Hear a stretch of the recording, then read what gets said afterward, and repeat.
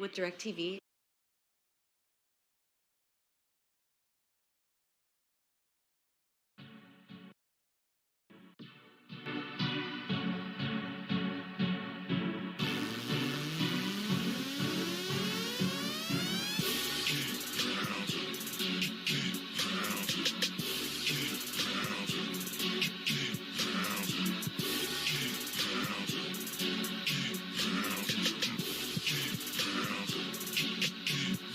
This is my state, this is my team.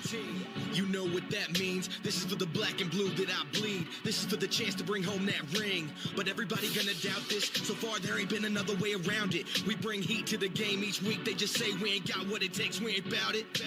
Well, y'all can just keep saying that we ain't gonna make it, but at the end of the day, this will be the Panthers nation. You know, this ain't a game to us major players at every angle that you can think of. That's why you hate us. Get out the way of greatness. You can look at our faces and see the blood, sweat, and tears that it took to create this. Yeah, I know what you're thinking, but you can save it. Cause even on the darkest of days, you know we're always gonna find a way to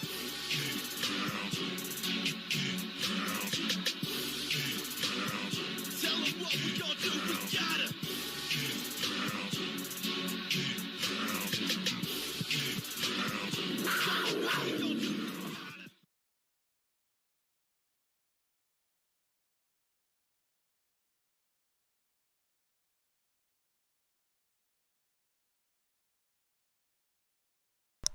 Hey, what's going on, y'all?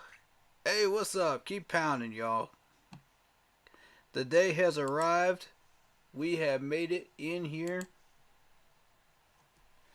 to the Sam Mills official Hall of Fame game.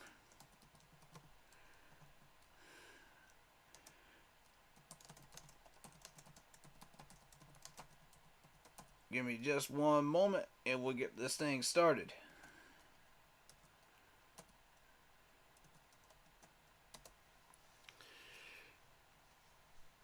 Sean, what's happening, man?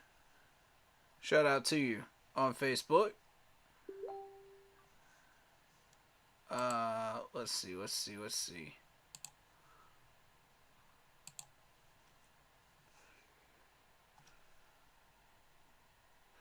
Give me one moment.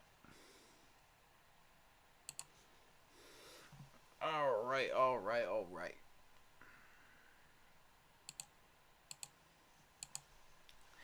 What's happening? It's a beautiful night for a stream and a introductory nod for Sam Mills into the Hall of Fame. Keep pounding, baby. Can we get some keep pounding in the chat for Mr. Sam Mills? Come on now. Come on. Spam that hashtag number 51 in the chat, man. Spam that. I want to see it.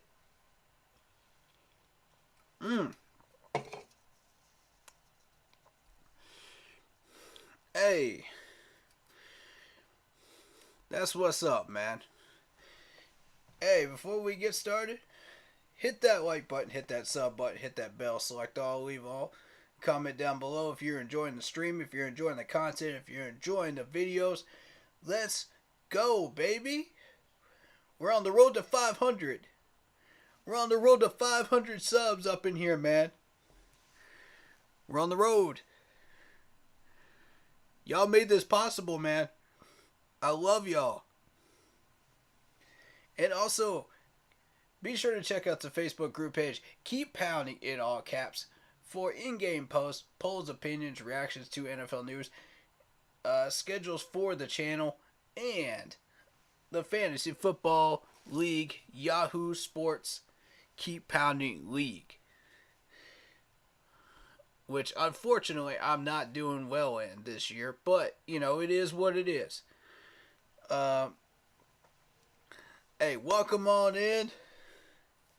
That's right, Sean. Keep pounding, baby. That's right, Locke. Keep pounding. Let them know. Let them know, baby. Keep pounding. We up in here, man. In honor of Sam Mills. That's right. Keep pounding. Keep pounding. We up in here, man. Hey. We got Vietnam up in here, too. I don't do the Cash App, man. I don't do the Cash App. For the simple reason of, I want this stream to be free, you know, information-wise. I might do a Patreon thing later on. I might, if y'all really want that. But, I mean, honestly, I want this channel to be free information-wise for anybody that wants to come up in here and learn, you know, and I would never ask for money from y'all, man. I would never do that. How do you help the channel?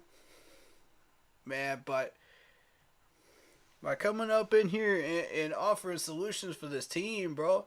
You know, having meaningful debates with us all, man. You know, if you want to jump on Zoom and talk to us, man, you can. You know, that's what's up. Yeah, I feel you, man. I feel you. All these other YouTubers kind of do them, you know. That's their channels, you know, and I respect that, you know. I want my channel to be free, you know, and I don't ask for money, you know, because I want everybody to What's important is the content here, man. You know what I mean? That's what's important. I just want the best for this franchise, the best for this team, the best for this entire fan base. You know, I want this community to grow and be a family. You know what I mean? And that's exactly what this is. You know, we're on the road to 500 in both the membership on Facebook and on YouTube. The best way you can help out to get us there is to share these streams. Okay? Share these streams with anybody football related that you know. You know, tell them, you know, pitch this channel as, you know, we're honest. We care about this team, and man, real talk. This channel is amazing. What we built together is amazing. And we did it in the honor of Sam Mills, you know, that we're having a Hall of Fame game for tomorrow. And it's just, God, it's such a blessing to have this name for this channel. Y'all don't even realize. When we say keep pounding, we don't just say keep pounding. We say keep pounding for a reason. We shout it, man, around here. You know, there's a reason for that. Because we believe in this slogan. We believe it's more than just this team. It's more than just the players. It's more than just this franchise. It's life, man. People go through so many challenges, and, you know, especially the people that are living through that tropical storm right now, currently. You know, you got my YouTube partner Carol that's dealing with some stuff, man, health-wise. Prayers up for her, you know. You know, if you want to help her out, you know, we'll find a way for you to do that. You know, she and I would never ask for money, but, you know, if you want to help her out, we'll find a way for you to do it, man. Just DM me, you know. After the stream's over, we'll figure it out. You know what I mean? But, you know, all these people that are going through all this stuff, man, it's real. The struggle is real. And, you know, say keep pounding, we mean get through these challenges. Bulldoze your way through these, man. You know? That's what it's all about. We can sit here and say keep pounding, you know, through games and stuff and be like, well, whatever. We can take away the drum. We can take away this and that. But at the end of the day, that chant is still loud and proud in these stadiums. You know what I'm saying?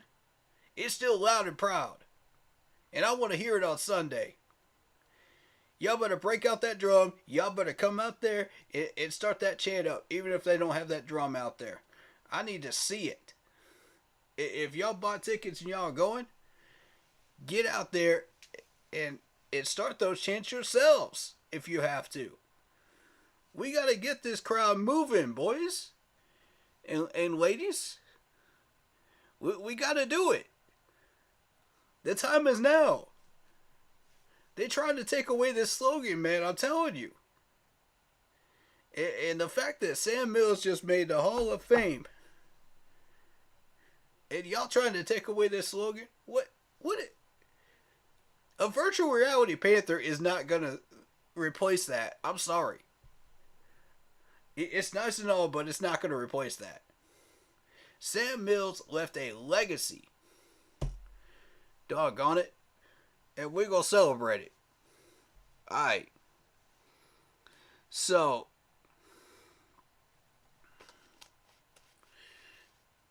you'll be free in an hour to hop on Vietnam. I appreciate that, man. That's what's up. We'll welcome you in. You know. Alright, so I think we need to start with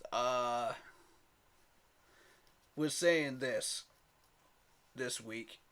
I've been hearing a lot of trade rumors. I've been hearing this and that, you know, stirring around, that the Chiefs are interested in DJ, and right now it's just a rumor. Y'all need to calm down with that garbage. It's just a rumor. Alright? I've been hearing that all week throughout these Facebook groups. All these YouTubers are saying it. I'm like, calm down. We're not moving DJ. And I've heard that CMC is going to be traded. No. Stop. Stop right there. I'm going to tell you this. CMC could literally walk on a bed of feathers and he would end up on the injured list. I mean, it's ridiculous at this point. How many times does running back get hit in the hips, in the groin? Come on. That's the main place they target, man. You gonna tell me that man ain't gonna have a groin injury at some point in his career? Come on. Come on. He's a running back. Just about every running back I've ever seen, has had some type of injury. Even the best out of the best has had it before. Barry Sanders, LT, they've all had it, bro, at some point in their career. But they don't stay on that injury list for very long. It's questionable at best. I mean, y'all have seen this. Come on. Y'all ready to trade CMC at the drop of a hat. I mean, this is ridiculous. I literally posted the run chart of CMC this week. I literally posted it. And I said, okay, as a matter of fact, let me pull that up on the YouTube stream. Y'all need to see this. Hold up. No. If we're going to talk about CMC, y'all got to talk about this right here. Hold up.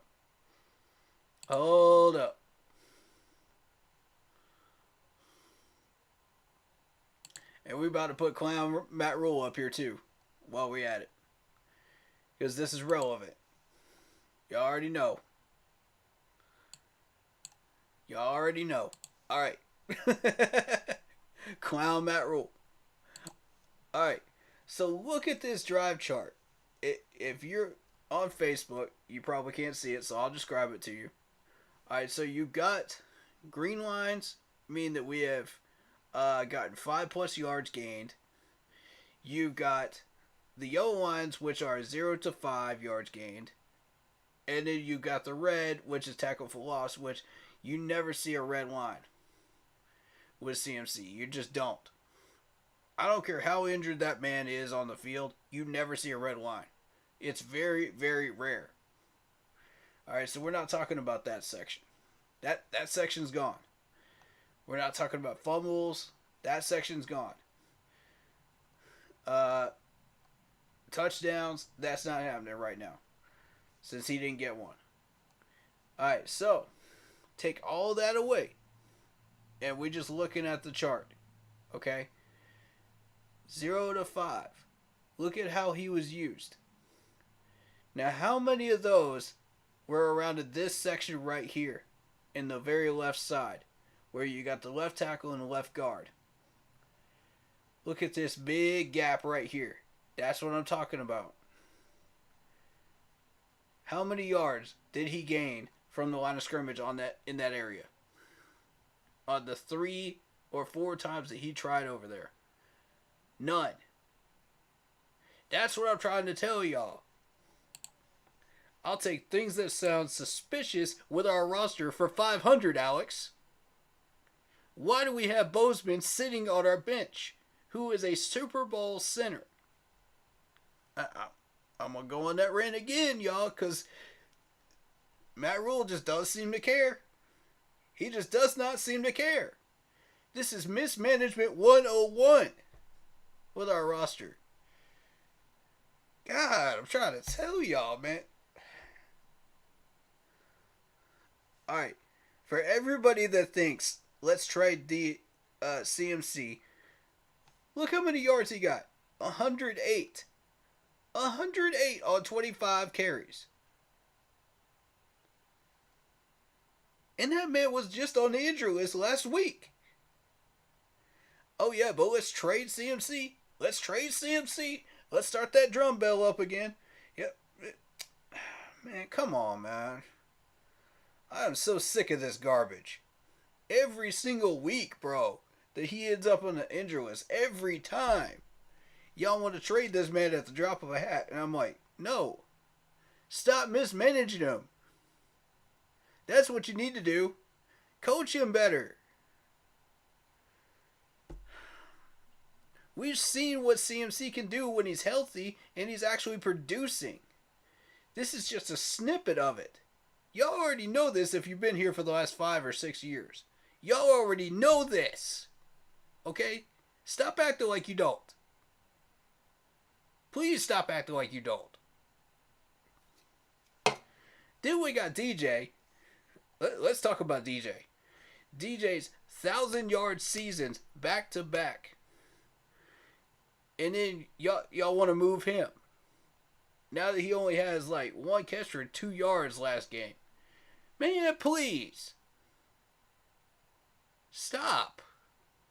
Stop with these bull garbage rumors, man. Stop. Stop with these baloney garbage rumors. It's got to stop. DJ is capable of another 1,000-yard season, but he's not going to be capable of getting it if you don't use him right. How is the man going to get 1,000 yards if you don't use him right? If you barely throw the ball to him like 3 or 4 times. How is he going to get that at the end of the year? Every game. Alright, now, where does the blame start? Alright.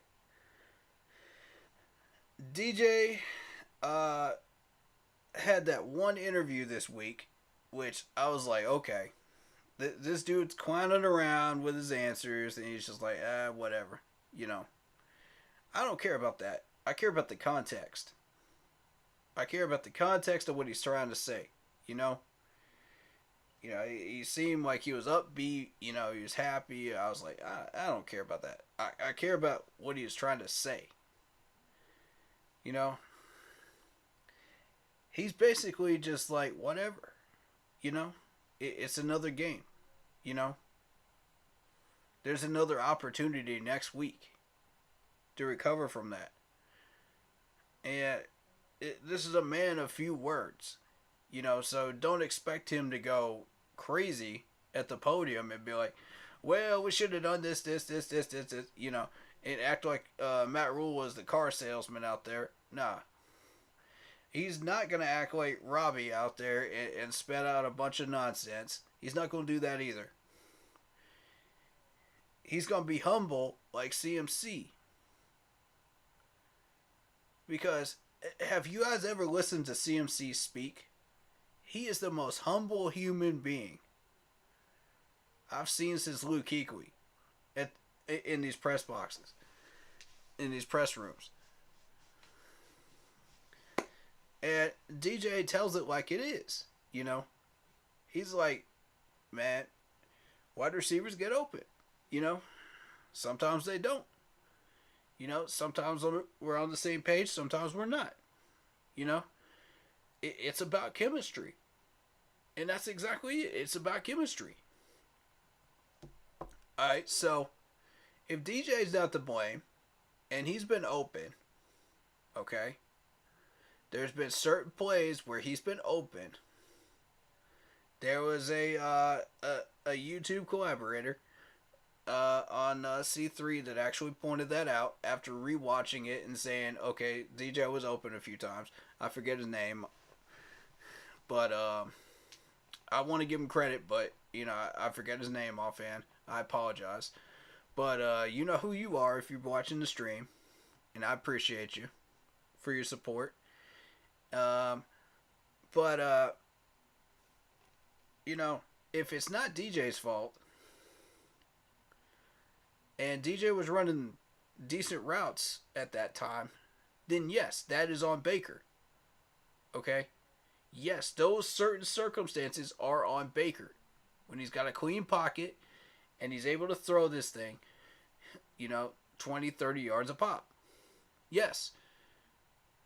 Some of these plays are designed to go 5 yards in a cloud of dust. That's the RPO. That's how the RPO works, for those that don't know. You know, if you want a real good idea of how the RPO works, watch the Baltimore Ravens with Lamar Jackson. Watch the Clemson Tigers on Saturdays. You know, that'll give you a good idea of what the RPO is. You know, it's a run-pass option. They run a lot of quick plays, you know, that the wide receivers, the running backs, the tight ends, all get yards after the catch. And yards from the line of scrimmage. So, that's how that works.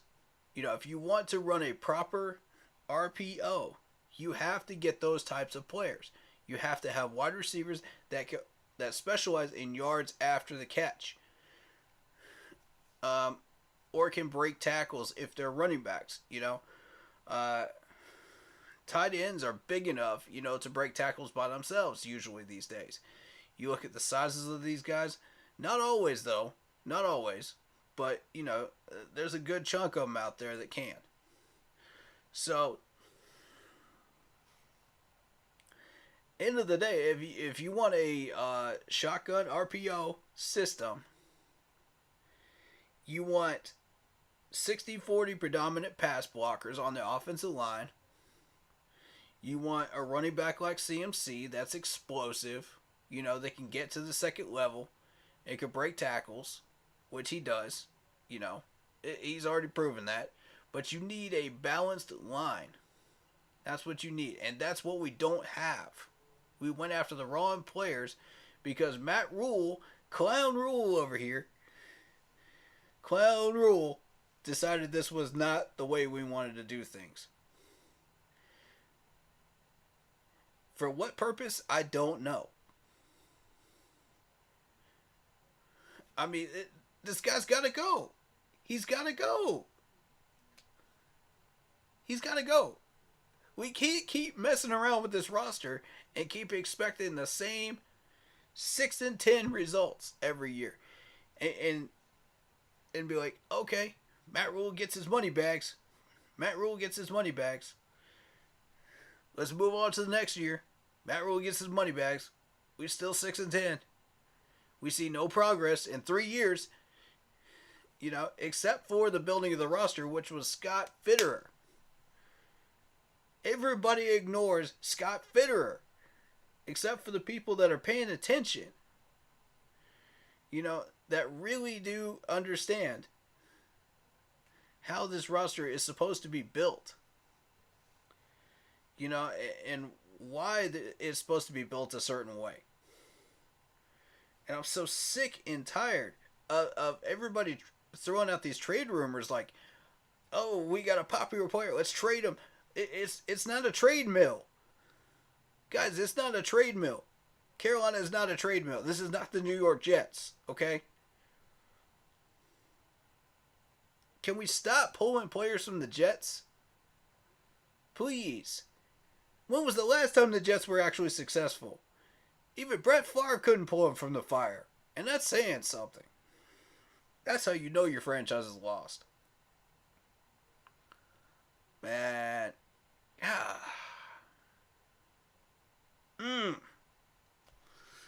It just breaks my heart every time I watch one of these Jets players coming up in here, and Baylor and Temple people, man, that are just average at best, you know, come up in our roster and they're not the right fit for the system that y'all are trying to promote.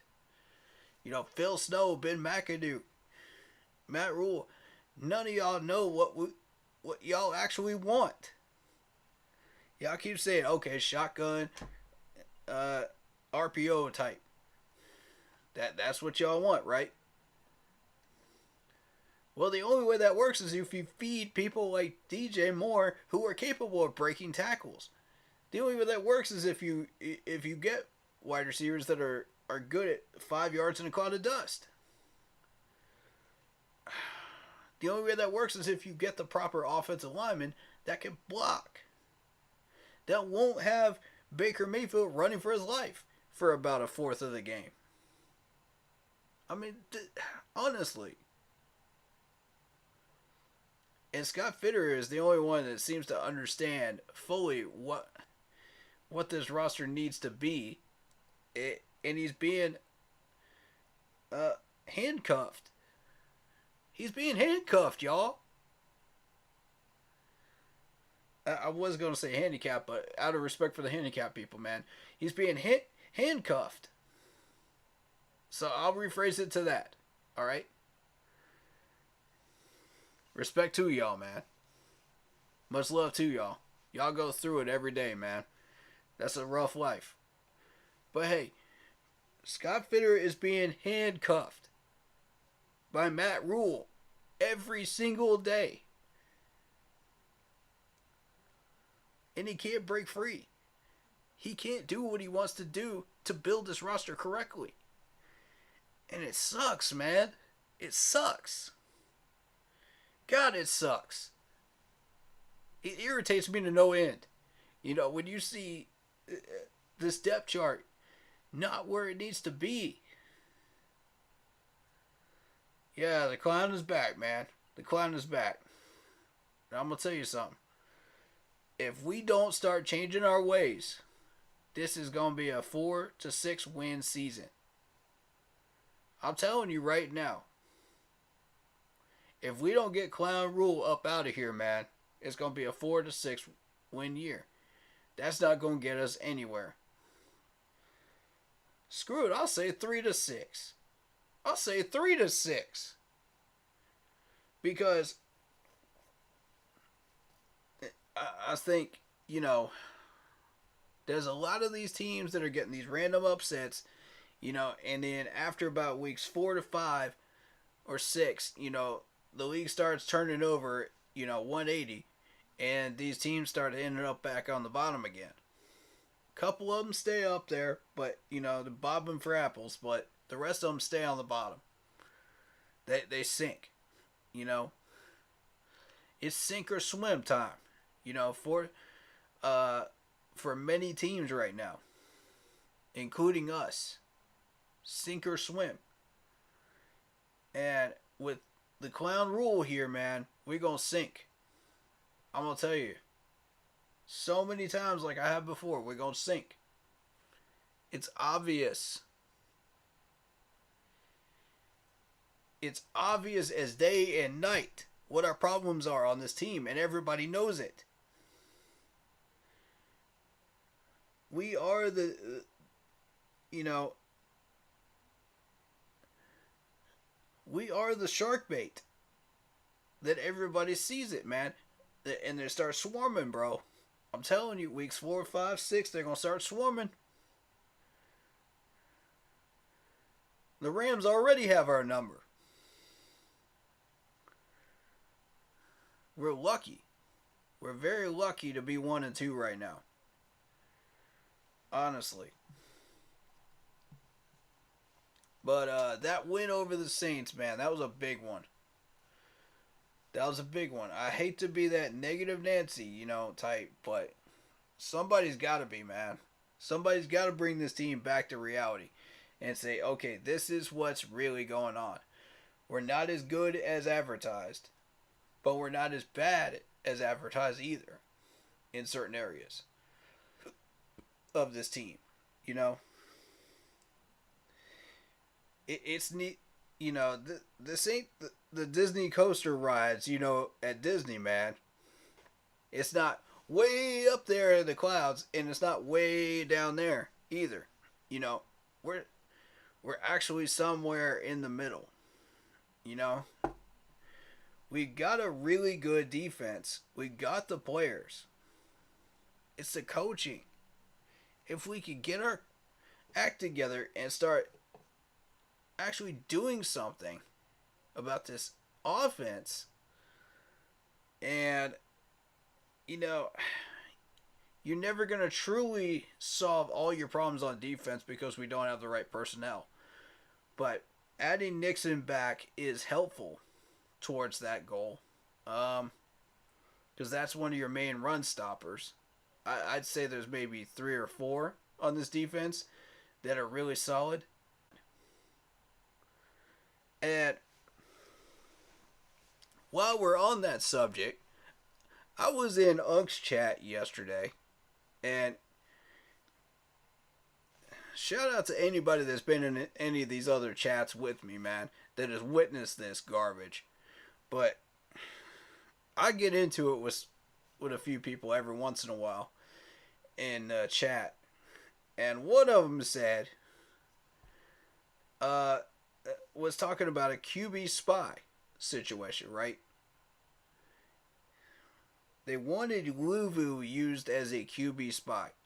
Let me explain this in detail, because I feel the need to do this. I need to spend about 5-10 minutes on this, because people need to understand what's going to happen if you do certain things with Luvu in coverage and run stopping and whatever else you decide to do with them.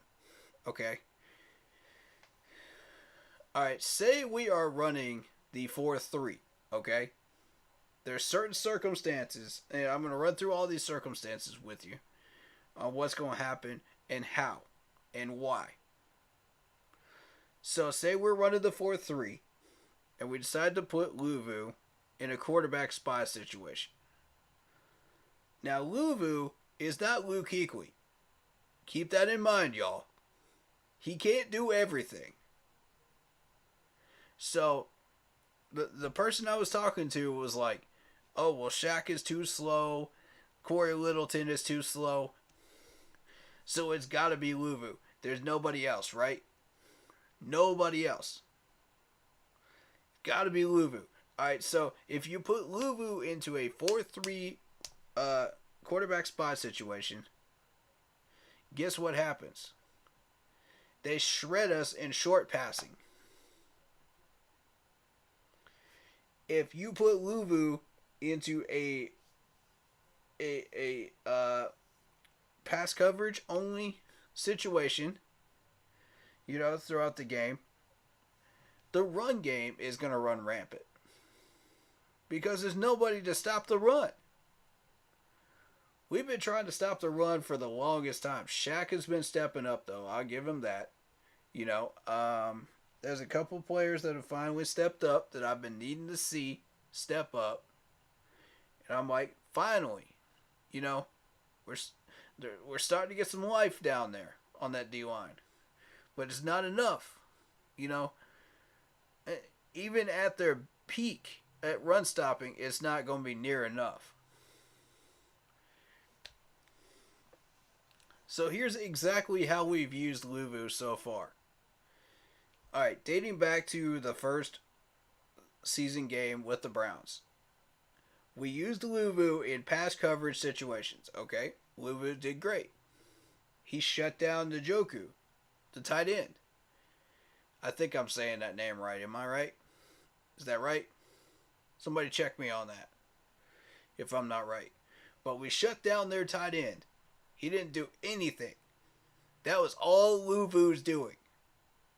And Shaq helped out a little bit too, every once in a while. But, you know, it freed Shaq up to try to handle a couple of passing plays, you know, and mostly focused on the run. Of course, there were a lot of missed tackles. But look at Nick Chubb running up 140 yards. We didn't quarterback spy Nesbitt because there was no point in doing it. So, you know, we dropped Luvu back in coverage. Nesbitt, their quarterback was not a threat to run. So we dropped Luvu back in coverage. Here comes the run game, racking up 200 plus yards. All right, next game we said, okay, we got to stop the run. You know, so we plugged Luvu up in there. Run game got stopped. Right? For the most part, it got stopped. But here comes the short passing game where Daniel Jones looks like Peyton Manning on short passing. And I'm going, what? And then you start looking at the patterns and you go, oh, it makes sense. It makes sense. Because, listen to me, man.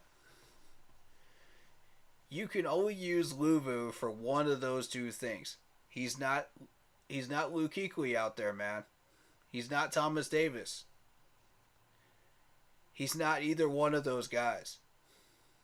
So you have to put him out there in one of those two situations. He's got to handle one of them. And the one that you don't put him in is the one that they're going to shred us on. It don't matter what quarterback they have. It don't matter what running back they have. If they're average or better, they will shred us.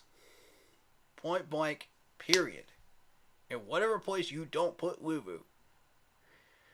So, now Phil Snow's struggling to figure out where to put Luvu. And, do we throw him in on this package to pass rush? Do we throw him in on this package to run stop on the edge? Where do we put him? He don't even know, because he's still trying to figure out where to put Jeremy Chin. How are you going to figure out where to put Luvu if you can't even figure out where to put Jeremy Chin? Who's a safety who has one job.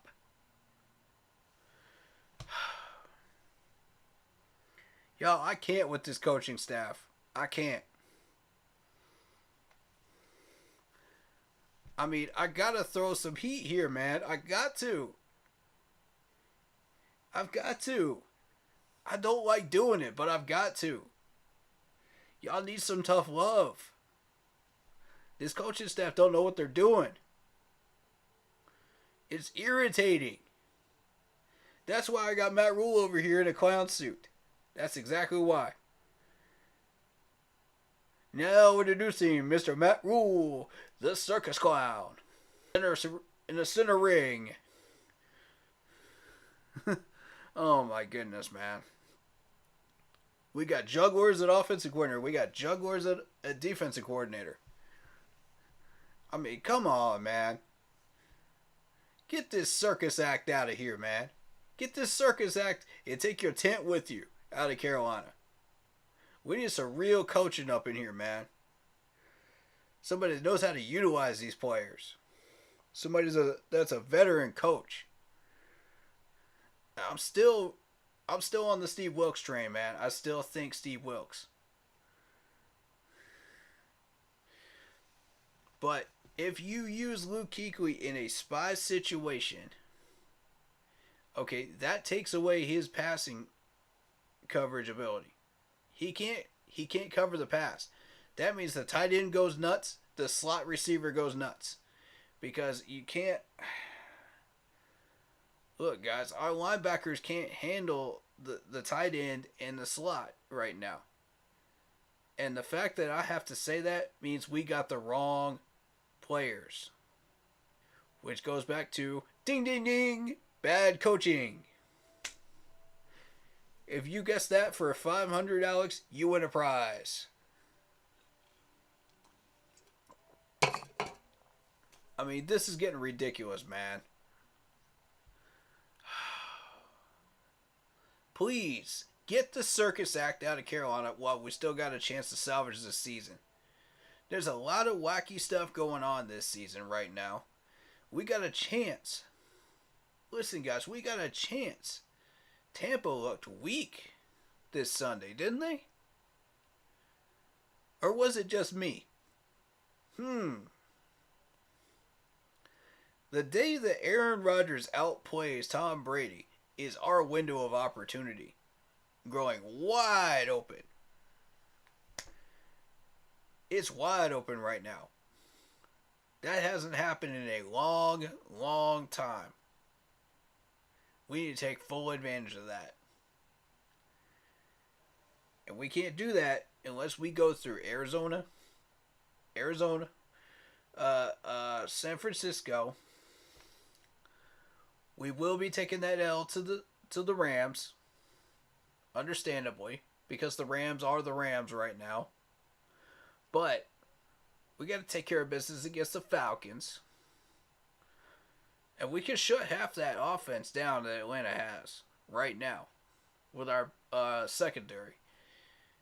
Everybody that's just like, oh, well, this defense is in trouble and da-da-da-da-da-da, completely forgets about this secondary. Can we talk about all the pass deflections we're seeing? out of the secondary? What do these guys, chop liver? I mean, come on, man. These guys have been quietly getting the job done all season long so far. And nobody wants to talk about them. I'll talk about them. Let's hype up Dante Jackson, baby. Y'all seen those numbers so far? Man, let's talk about J.C. Horn. J.C. Horn's numbers are through the roof right now. Not to mention Jeremy Chin doing his thing usually. You know, as usual back there. I mean, Woods is kind of MIA right now because we're trying to figure out what to do with him. But Chin has been everywhere. And eventually that's going to get him hurt. I'm trying to tell y'all right now. That's going to get him hurt. Him and Luvu both. If we keep using them the way we are. Luvu is not Luke Kuechly. And Jeremy Chin is not, Sherman out there. We got to figure out what to do with these guys. To where we don't overuse them in ways that will get them hurt. But still utilize them to the best of their abilities. And that's the trick. That's the delicate balance we've got with the players that we have right now on defense, on that D-line.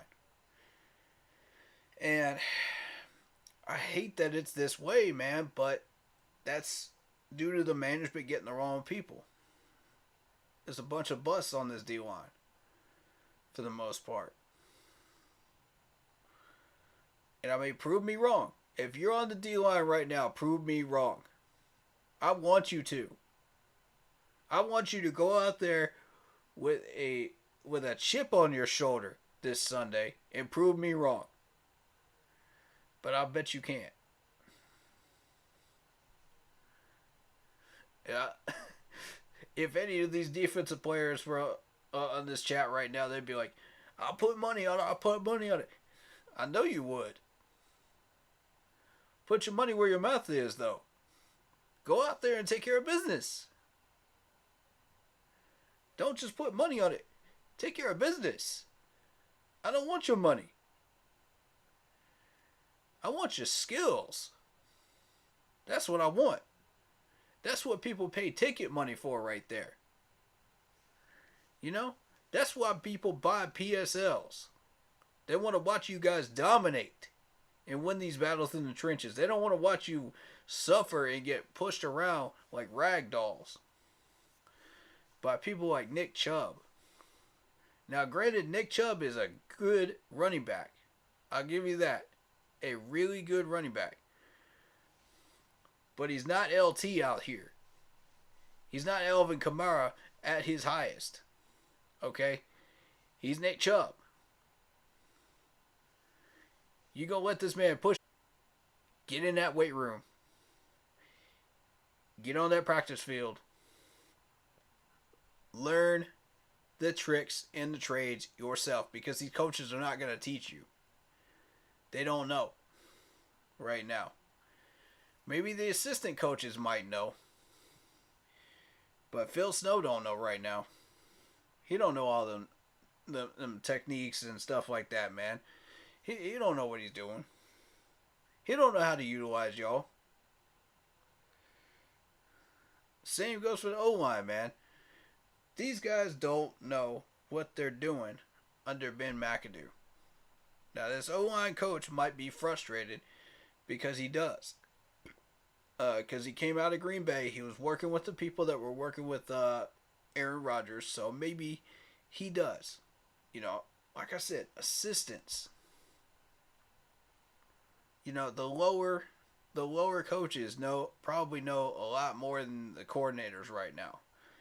And that's not a healthy balance on your coaching staff when you're trying to get the most out of these players.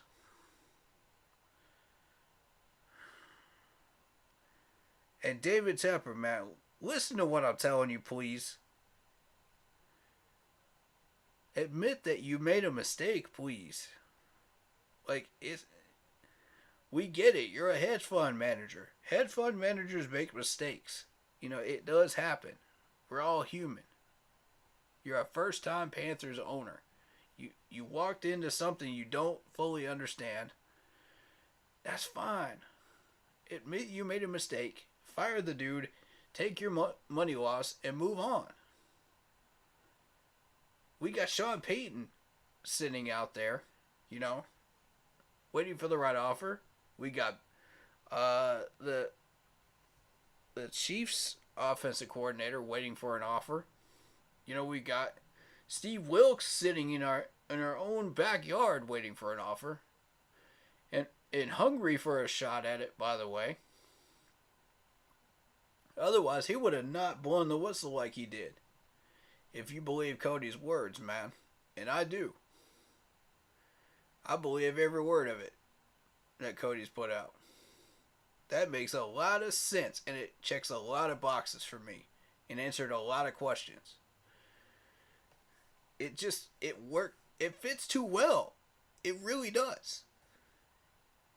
You gotta believe it at this point. And the evidence is overwhelming that he's telling the truth here. Which would make Steve Wilkes the most aggressive assistant coach we've ever had. Think about that. Nobody in our Panthers history has ever blew the whistle on a... Never. It has never happened. Never happened to this point. Not under John Fox, not under Ron Rivera, not under Matt Rule up until now. That shows you something right there. That we are screwing up royally. And we're not getting the most out of these players. And we're ruining their careers. At their peaks.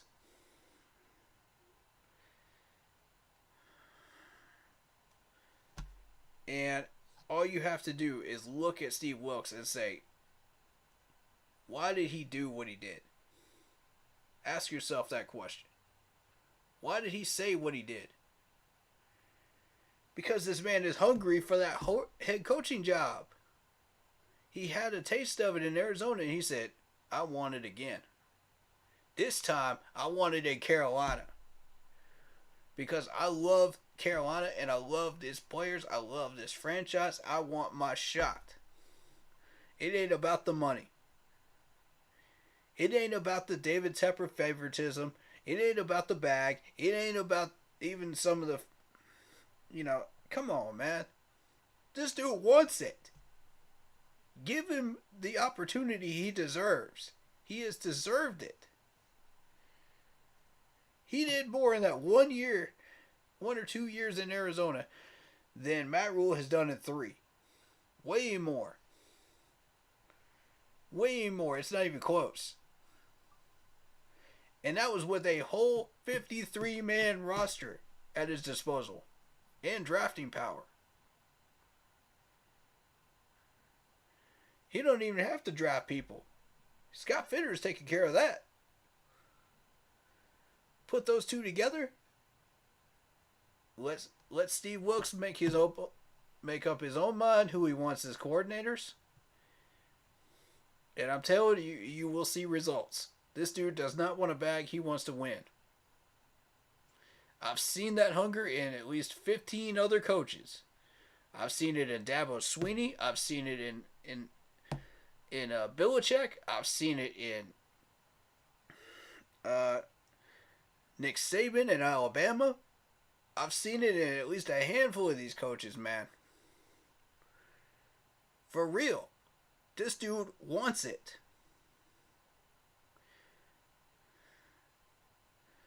And you want a coach like that. You want a coach that's got fire in his belly like that.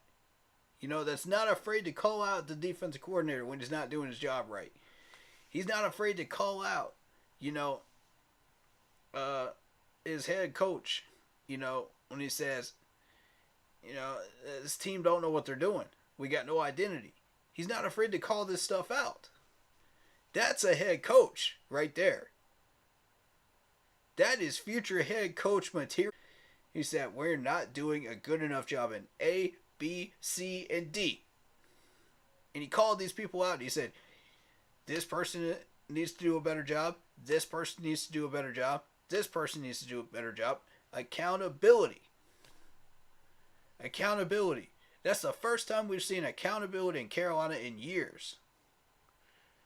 In years, y'all. Almost a full decade. That's sad. That Steve Wilkes has to be the one to bring it. You know? But I'll tell you this, man. Steve Wilkes is the real deal, man. I love this dude. He's got my vote of confidence right now. No doubt. No doubt. I'll take... You know... There's a lot of people that want Ken Dorsey, and I'll say this again. I don't think people were listening the first time, or maybe they didn't hear it. Ken Dorsey has barely had that job for 3 games now at offensive coordinator. He has not been proven at offensive coordinator yet. Okay? This was a former quarterback coach for Cam Newton. Yes, he's got a lot of potential. Think about that word. Potential. He's not ready yet. He's played 3 games as an offensive coordinator for the Bills. But I want to point something out about him. And this is why I say the word potential. Because he's got that fire. He's got that Steve Wilkes fire. Right now. He's got that Belichick fire. You know? The want to win. You know?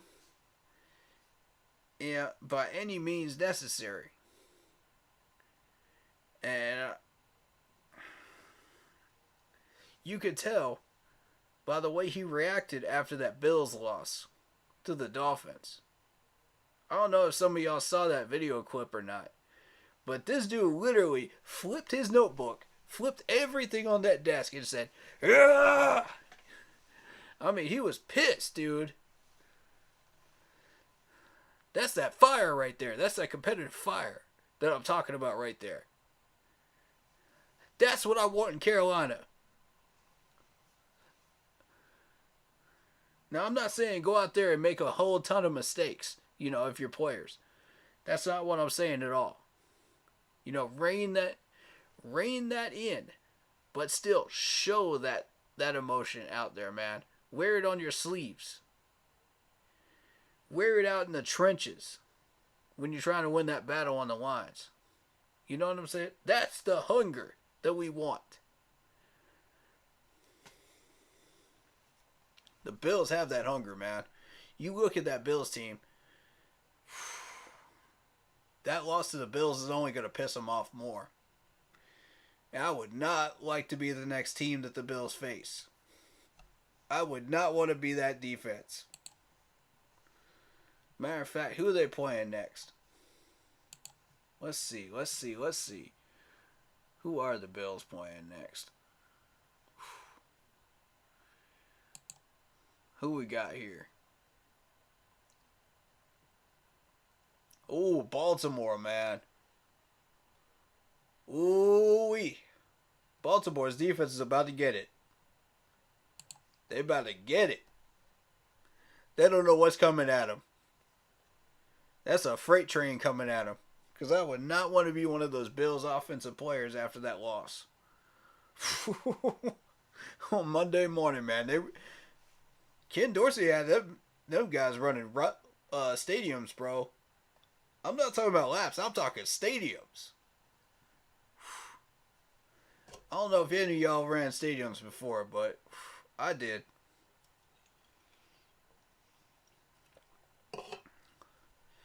For an out-of-shape person like me, and I thought I was halfway in shape at that time, because I did a lot of like walking and running and stuff like that, you know, throughout my neighborhood and up the streets of Malden, you know, in my hometown. The place where Kevin Garnett was from originally, by the way. But hey, I did a lot of exercising and stuff, man. And I was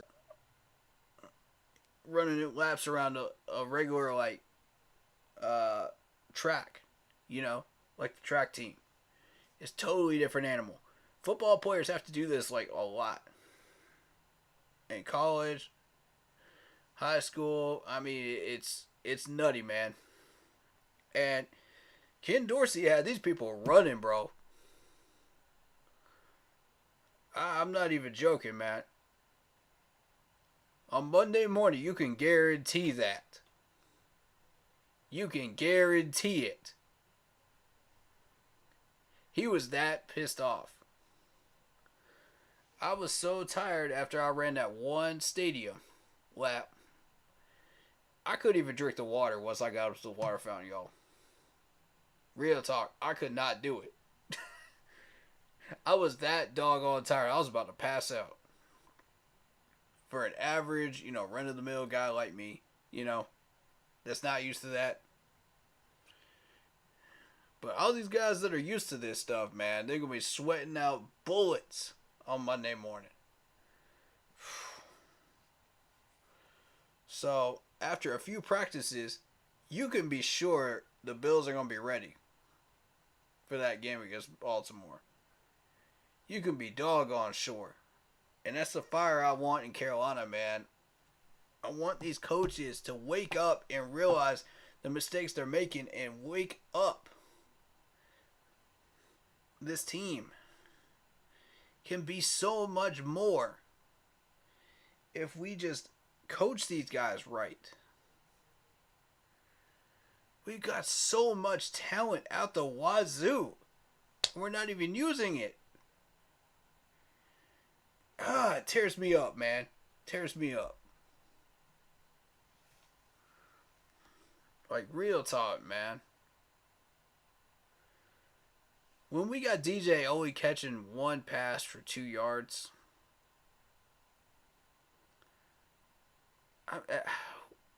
how much clearer can you get that it's coaching? Everybody in the league knows it. ESPN even knows it. Okay? That's saying something. I'm just waiting on an ESPN article that calls us out on that. I'm waiting on it, y'all. And when that day comes, that's going to be a sad day. Because at that point, everybody in the league knows it. Even the Detroit Lions would know it. And I don't want to be... I don't want to be looking at stuff like that, man. I really don't. Because we should not be in that position. I told y'all how we could fix this. I've said it many times this year. How we can fix these problems. A lot of this stuff we can fix in-house. We don't even have to spend a single dime.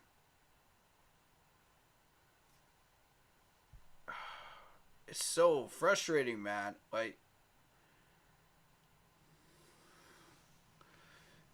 Vietnam says, Derek Brown has played much better, so I will defend him and McCall, but the rest of them suspect. That's big facts. I'll give Shaq his due for the last game, against the Saints. He has been stepping up a little bit. But,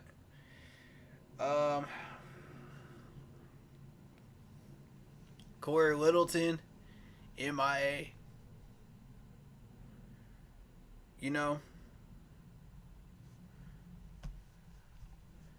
And where is Damian Wilson?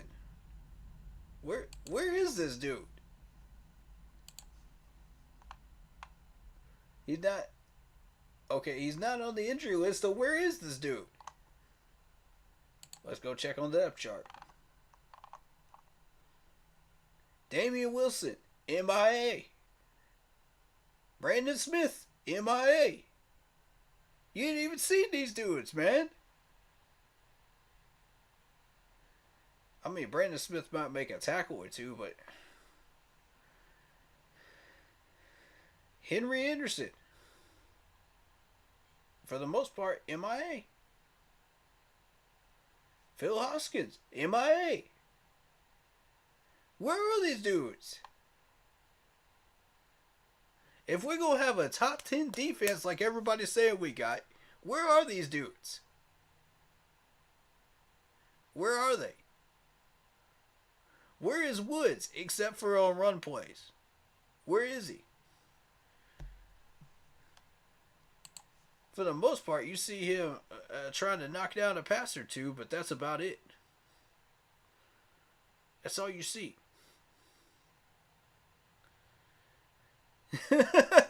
Put that X-Files theme on their Unresolved Mysteries.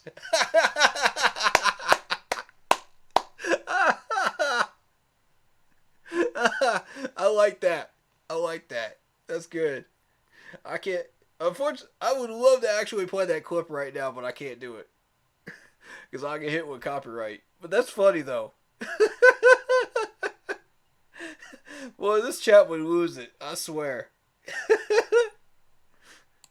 That's funny right there. I mean, come on, man. Where are these dudes? Gross Matos ain't getting to the quarterback. I mean, he's chasing him down. He's breathing down his neck, but he ain't got a sack yet that I know of. He might have one or two maybe, but I mean, Barno, MIA. Haynes, MIA. You ain't never seen these dudes, man. Where are they? If we got a top 10 defense, where are these guys? Oh, man.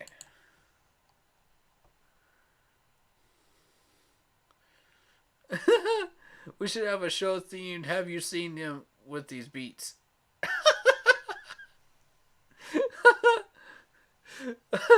You got jokes today, Fan Dom. I like that. I like that. Keeping the stream fresh, man. Appreciate that. I don't think you'll ever get copyright if you pay Apple Store for the use of the tone. Yeah. I ain't got the money for that, man. I ain't got that free form money like that, you know. It would go viral, though. It would. Maybe I should try like a short video of that or something like that. I'll see what I can do. I'll see if I can do it. Oh, it's $2. Oh, you pay for it? Okay. Alright, real talk, man. We'll do that next stream, man. We'll do that next stream. DM me about it, man. We'll do it. Just for that.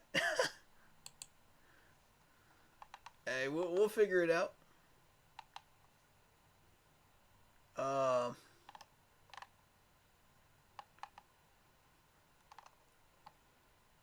ain't after people's money, though. That ain't what I'm doing, though.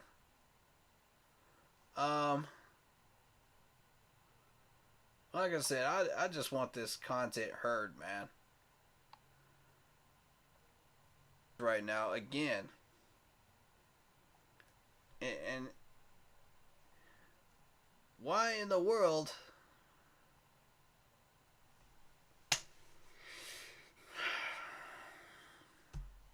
Even Taylor Moton's looking a little suspect right now. You know why this offensive line isn't running with chemistry right now? I'll give you one guess. And I bet y'all get it right.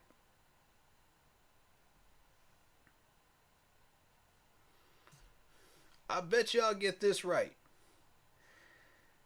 Why is this offensive line not playing in sync right now?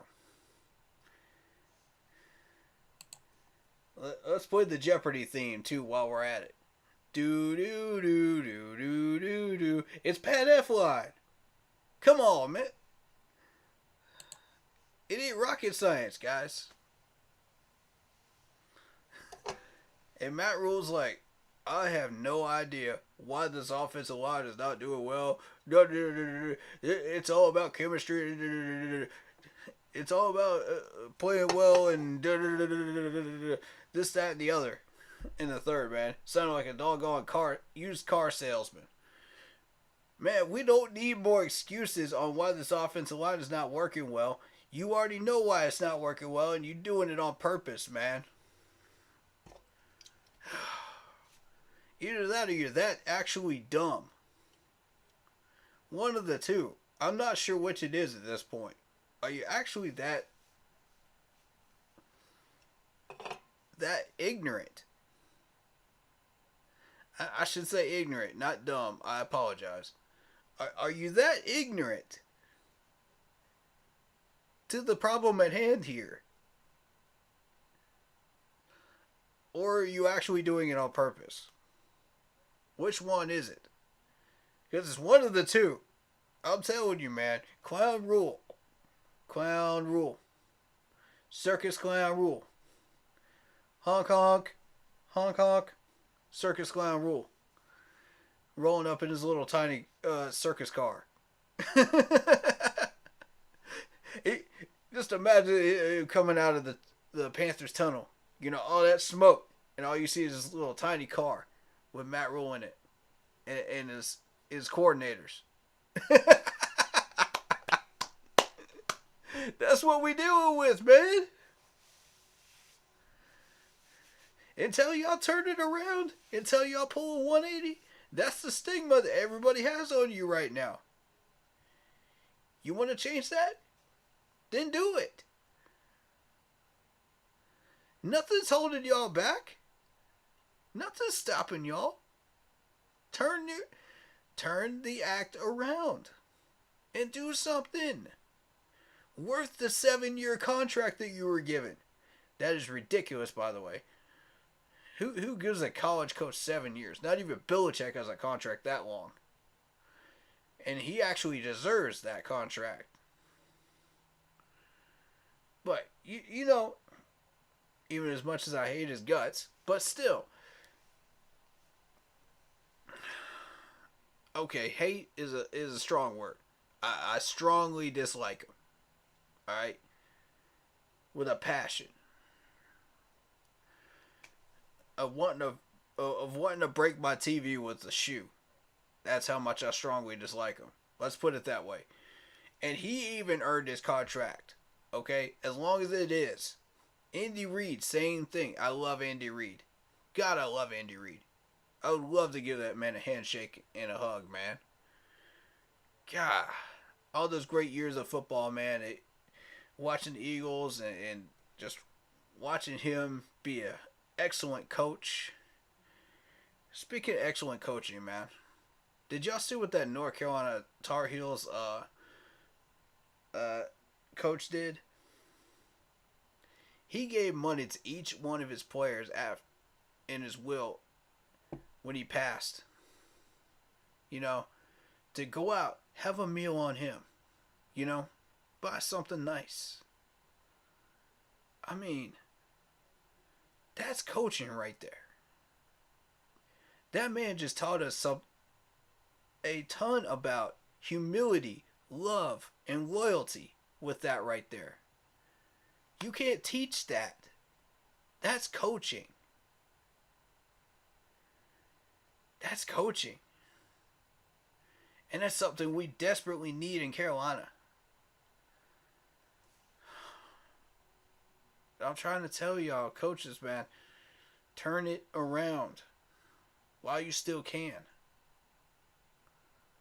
While Tepper still isn't lighting a fire under your butt. Because apparently Tepper doesn't care about what we got to say. So, you know what? You got to do it yourselves. It's 100% on you. Scott Fitter ain't going to tell you nothing. He wants your butt gone too. You're handicapping him right now. You know what? He don't want you there.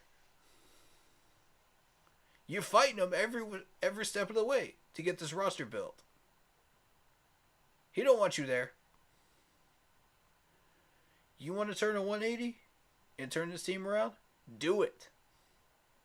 Fix this roster now. While you still have a chance, Matt. I'm trying to give everybody the benefit of the doubt, because in case they're able to change, because everybody's capable of it. Even Clown Rule over here, man. You know, even Clown Rule that cost us a 9-game losing streak is capable of changing. He's just got to be willing to do it. Even just for one game, man. Give it a shot and see what happens. And I promise you, you will see results. Mr. Matt Rule. And I swear I would say every part of that to him in real life if I was talking to him. I would sit him down and I'd say, listen, man, you got a chance to turn this around right now. All you got to do is put your foot on the gas and change it. Stop brake checking everybody. And start putting your foot on the gas. And watch the results. Because we got the gas in the tank. We got the car running. You know what I'm saying? It's on the road. We on the highway. Put the foot on the gas pedal. That's all you got to do. Fix the roster. That's all you got to do. We got so much talent here, man. All you have to do is utilize it correctly. And oh my God, look at the results. I mean, if DJ could put up 1,000 yards with Sam Darnold, if DJ could put up 1,000 yards with Teddy Bridgewater, there's no excuse. Okay? Other than that offensive coordinator. And that was even during Joe Brady's time. And he still put up 1,000 yards. Even during Joe Brady's horrendous offense, he still put up 1,000. If he can't do that under Baker Mayfield, what does that tell you? It's not the quarterback. Ladies and gentlemen, it's not the quarterback. Baker was putting up better numbers than this in Cleveland. And y'all know it. Y'all can go back and look at these stats. Y'all know it. Same basic O-line that was struggling up in Cleveland. Guys, at what point do you stop blaming Baker and start blaming Ben? At what point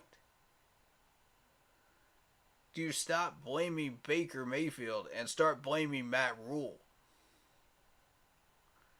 Where does that line start? It's got to start somewhere. It can't be invisible. It's there. People don't know. They don't know where to draw that line. And that's the problem. You know, I've heard about 15 to 20 different opinions on this throughout the week on different people's streams. And nobody seems to know where to start drawing that line and start drawing that comparison. Some people don't draw it at all. And I'm going, how? How? The problems are as obvious as day and night. With us not having proper route running. Not utilizing the talent. Overusing CMC. Again. And you got him hurt. Whoop-de-freaking do. Was anybody surprised by that? If anybody was shocked by that, speak up now. Anybody in this Keep Pounding crew that did not see that coming?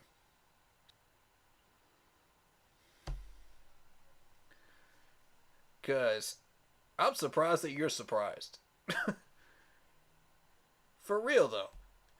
After I've called this out multiple times on multiple streams.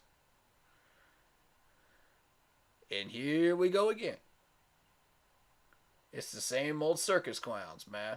Doing the same old circus nonsense. I told y'all, man.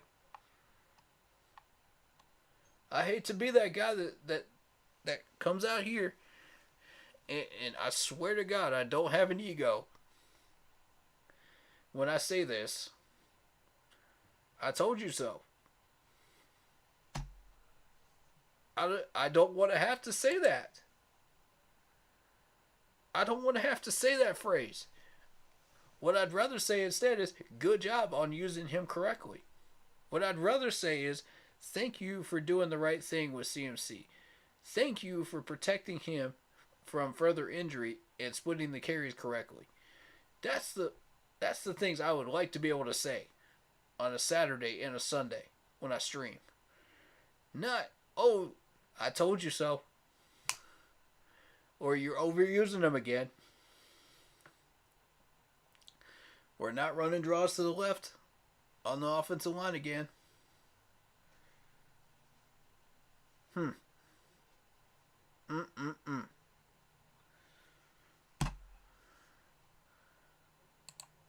There will come a day where reckoning will come to Matt Rule if he keeps doing the same stuff he's been doing.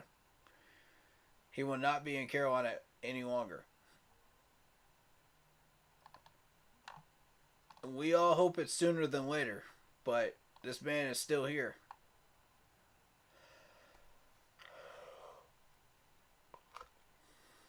Why have we not seen Higgins? Why have we only seen one play by Laviska, our brand new wide receiver? Now, granted, I get that it takes time for a new guy to be acclimated to the playbook and learn it before you can put him into a game and use him.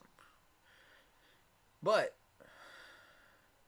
if you're gonna activate him during a regular season game, he's got to know the playbook. You just activate him for one play? No.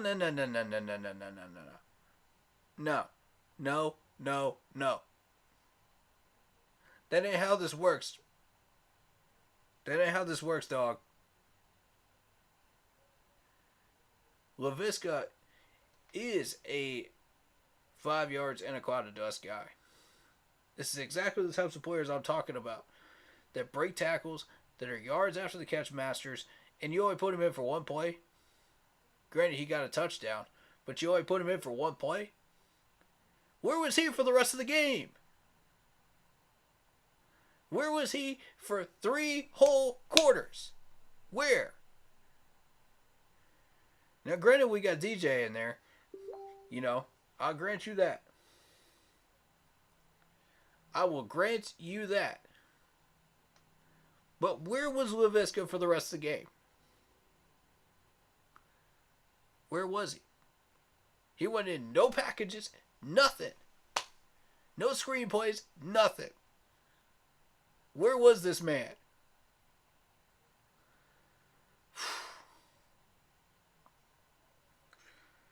Lord have mercy, man. And then you're going to keep Higgins on the bench. The one man that Baker has been the most confident throwing it to throughout the entire preseason, this man's still sitting on the bench. Why? Why is he not being used for at least 10% of the packages? Granted, keep DJ Moore out there. I want to see Higgins in for 10%. I want to see Laviska in for 10%. That's 20% of the snaps. You know, leave DJ in there for 80. That's what I need to see. I need to see some creativity here with both of these guys getting involved somewhere. No, you don't see it. Because Ben McAdoo has no idea what he's doing. This man doesn't know what adjustments are. You can go back to New York with the Giants and figure that out. He doesn't know. That's why the Giants struggled as much as they did.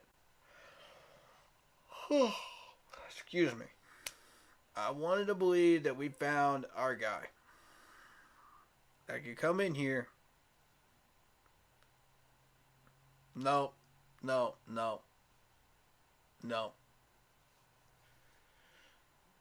I felt energized when I heard the words RPO, shotgun RPO offense. I felt energized when I heard that.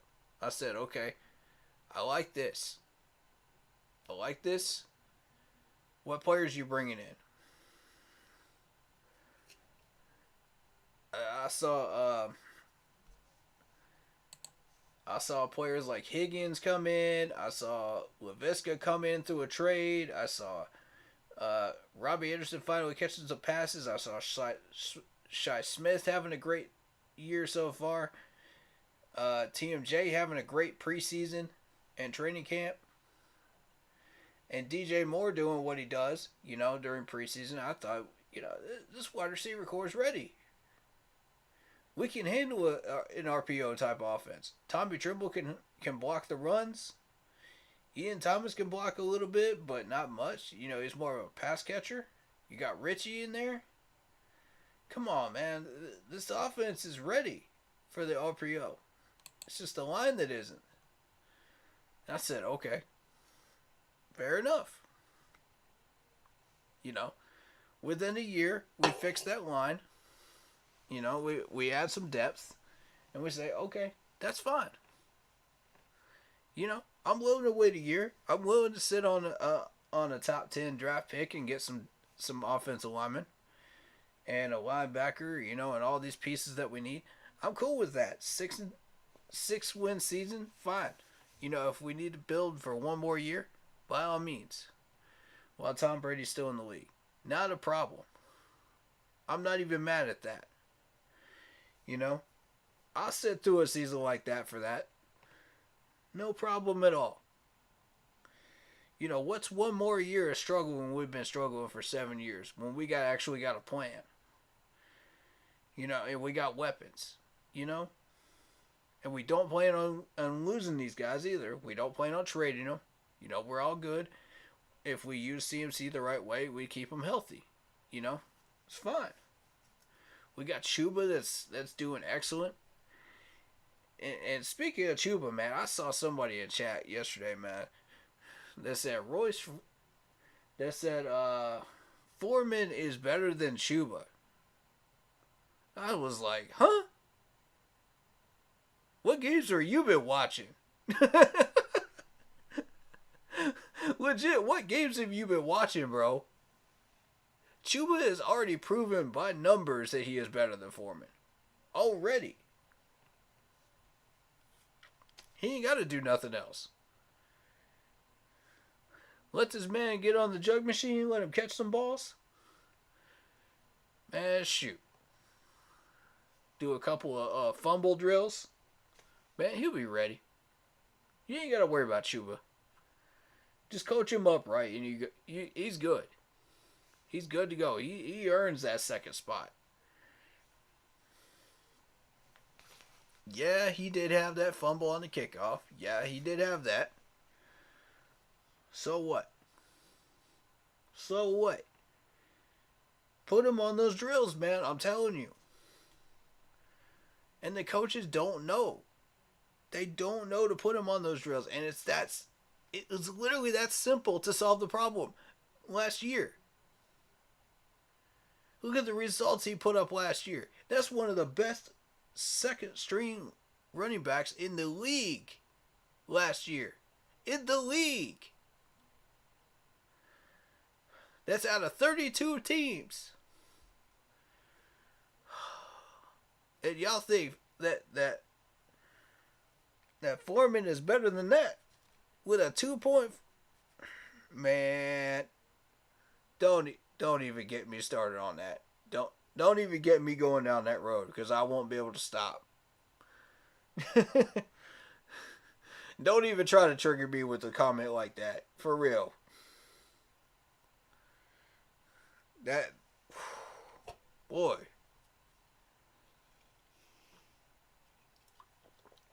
Y'all were some wild ones last night on Unk's chat. I'll tell you that much. Y'all were some wild ones. I love y'all to death, but y'all some wild ones.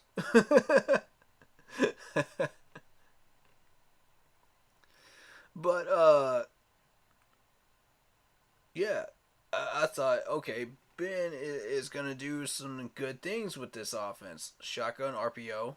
We got the weaponry. We didn't have that in New York with Ben, so I was like, okay, this is refreshing for him. This is a new city, new start. Let's see what he does. I'm interested in what he does now, this year. Not what he did in New York. I'm interested in what he does now. So, Ben McAdoo gets this offense going, and we get into field goal range, and it's just like the play calling just becomes remedial at that point. And I'm talking straight remedial offensive plays. Like the most basic plays you can run in a Madden playbook, even. And I'm going, what the heck is this?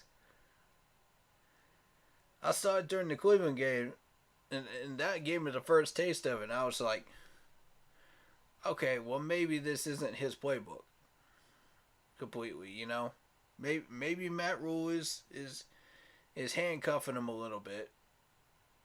Nope. That's his playbook. We've seen it through 3 games now. That's a pattern. That's a pattern, and it's a bad pattern. If we can't find a way to get in that end zone, we're going to have a long year ahead of us. We're getting lucky so far. We've gotten close. The defense has been putting in the work. They've been doing their job. They've been getting everything done that we've asked them to do based on the abilities that they have, ignoring the fact that some of these guys were put in the wrong spots, by Phil Snow with the 3-3-2. Ignoring all that, they've done a solid job. You can't dispute that.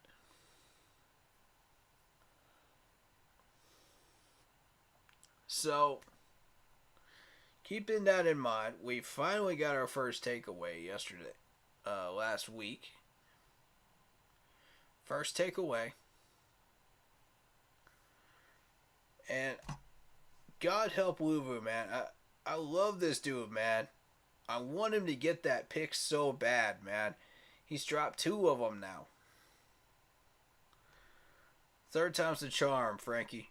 I believe it, man. You believe it, dude? I believe it. I believe in Frankie right now. He's going to catch that pick this time. Put him on that jug machine. Put him on that jug machine for about 5-10 minutes. He'll catch that next pick.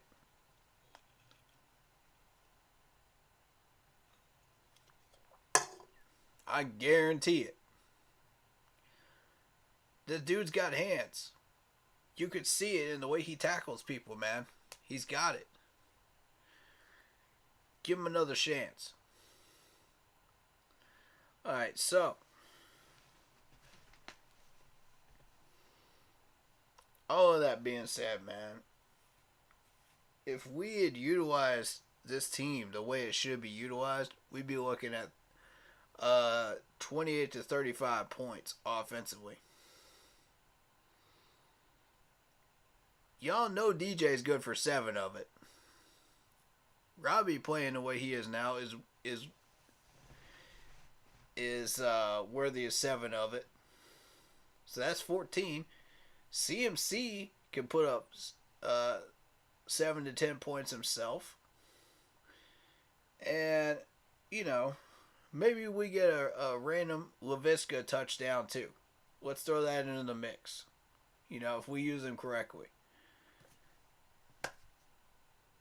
That's 28 to 35 points per game if we use these guys correctly. And that's just using shotgun RPO. That's using basic plays. Imagine if we could really stretch out this field. That's 35. I'm trying to tell y'all, man. Even without CMC, we're looking at 24 to 28.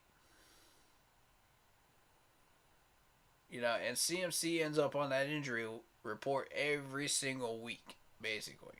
So, I mean, whatever. You're still looking at 24 to 28. That's enough to compete with anybody in this league offensively. Even if we get shut down to 21 points, you know, we can still fight with field goals. We got this amazing kicker right now, you know, that is doing an excellent job. You know, Mr. Eddie. Let's give Eddie some love, man. Eddie is the reason that we are still in these games. Despite the offense not getting anything done. Give Eddie some love, please. God, I would give that man a hug right now. He is saving us right now and keeping us in contention. If it wasn't for Eddie, man, we'd be losing every one of these games 0-3 outright. If we continue to have kicking problems, we'd be sitting there losing by 10 each week. Y'all know this to be true. So, if we don't show Eddie some love, man, hit that like button for Eddie, man. Hit that heart button if you're on Facebook for Sam Mills and his family, man. Hall of Famers, man. Real talk.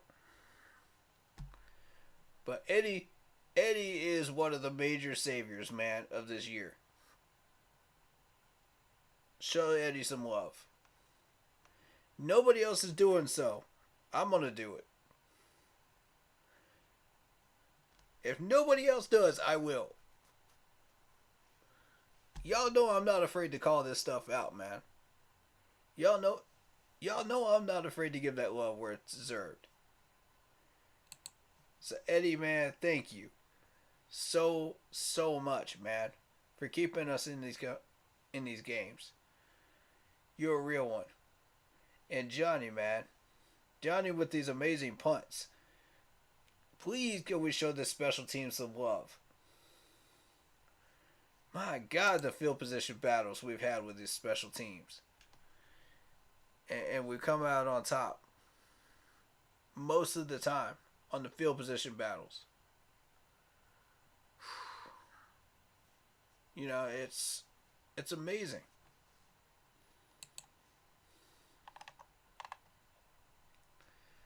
But can we give some love to Frankie Louvu, man? Frankie Louvu. God. I want to see Frankie go nuts in this Arizona game. I want to see her let the dog off the leash. Let him go nuts. You know what I'm saying? Woo woo. Let this dog off the leash. Come on, Phil Snow. Let him off the leash. I want to see what this man's capable of. Oh, man. Especially during the Sam Mills Hall of Fame game, too, man. Because that celebrates the linebackers. It celebrates the tenacity of the players that are fighting, man, on this team. You know, it symbolizes the strength and the spine of all those fighting people, different battles, you know. And that's exactly what Luvu's doing right now for this team right now on the 53. This man is fighting for us, for the fans. When this team doesn't deserve it, you know, they don't deserve our love right now. They deserve our tough love. But Frankie's coming out here and he said, no, I'm trying to change this narrative. I'm trying to come out here. I'm trying to fight. That's a baller right there.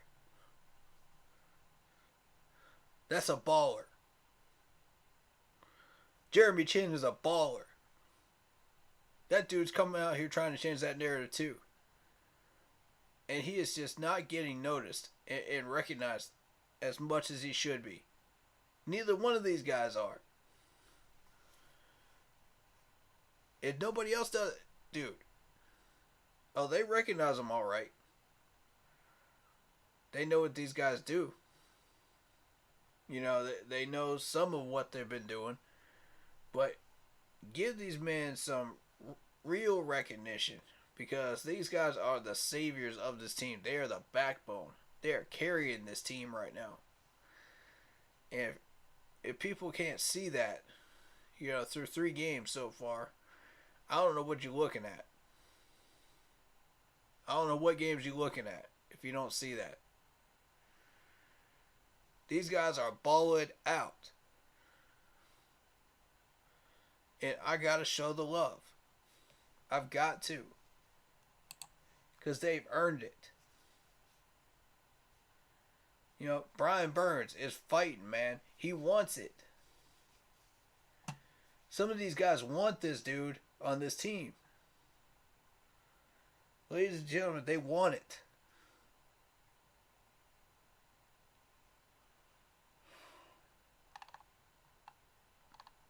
The secondary wants it.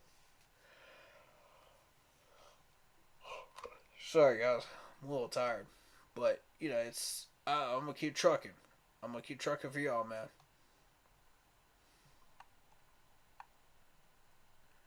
I'm going to tell you this right now. Ian Thomas wants it. You could tell by that one play he stretched out and he got that pass in tight coverage. This dude wants it.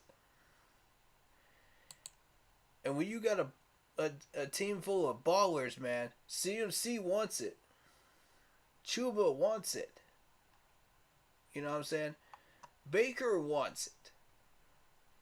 His numbers may not show it right now, but he wants it. He has shown it at least a few times, man. And when you got a team full of ballers like this that want this, man, we owe it to them to give them the proper coaching that they need to succeed and win with. If you don't give them the proper tools, how are they going to win? If you're trying to fix a car and you don't have the right tools, man, how are you going to fix it? The thing is, we got the whole tool shed worth of tools right here. We got them all. All you got to do is use them. And Matt Rule has no idea how to fix this car. That is the Panthers. He has no idea. He's clueless. He's ignorant to it. And we've been speaking on it every single week.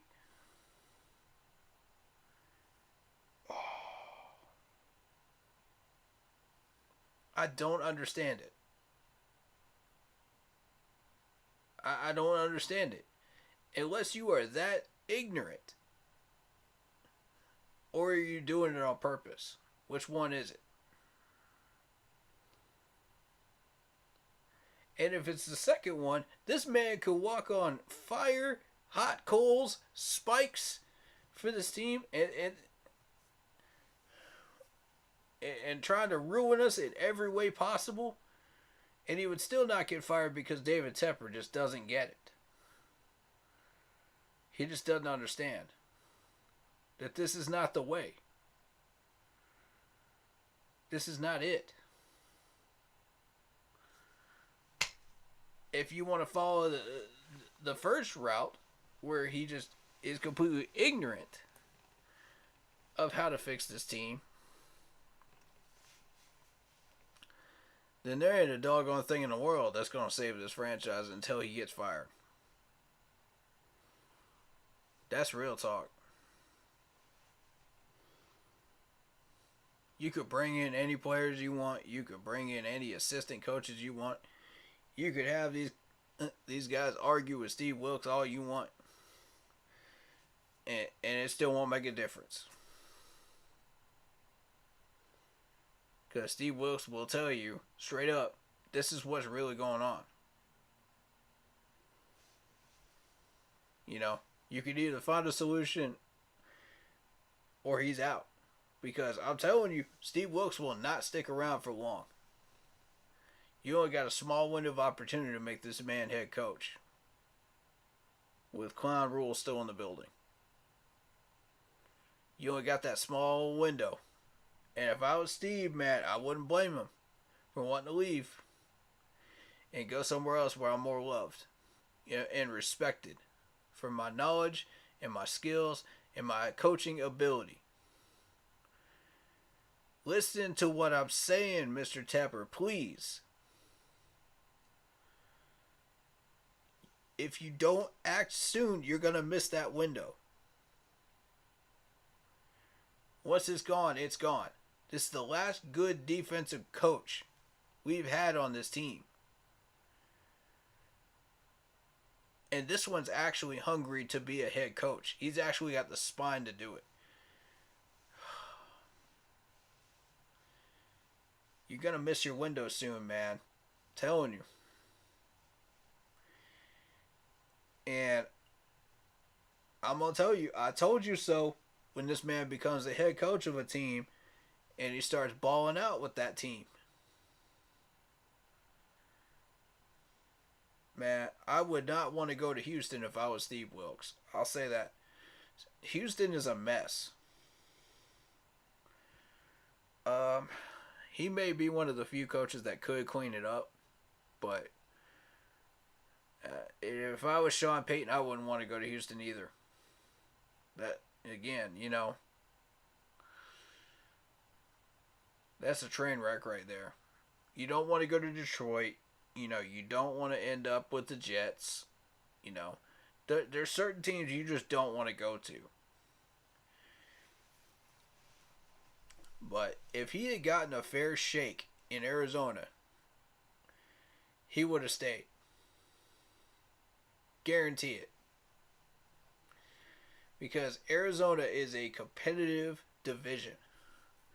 And he was putting up a 53-man roster that was able to compete and actually win in the West.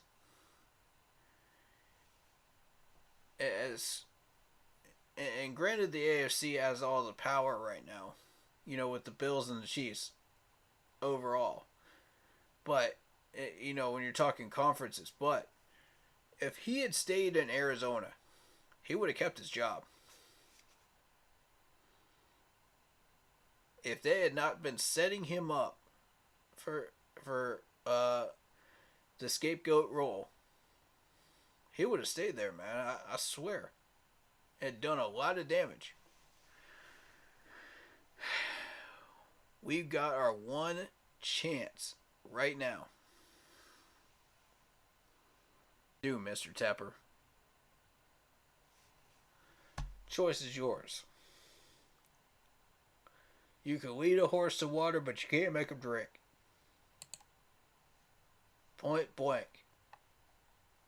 And all these little fake trade rumors, man, all this garbage needs to stop. Y'all going too crazy with this nonsense, man.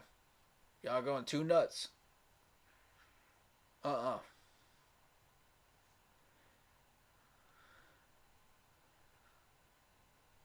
I swear. I saw Unk's stream title this morning. I said, DJ Moore got traded. What? You spooked me for a second, buddy. You spooked me for a second. I ain't even gonna lie. I actually looked up the reports. I had to check, bro. Because I wouldn't put it past this offense, man. Real talk, I would not put it past Matt Rule to trade him. With the situation we're in right now. You'd go whisper in Scott Fitterer's ear, you know. Buy him a steak dinner. say, if you really want to get on Tepper's good side right now, because Tepper's favoring me right now. We sat down and we had some conversations, and we watched some movies with his family and all. So if you want to get on his good side, man, maybe you should pick up the phone if you could trade DJ or trade CMC. No, that ain't what he's doing at all. Stop the rumors, man. Stop the nonsense. We ain't about that anymore.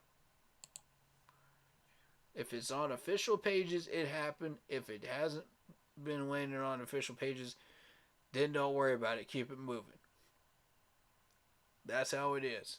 You know what I mean? Rumors are rumors. Until it happens, we ain't gonna react to it. It's just rumors.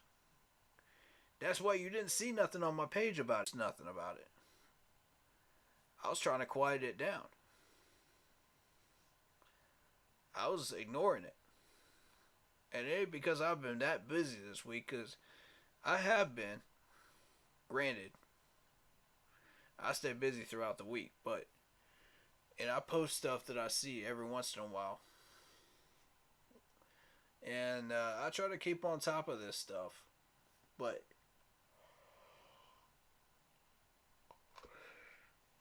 believe me when I say I've heard these rumors, okay? Every YouTuber was talking about it this week. And I said, nope, I refuse to throw anything out there on Facebook at all. I'll address it for a little bit on the stream today, but I'm not going to go nuts. I wanted to focus on how we're using our players, what we're going to do with them, and why. What do we have right now? That's what I'm worried about right now.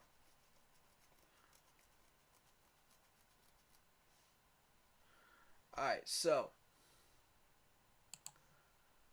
that being said, let's look at the injury report. Since we want to talk about injuries, we got CMC with a thigh injury. That's a calf injury. Did not practice Wednesday and Thursday. Limited practice on Friday. Questionable. Questionable means he's going to play. Probably. It's a quad, man.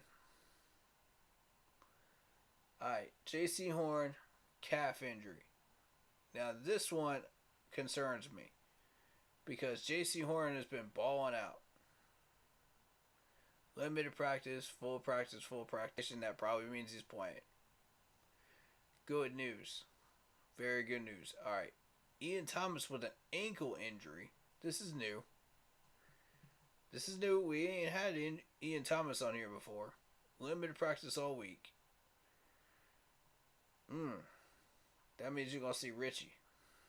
Which, that's not a bad thing, because Richie was actually doing some stuff this week. But I don't think Ian Thomas was on the injury report last week, was he? Let's see. Last week? Nope. Week 2.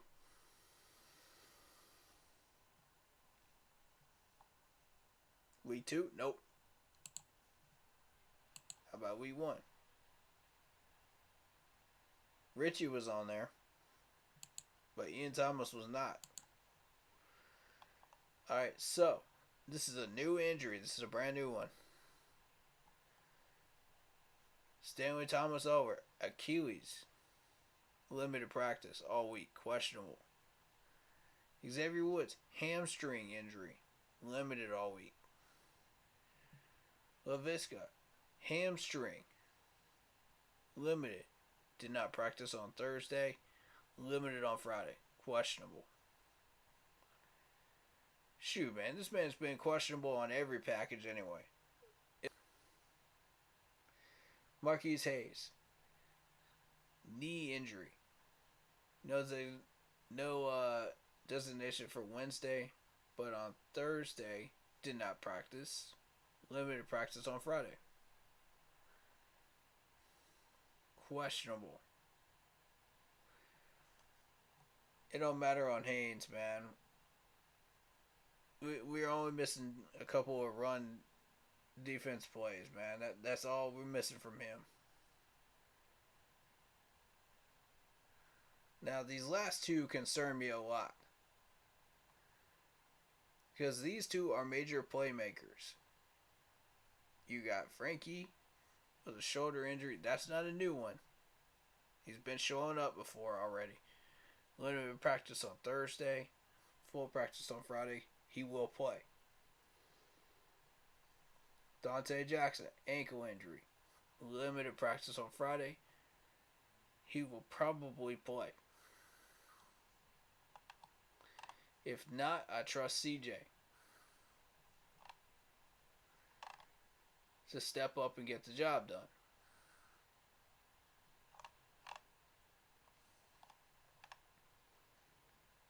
Now, the ones that are new, let's think about this now. Have y'all been paying attention to Matt Rule and the way he coaches and the way he overuses people and the way our entire coaching staff overuses people, even just in practices? With that turf on the field, how do you think they got these new injuries? If you guess turf, ding, ding, ding. That is David Tepper. That's his doing. Now, we keep that in mind and we go to the Arizona Cardinals. Okay.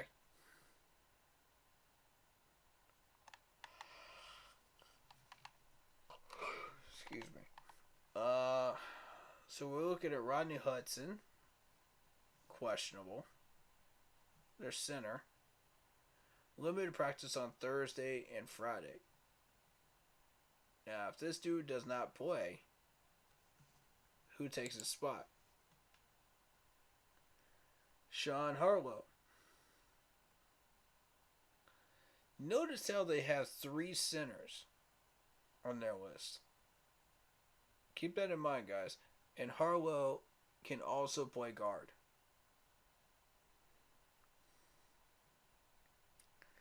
What a shocker. They actually know how to use tackles. Look at this. Josh Jones can be a left tackle or a right tackle. Y'all already got Justin Pugh, so you're good, man. You got TJ Humphries. You're good. Will Hernandez. Kevin Beachum. You're good. This is how you use these guys properly. This is what a decent roster should look like, depth chart wise.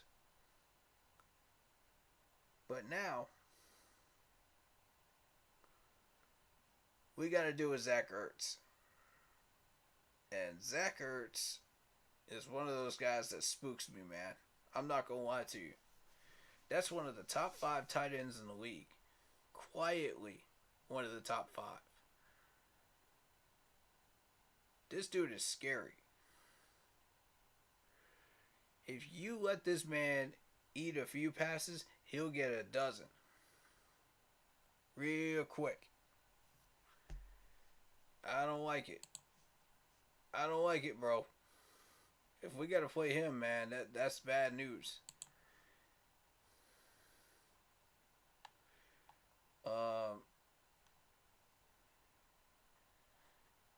Now, here's where the problem is, and we cycle back to this conversation about Luvu. Okay?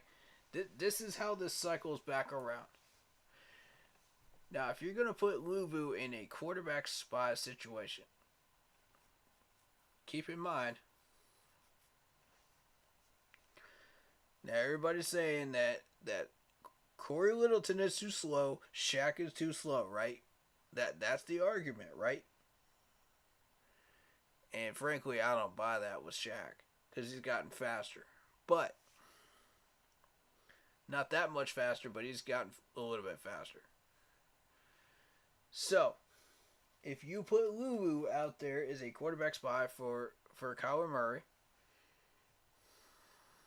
Zach Ertz will eat. I'm telling you right now, Zach Ertz will eat. He'll get 4 catches, 5 catches, and he'll make the most out of them. This dude does not screw around. Now, granted, he may not be having the best year so far, but 10 years in the league, 250 pounds to 6'5", from Stanford, this man will eat and get you chains. 16 receptions, 134 yards, 8.38 average. There's very few tight ends out there that can put up numbers like that in today's NFL.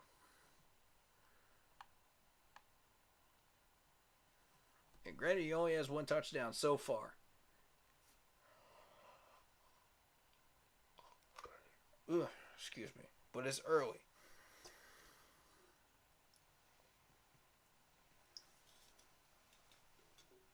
It's early, y'all.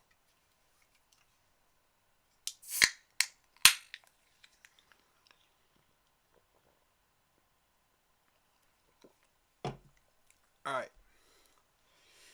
Let's go over his numbers real quick. This dude had just passed over 6,000 yards in his career on 563 receptions, averaging a career best 10.6 average. 60 yards was his longest. And every year you can see it. 38, 35, 60, 30, 53, 34, 42, 47 down here.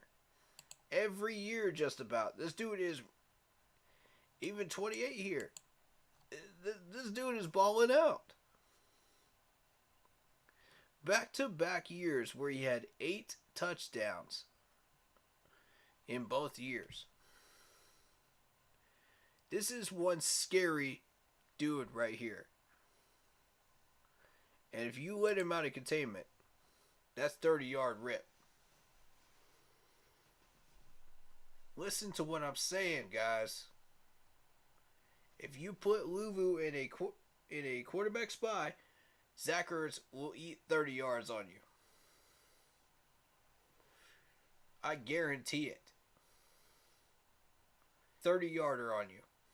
And our secondary will struggle to get him down. Because this is a big dude. It's a big dog right here. Real talk. Every year, look at this average. 13, 12.1, 11.4, 10.5, 11.1. Every single year, consistently, this dude is putting up a good average. Every year. He hasn't even played a full season, except for 2018. He hasn't even played full season yet. Imagine if this dude played a full season. Look at these numbers. 116 catches. 1,163 yards. 10 average. 34 long. 8 touchdowns. And yeah, he did have a fumble that year. But still. Look at those numbers, man.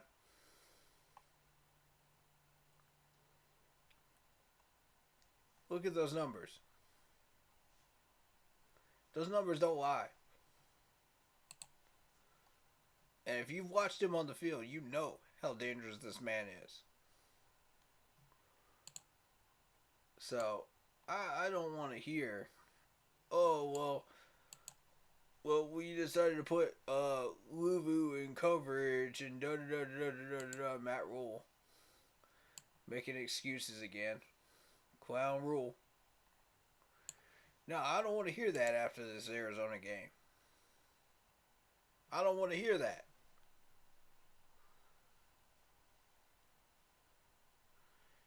There has got to be another solution to this quarterback spy issue. And it's not Louvu. Because we got to free the dog, man. We got to let Louvu loose. We got to let him do what he needs to do. We need somebody else in there that can shut down Collar and make sure he doesn't run. And that man is Shaq. And I'll tell you why. Shaq is one of the few linebackers we had during the Luke Kuechly era that actually was a hugely instrumental role in the system that we were running with very, very talented players to actually shut down the run or a running quarterback. Say like Russell Wilson. Who else did we shut down? Y'all know. 2015, y'all know. We shut down a lot of these running quarterbacks. Because guess what? We practiced against one every week.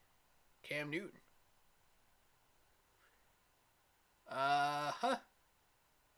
Y'all forgot about that, didn't you? Y'all forgot about that little simple fact, didn't you? Every week we were ready for that.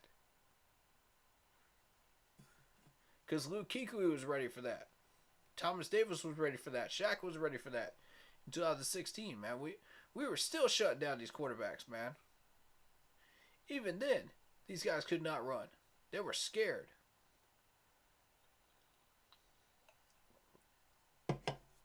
Because they knew who we had in the backfield, man. They knew who we had at linebacker. And A.J. Klein made it even scarier. This dude shut down the outsides. He was that quick that he shut down the outsides. So, Shaq is the next man up. He learned from these guys how to shut that down.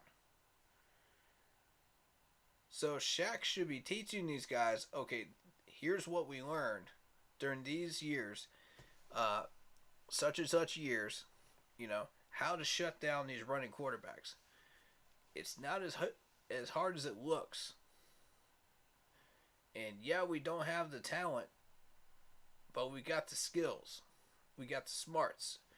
We got the brains. You know what I'm saying? We can go out there and we can get this done with the little talent that we've got. The average to slightly above average talent that we have. We could still get it done. But we got to work together. And that comes from the corners, that comes from the linebackers, that works from everybody. Communication has to be there. Okay, you see Kyler start running, you know what to do. Go after him. Send somebody over there. Go get him. Don't let him out. And the defensive ends are not getting there. So, Brian Burns is, but really late in the game. That's too late. Kyler Murray will rack up some yards if you don't shut him down and you don't give him running lanes. And that's Shaq's job. That's not Louvu's job. Louvu is everywhere in the game. He's going to be working on Ertz. That's not his job. He'll stop the run, the draw plays, the ISOs, an occasional counter or two when Ertz isn't doing anything, or running a lazy route. Go out there and take care of it, if that ball's coming towards you on a counter run or something, But that's not his job to stop Kyler Murray. That's Shaq's. And don't tell me Shaq's too slow. Yeah, he might be physically too slow, but he ain't too slow up here. And that's what matters. He can process this, man. He can get people, direct the traffic, man. Direct the traffic. That's what Luke and Thomas Davis were so good at. They knew how to direct the traffic. When they saw something like that, they said, you move over here in preparation for this, just in case. You go over here, just in case. Let's try to steal off these run lanes. You know, if we see a couple of these quarterback runs, hey, let's get to work. You know, move here, preset. You know, before the snap even happens. These guys were so good at it, dude. That's what we need, man, because those brains, dude. Those brains. We got to have them. God, we got to have them. And every day that we don't, man, it's hurting us, man. We ain't got nothing with this coaching staff, man. And Luke was smart enough to dip, man.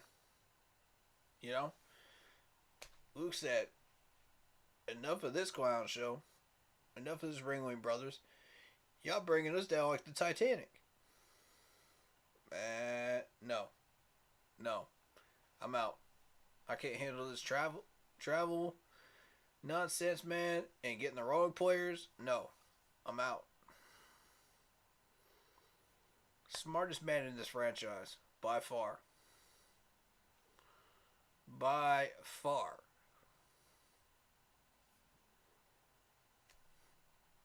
Y'all want to lead by example? Listen to Luke. There ain't no better example in the modern era. Now back then, it was Sam Mills. Currently, it's Luvu. Luvu is the next leader of this defense. Believe it or not. Y'all can mark my words for saying it now. Luvu is the next leader of this defense. He's already done like that little tribal dance. He's got everybody excited, you know. He's got them hyped up. He's got the chemistry flowing through the defense. By his actions. Not just his words, but his actions. This man doesn't speak up much. Y'all remember that phrase that Theodore Roosevelt said?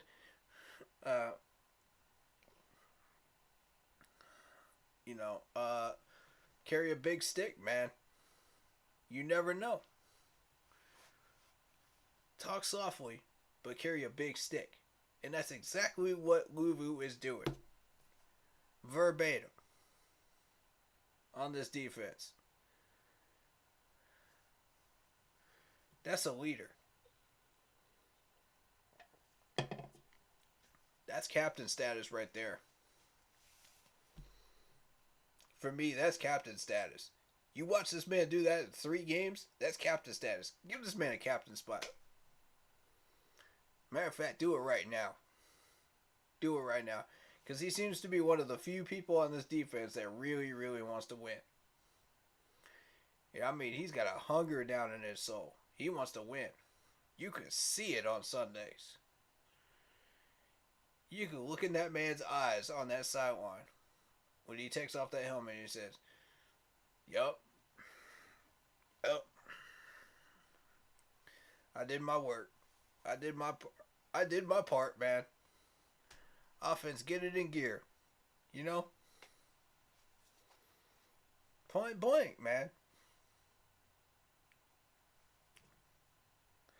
And when that defense could not get off the field on 3rd downs, he took it personally. He'll never say it publicly, but he took that crap personally. And he said a vendetta out there.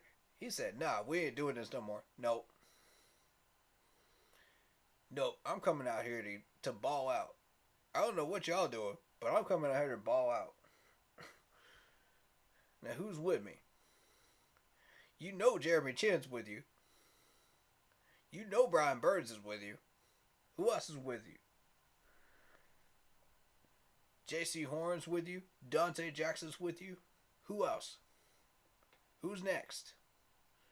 I need to see who's next. I need to see the next man up. Who's going to step up next? Who's going to wear that mantle next? And you know Shaq is starting to make some plays now. So Shaq might be next. And Shaq played with the legendary Luke and Thomas Davis. So there is no excuse for him not to be next. You know? Come on, man. Y'all know what time it is, man. This could be a top 12 defense if we get it together. Possibly a top 10. I believe it. I believe that right now. If we get our act together, we could handle it, man. We could weather this crazy upset storm in the NFL. Shoot, man, we caused one ourselves. Who would have thought we would have pulled that win off against the Saints, man? But I'll tell you this right now. If Luvu is on Zach Ertz for 75% of this game, he ain't quarterback spying. Nope. He's not going to do no QB spying. He's going to be on Zach Ertz. No matter where this dude goes. Stick this man. I'm telling you, Luvu will shut down Zach Ertz. Don't believe me? Watch. Just watch. Now the problem is going to be that running game. When he starts sticking Zach Ertz, and that's a good thing, because you don't want Zach Ertz running circles around you. Look at this, 116 for 1,000 yards. Don't let that happen to us. Don't let that happen, bro. Now, this depth chart features A.J. Green. And if y'all been following A.J. Green, this is one of those crazy guys, man, that'll move the chains for you. He's a little slot receiver. 6'4", 207 from Georgia. 5 receptions, 29 yards this year, 5.8. But he's a lot more explosive than that when you start looking at his career numbers. Early on in his career, he was incredibly explosive with the Cincinnati Bengals. And, I mean, look at these averages. This is consistent every year. He's in the teens with these things, man. Real talk. Look how many 1,000-yard seasons this dude had. This dude's the real deal. Which means Dante, J.C. Horn, whoever gets this dude, they're going to be working today. Against these Cardinals, man. I'm telling you. They're going to be working. That's 1, 2, 3, 4, 5 1,000-yard seasons in a row. And then again in 2017, he showed he still had that magic with 8 touchdowns. You know, 77 yards he ran on him. Longest one. 80 yards. 81, 82, 73. I mean, these are big numbers, man. You cannot let this man loose. Even now, he's still racking up 42. Last year, his longest one. Still racking up 848 yards. And that's half a season. That's half a season, y'all.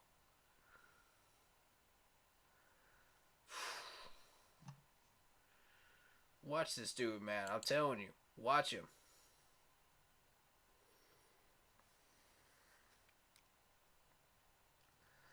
I'm done playing around with this team, man. We got to get serious. We want to start winning a lot more games. Because now we're starting to meet some playmakers like AJ here. You know, like Zach Ertz.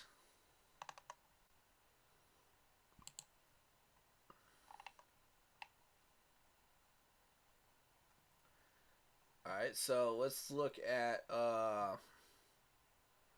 James Conner, right? James Conner. We got a battle brewing for second string here. Eno Benjamin and Darrell Williams. And no, that's not the same Darrell Williams that we used to have. No. This is the Darrell Williams with the Chiefs. Averaging 3.4, 3.9, 4.3 that year with the Chiefs. You know, so he's a run threat. He got 6 touchdowns last year. He's starting to get into his prime. 47 catches for 452 yards and 2 touchdowns last year. For all you numbers lovers, tell me what that means. That means we got to get on him. That means J.C. Horn is about to work. Dante Jackson is about to work on Sunday, man. I'm telling you, it's going to happen. These guys are going to get tested on every drive. At least once. And we're going to find out exactly how strong these guys are. You know, are we looking at a top 15 corner, or are we talking about a top 10 corner? You know, from both of these guys. Which one are you? We're going to find out real quick.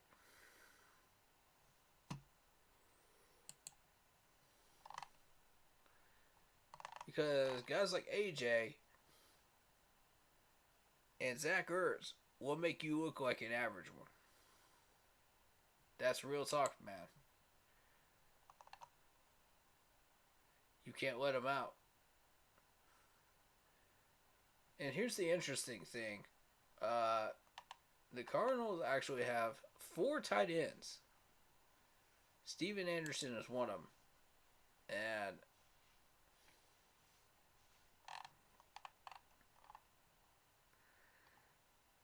I want to see something.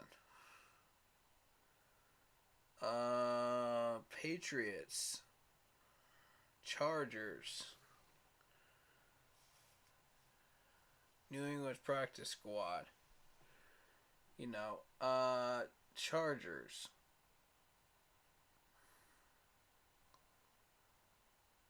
So, this dude was elevated to a roster with the Chargers. And I mean, that's probably why he seems familiar. 6'2", 230, California. I'm not going to dig into him. He's a blocker. Who I am going to look at is James Conner.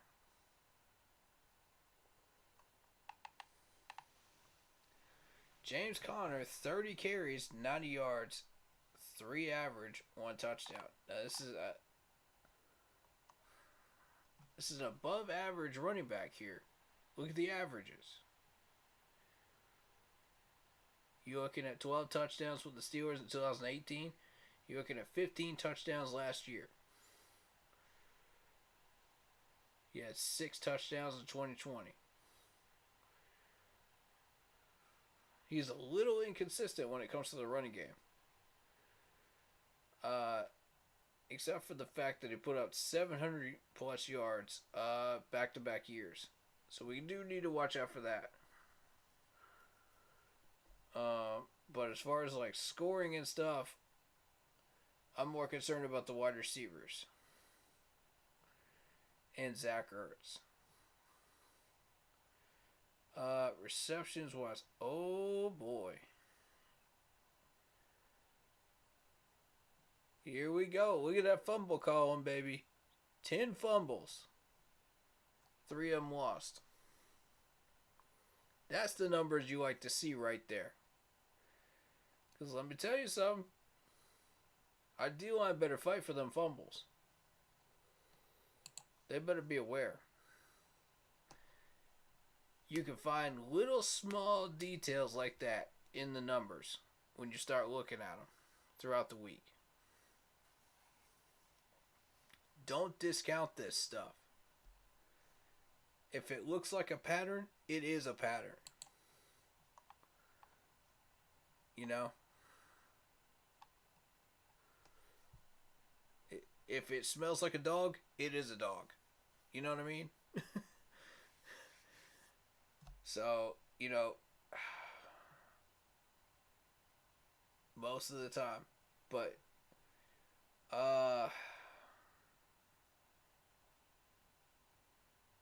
his reception numbers don't really scare me that much. It's yards after the catch that does. Look at the averages. That's what should concern you the most.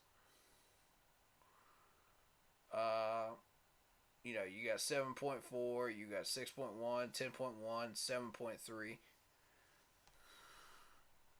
7.3 this year.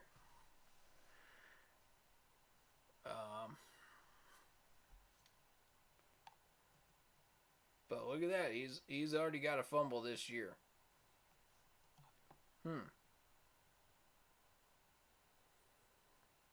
He's not having as many fumbling problems as he did back in Pittsburgh, but it's still an advantage we could possibly take advantage of. So let's try that peanut punch, you know, on runs. Let's see if we can get some. But do not neglect your tackling duties, trying to get these fumbles, because that's what's going to screw you. Alright, D1. I hope you're hearing this, man. Don't neglect that tackling duty to try to get a fumble from this man, because it ain't going to happen. I don't care what this coaching staff trying to tell you about that. Don't listen to that. Focus on tackling. Because that is what we need to do. The D-line has been doing an excellent job of tackling the run as of the last couple of games. We need to keep on that path. Yes, we've still missed a lot of tackles. That's fine. Yes, those numbers have been racking up, but that's not entirely your fault. You know? That's not your strength. You know? That's the coaching staff getting the wrong people for the job. So, don't be surprised if some of these running backs like Connor do break a few tackles. It's going to happen because we don't have the talent. And Luvu can't do everything for you. Again, he's not Luke Kuechly. So, you got what you got, you know? And if I was Luvu, I would stick that Ertz like an absolute sandwich, man. Stick him. Yep. Stick that Oradera in there, man. Just keep an eye on him. Stay with him. Do not lose that man for anything. Because the second you do, he's going to burn you. You know, so it's tricky trying to plan to stop the run when you got to deal with Zach Ertz. It's a challenge. Our secondary can handle AJ. They can handle their other wide receiver. And I need this D-line to make a beeline and stop Connor, man. I need him to step up. That's what we need. Because if we don't have that, Connor's going to run circles around him. Because Luvu ain't there to stop him. You know what I'm saying? You can run Luvu for about, I'd say, a good 80% of the game on Zach Ertz. But the rest of it needs to be run stopping. Yeah, I wouldn't run him any further on Zach Ertz. Otherwise, that Connor will run circles on us. We'd be able to limit him to about somewhere between 60 to 90 yards. But we got to have Luvu in on those plays to do that. To have that kind of success. If not, we're looking at about 100 from Connor. And it's not a healthy thing.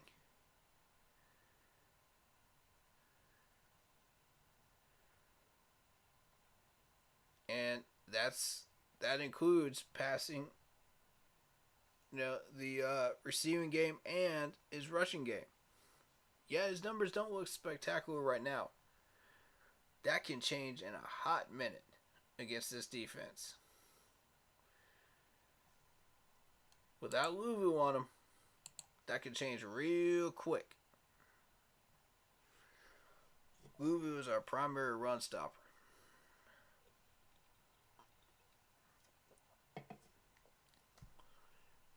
Have you guys noticed that 7 out of every 10 rushing plays, Luvu is there? 7 out of every 10. That's a big number. That's not a coincidence. That's a fact.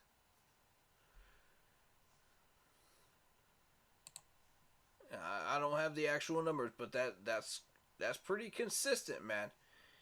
You can pretty much guarantee he is the primary run stopper. Based on looking at that.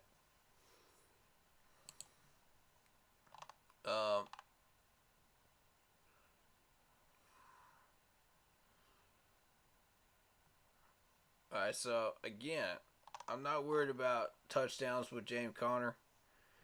That's going to come in the form of AJ. That's going to come in the form of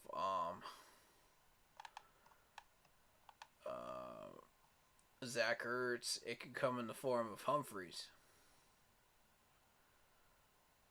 I don't see Marquise Brown doing it. I don't see Randall Moore doing it. They may get one. One of them will get one.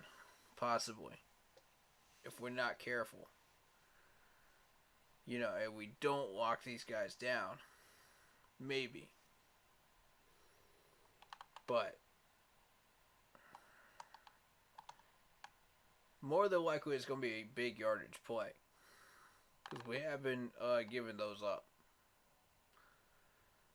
Alright, so that's the offense.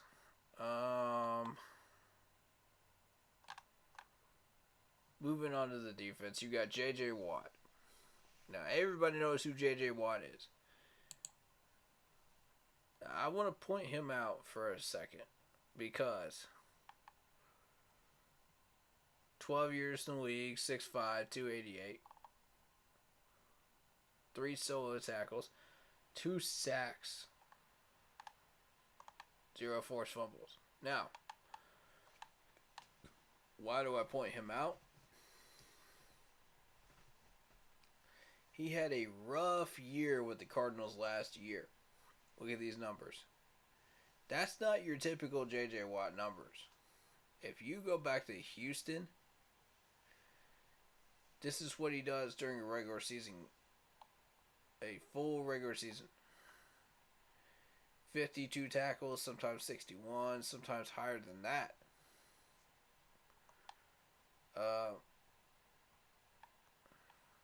You got 32 solos.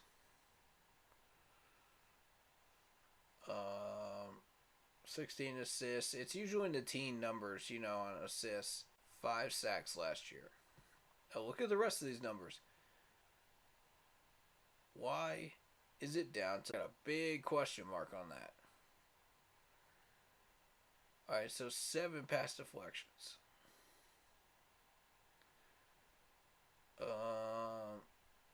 You have to date back to 2015. You got 10 here. You got 8 here. 16 pass deflections back in 2012. Dude's an animal.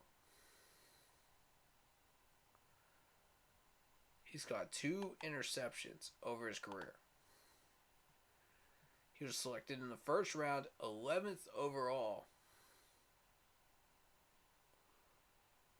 And signed a 2-year contract with Arizona after he got done with the Texans.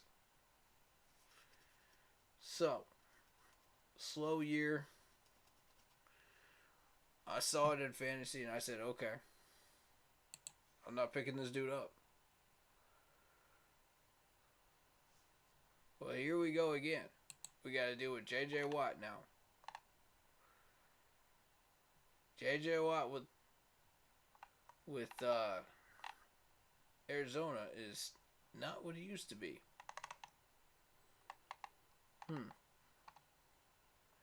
But don't let that underestimate you. Don't sleep on this man. I'm warning y'all. Just because you see numbers like that, do not sleep on this man. He's been coming up with some nasty numbers in the last couple weeks. What do I mean by that? 1 sack a game. 1 pass deflection against the Raiders. 2 nasty tackles.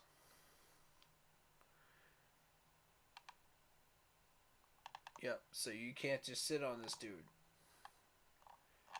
and say, oh, well, look at his numbers in 2021, 7 games. No. I'm warning y'all. Do not fall for the trap. Do not fall for the numbers trap on J.J. Watt, or it will burn you. Oh, listen to what I'm saying now. Don't let that fool you. This man is still an animal. He will still run you sideways, backwards, left, and right. He's still J.J. Watt. I've seen this dude in person. He's a monster. God.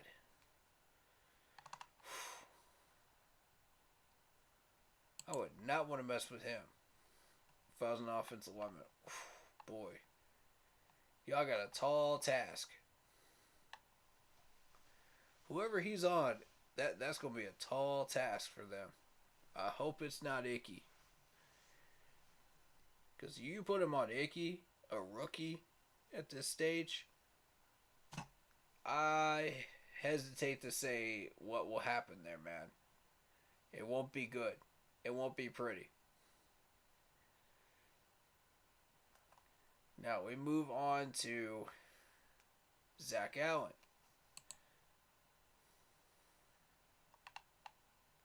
Zach Allen is a big-bodied defensive tackle. 6'4", 281. Look at those eyes, man. This man's intense. Boston College. I'm very familiar with him, by the way. I keep up with all these ACC players, man. These big name guys. But,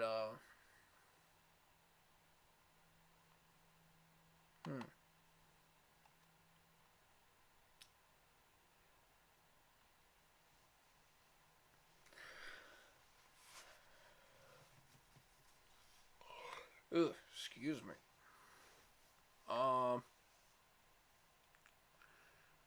The thing I notice most about these numbers, to me, that stands out is the pass deflections. He had 3 in 2020, 3 in 2021. And he's already got 1 this year. Uh, 65th overall in the 2019 draft.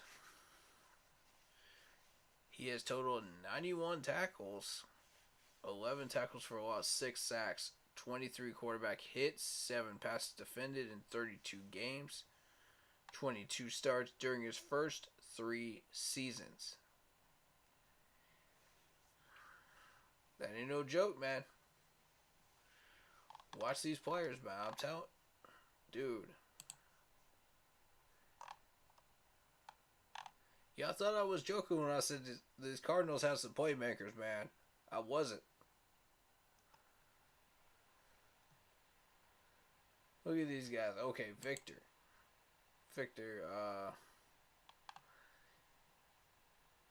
he now has 2 years in the league from Duke. It's one of those big bodied guys. You got 7 tackles. Nothing too exciting right now. But he was a first round pick for the Arizona Cardinals. Alright. Excuse me.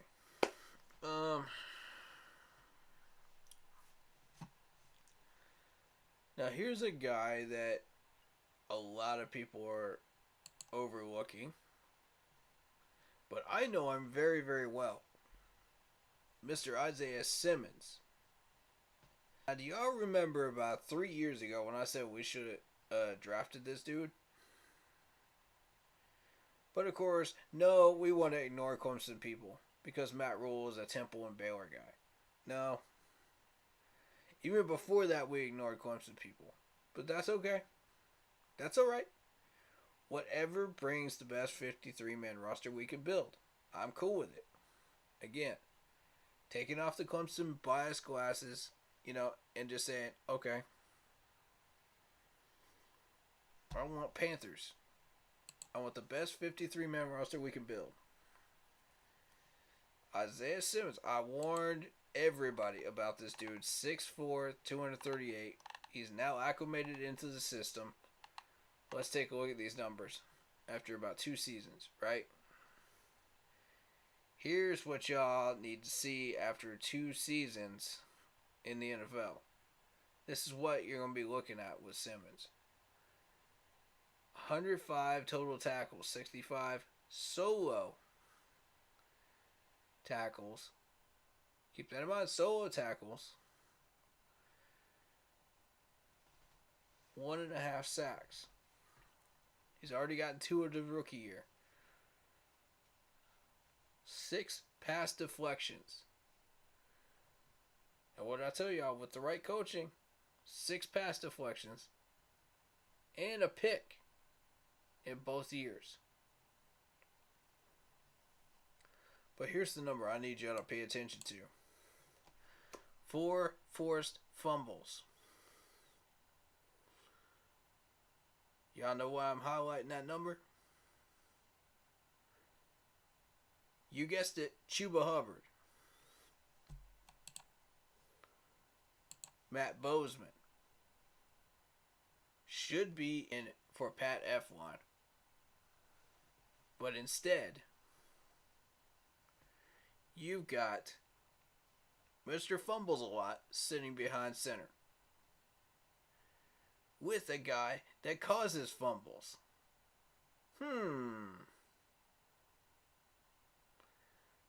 This ain't going to end well.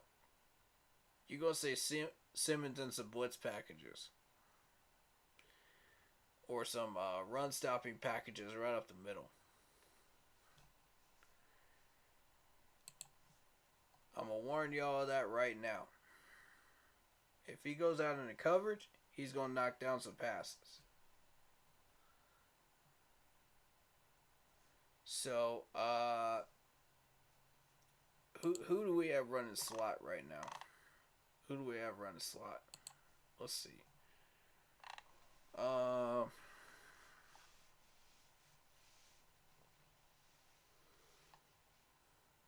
Y'all probably know better than me. We got Shaw running slot right now. We got Richie running screenplays and stuff. Okay. That's who needs to be paying attention to Shy.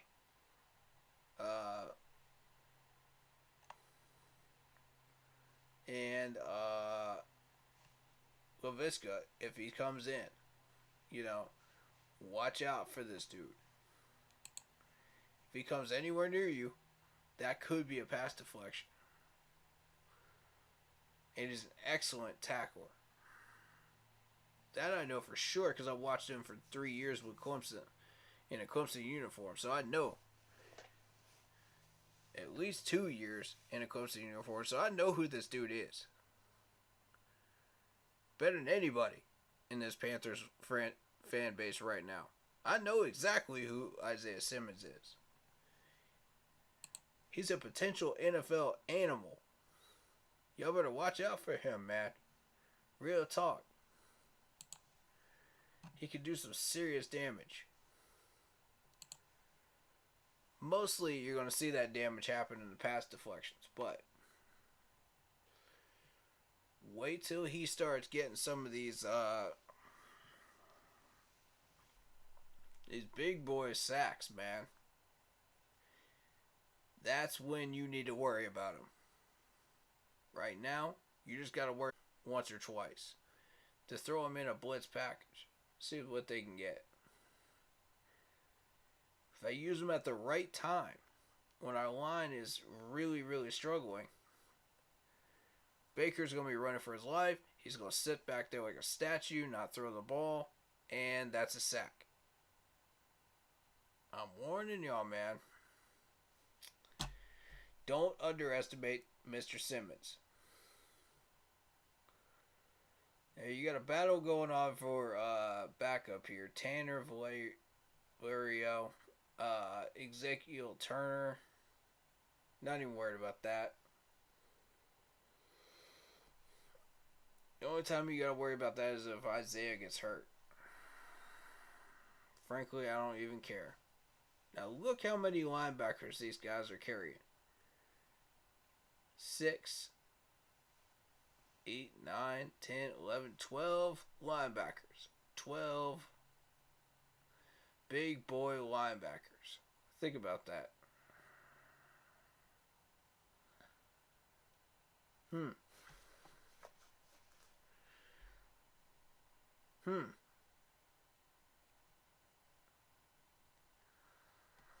Oh, man. Oh, okay. So you're looking at 6, 7, 8, 9, 10, 11, 12. 12 linebackers. Look at this. Wow. That is quite a squad. Alright, I'm not so much worried about the corners at the moment. Trayvon Mullen, I do have a little bit of a beat on. I think we could beat him. But I don't know. Buda Baker, though. Buda Baker. 5'10", 195. 17 solo tackles, 1 forced fumble this year. No sacks, no picks.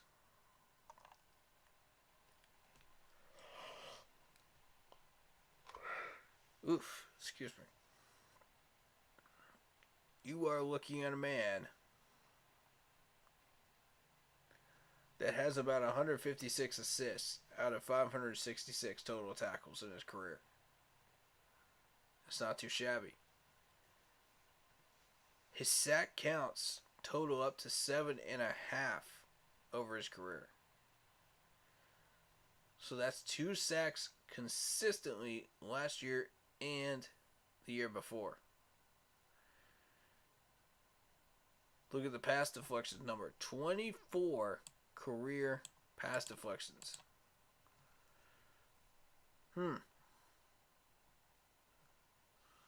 Alright, so interceptions is what we need to worry about with him.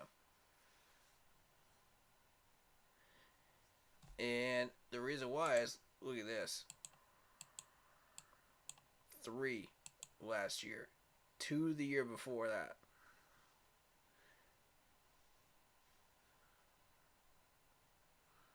Alright.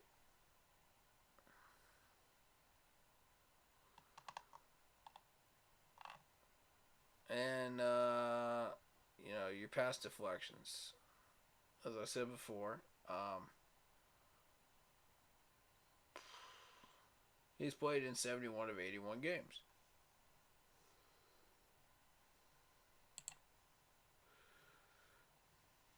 This dude is a threat to get an interception against us.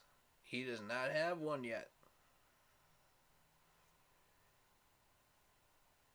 So, Baker, beware.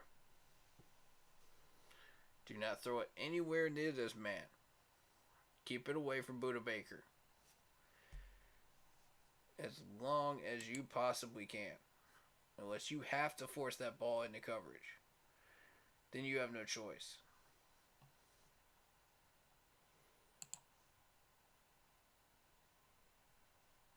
All depends on the situation.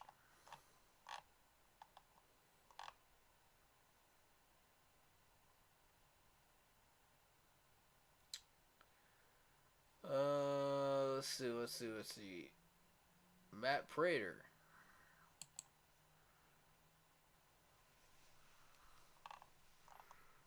His longest is 49 yards. And why does this matter? Because the last 3 games have come down to field goals. 4 for 4, 100%.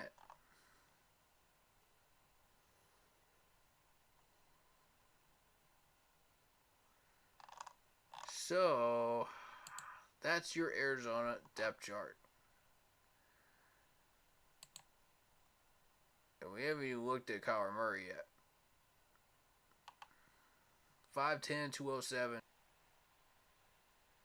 3 touchdowns, 1 pick, 784 yards, 82.58. Now, if we have our defense working properly and with the right personnel, we wouldn't have anything to worry about with Kyler Murray. We'd be saying, we've seen this before. You know? It's like, okay, let's take care of business next. You know? But it's not.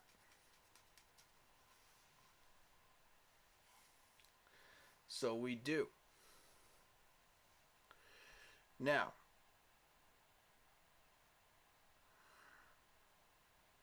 looking at his touchdown to interception ratio, you're looking at 20 to 12, 26 to 12, 24 to 10, 3 to 1. So that's a 3 to 1 ratio. Okay? He's going to score more touchdowns than he is picks. Now let's look at his numbers. Over 3,500 consistently for 3 straight years. Consistently.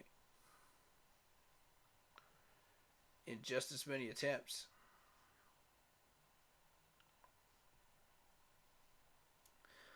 Look how consistent these numbers are, man. But here's the number I want y'all to key in on. 111 sacks. He gave up 48 sacks rookie year, 27 the year after, 31 the year after that. He's to add to that total.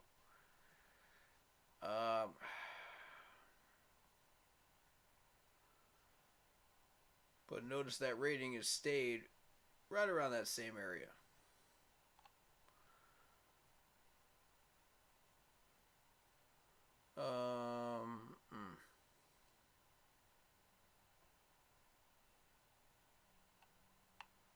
Let's see. What other numbers jump out at me?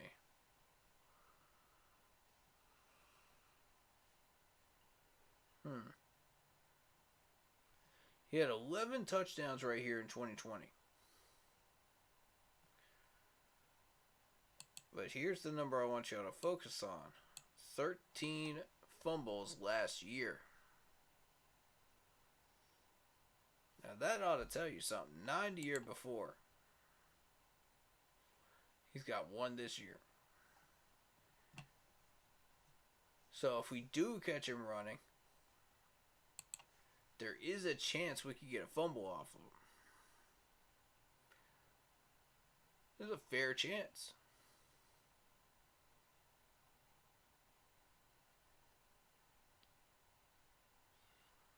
This is what we're doing with here. This Cardinals team is going to come in here, and we're going to be dealing with a team that, as of recently, last week, y'all saw the score. Y'all know what we're dealing with. They held the Rams to 20. Okay?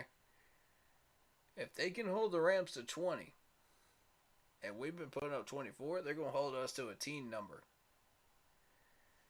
That's what's going to happen there.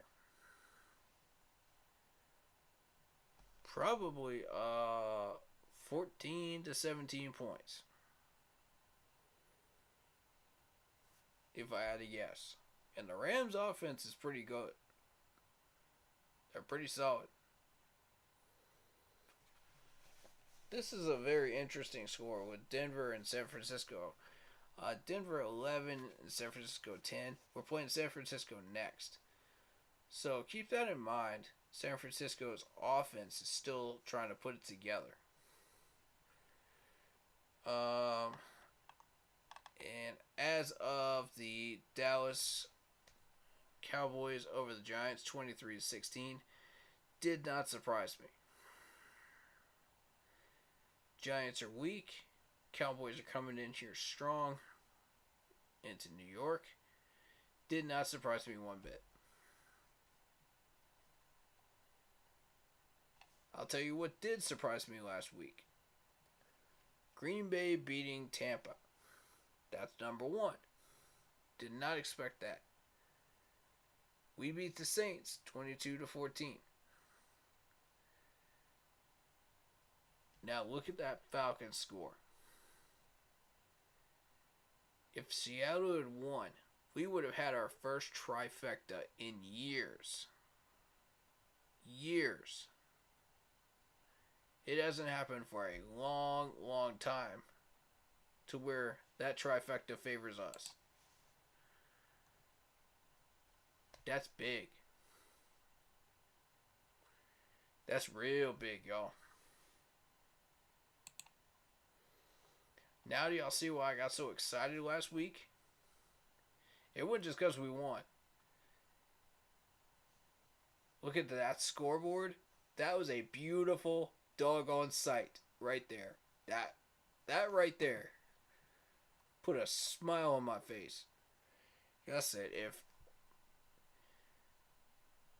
if Green Bay can beat Tampa right now, we got a shot.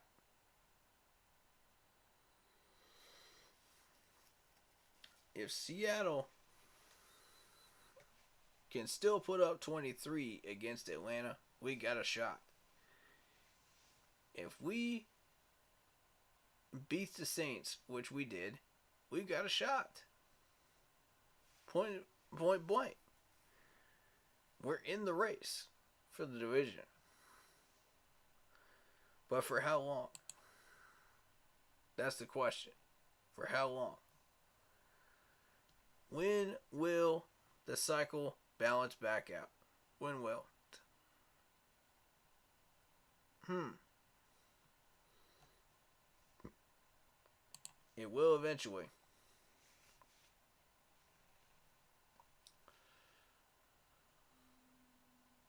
So,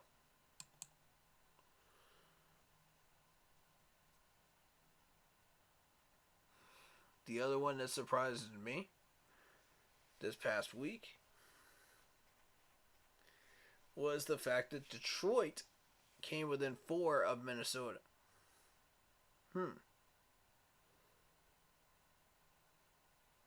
Then you've got Baltimore beating New England 37-26.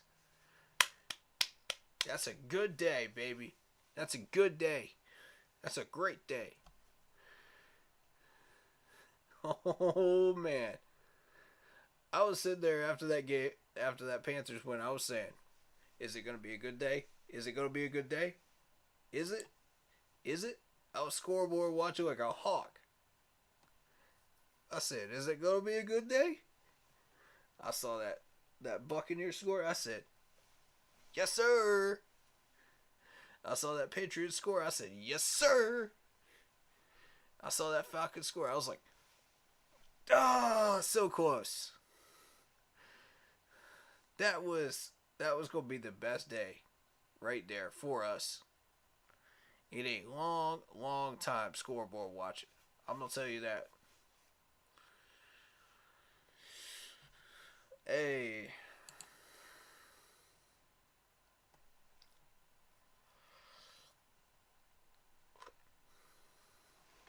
Now, Arizona is going to be heavily reliant on Kyler Murray. If Kyler Murray cannot get it done, it's going to be a long day for Arizona's offense. But I think we got a shot. It's a long shot, but it's a shot. You know what I'm saying?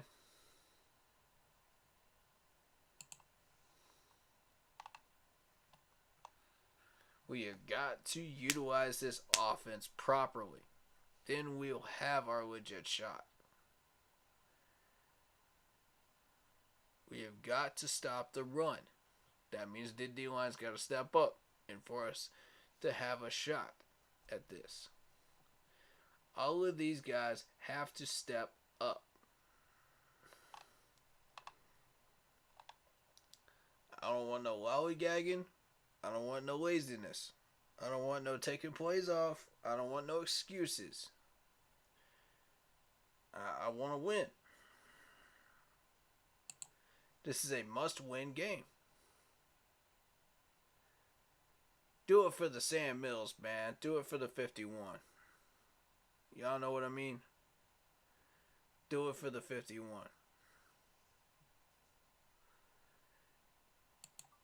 If you're not doing it just to keep your spot on this roster, do it for him, man. Real talk. And his family. Because Sam Mills would do the same for you. And you know it. He would do the same for you. Without even blinking.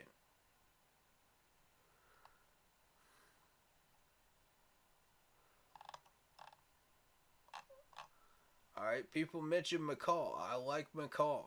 I like that big tackle for a lost play that he put up. I said, okay, show me more of that. If you show me more of that, you're a dog. You know what I mean? Whoop, whoop. Come out here and attack. You know? Them attack dogs. That's what I need to see from him.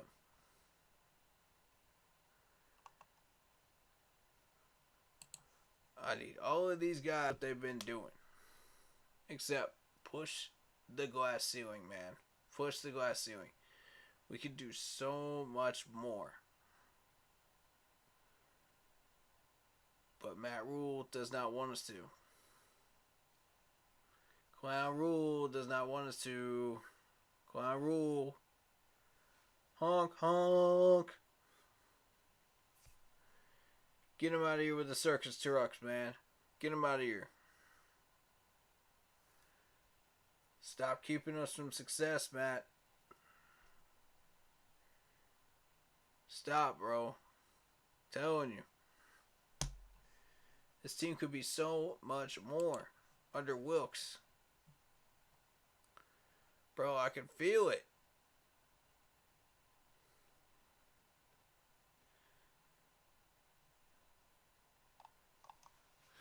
Man,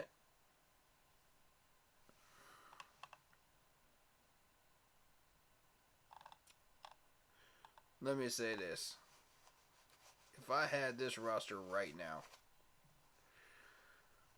Blackshear would be sitting on that bench. We would have a safety sitting behind Sean Chandler in case he screws up. We would have Davion Nixon in on a few plays, and this is just a defense. We'd have McCall in on a few packages, particularly run defense packages. And we'd have Brandon Smith focused on the run. We'd be coaching him up, getting him ready to go.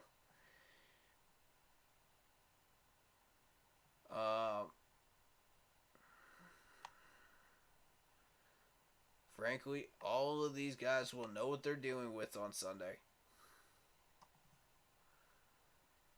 And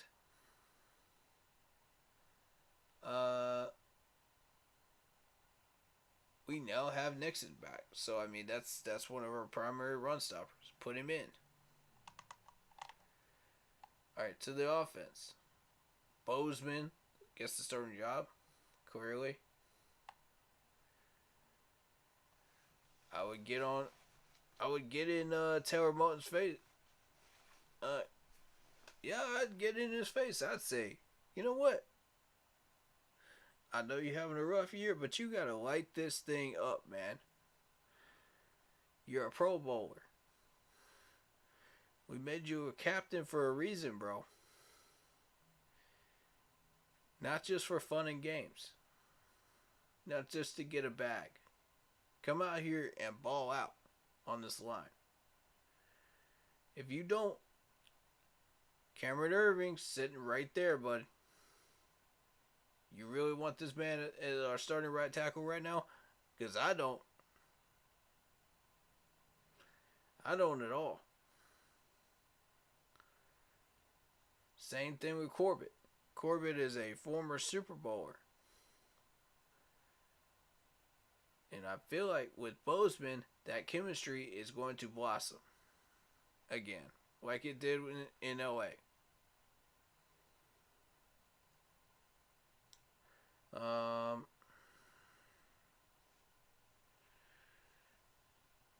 Obviously, I'm not a fan of Michael Jordan back there, but it's the best we've got right now.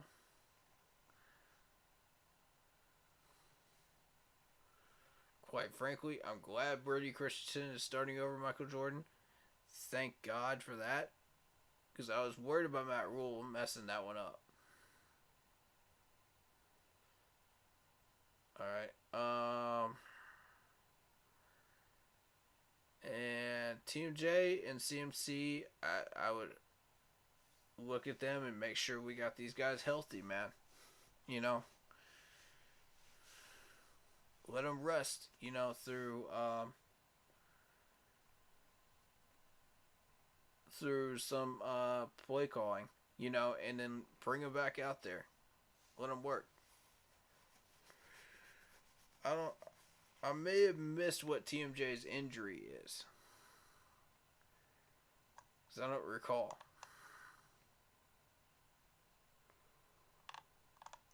I'd have LaVisca in on more passing plays. I'd have Ian and Richie and Chuba on that jug machine. And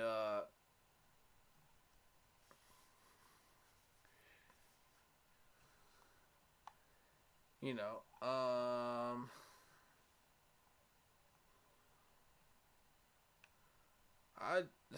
Foreman's third string.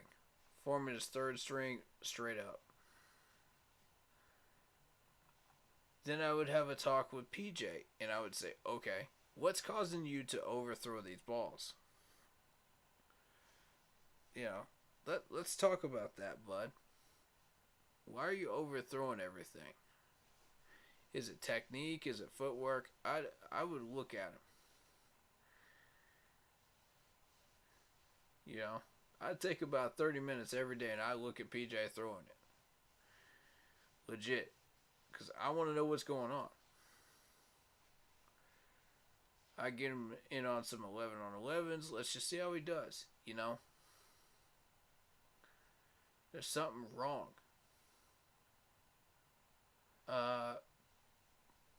And I'd also look at Baker. I'd say, okay, Bake, here's the scenarios, here's the situations. Show me who you would throw to. You know.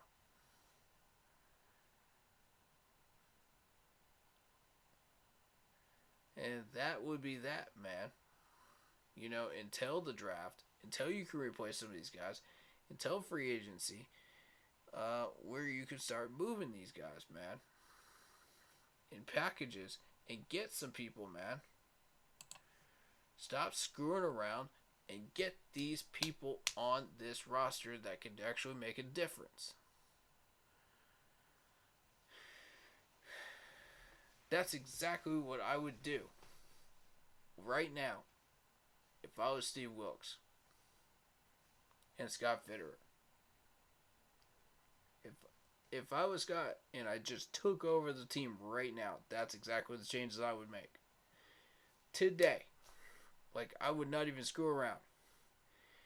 All of those things would happen in one day.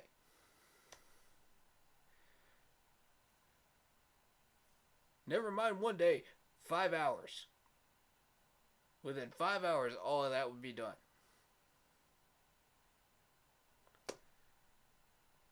I'd be out there watching PJ during practice.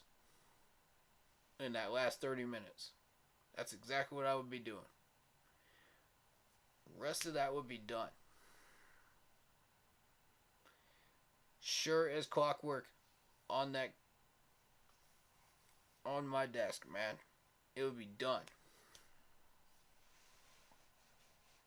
I'd have an announcement out the very following day, and I would explain exactly why I did the moves I made. You know, if people have questions, so be it. Bring them. I'm ready to answer them. Bring them. Don't like what I got to say? Too bad. I want to win. I'm not here to screw around. You know, you dig? I'm not here to screw around. I'm here to come out here and I'm ready to win. This is based on the talent we got right now. That's what I would do. Now, if you give me an opportunity within 2 years as a head coach to change this roster around, oh boy. Let's just say Matt Rule would not like the changes I would put out there, man. But I'll tell you, Scott Fitterer would love it. Because Scott knows exactly what we need. And he's limited in only what he can do. You know. Based on what Matt's given him. Can't win a season like that. And I want Scott Fitterer to have full control over who the next head coach is. I want him to have full 100% choice. Do not pass to go. Do not collect $200. Give Scott Fitterer full control over the next head coaching spot. Because let me tell you something. Whoever Scott picks has to work with Scott. Okay? Scott has the power to say yay or nay. And if it don't work, nay. You're out. If it does work,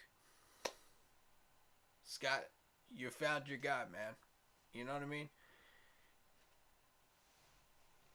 And I'm telling you, the resume of Steve Wilkes is getting louder and louder and louder. And at some point, you're not going to hear it anymore. Because it's going to be out of Carolina. And that's a shame. That's a doggone shame. We missed our chance with McDermott. Now look what's about to happen. He's on the doorstep of getting Lombardi. Ladies and gents, it's on the... That's not an opinion. That is a fact. That is a legit fact. Denver got one. You know?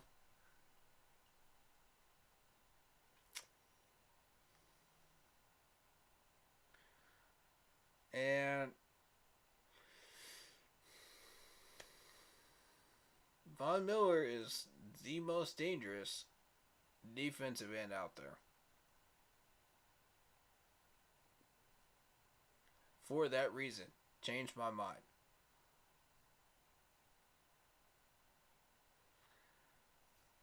You know, that's what I'm saying, man.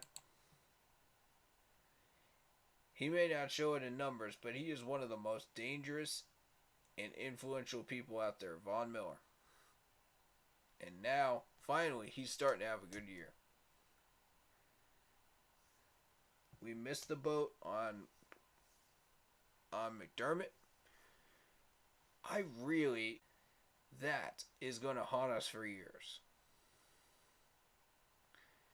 And if we don't trade for the rights of Sean Payton after that,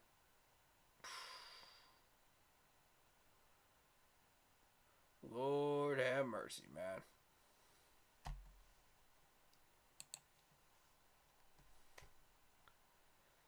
So I asked somebody in Unk's chat last night on that subject.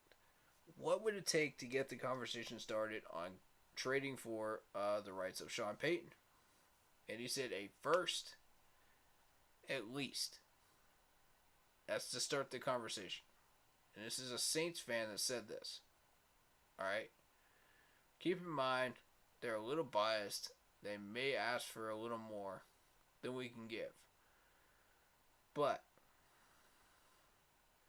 I said, okay, a first in what? A first in what else? No reply. And I said, okay, let's talk about it. A first and what? I'm not afraid to ask the dirty questions, man. I'm not afraid to dig deep, man.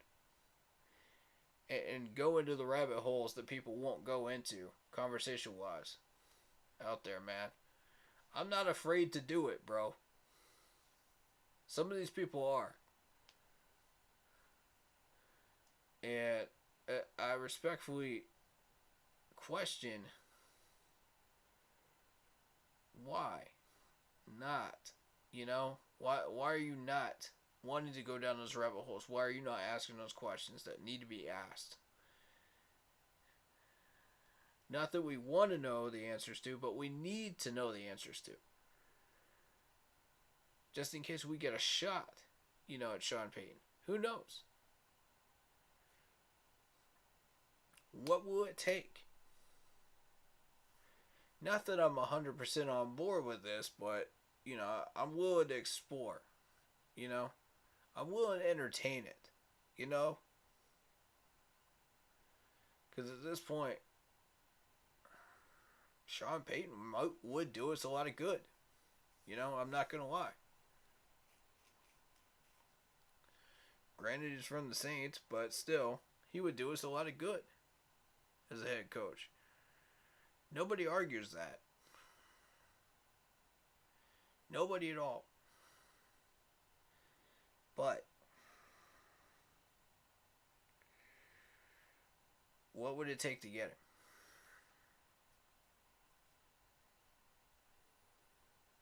Okay, a first, maybe a player.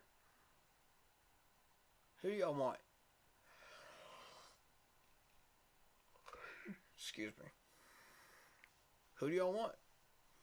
Let's begin the conversation. You know what I mean? I'm open to it. Do y'all want picks? Do you want a player? What do you want?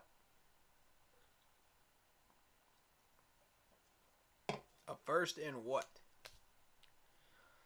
Because, see, here's the thing. Here's how I look at this. If you're looking at a first and whatever else after that in negotiations, which would you rather do? Be delayed one more year, but still have your head coach working with your GM to build a proper roster that can be competitive that year, even though you still miss out on a number one pick.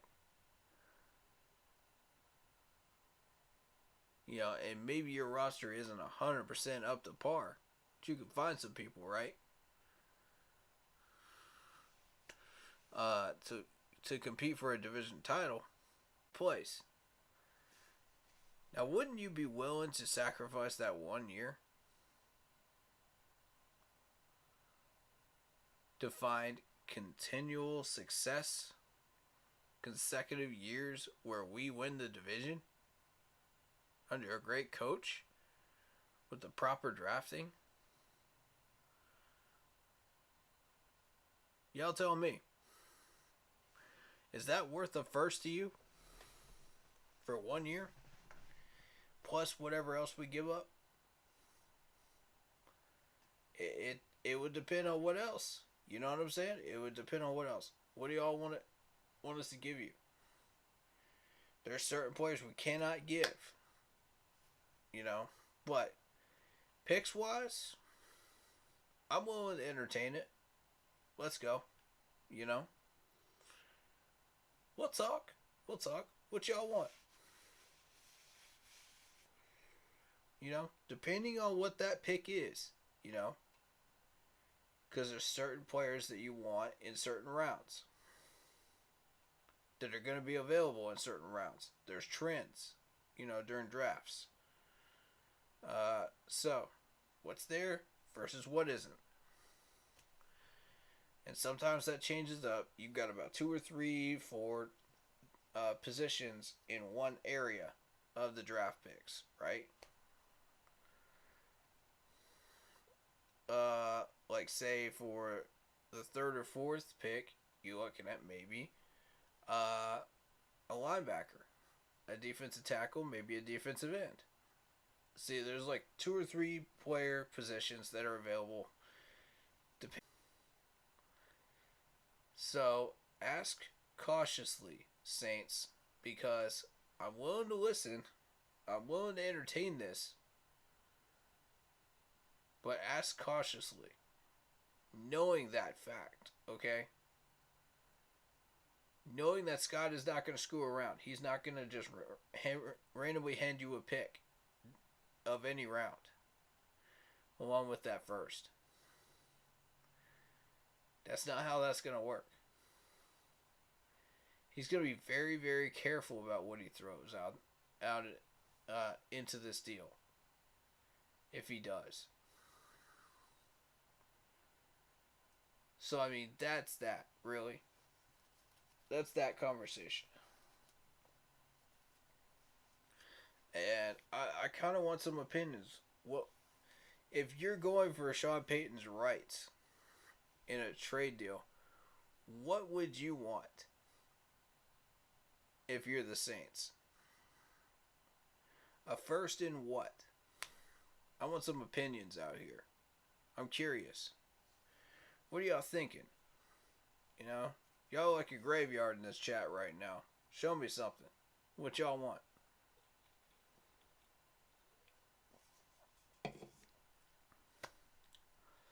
Like, honestly.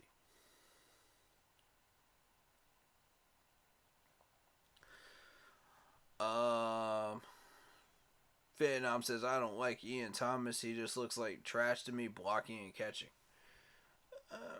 Everybody's got their own opinions, man. I happen to still think that he does have a ceiling there, but our coaching staff is not going to get it out of him. Plain and simple, it's just not. You know, he's been here for 2 years. If it ain't happened yet, I'm going to be the one that does it.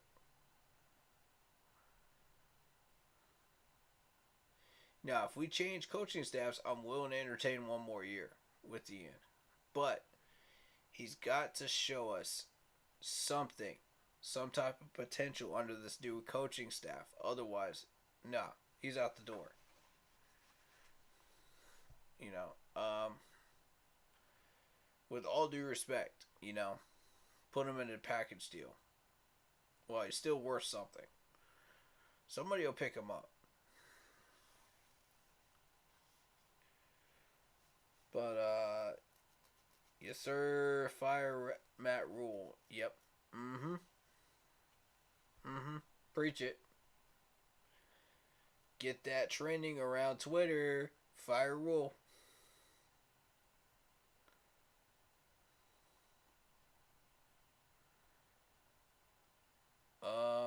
Let's see. Moten does look like he has taken a step back. After he got paid, he's just going through the motions. I'm starting to see that point right there, man. Starting to see that point that you're making right. Okay, you inboxed me the clip. I did get that. I just haven't checked it yet. But I will later. Okay, bud? I will check that out, and we will discuss that a little more throughout this week, if you would like.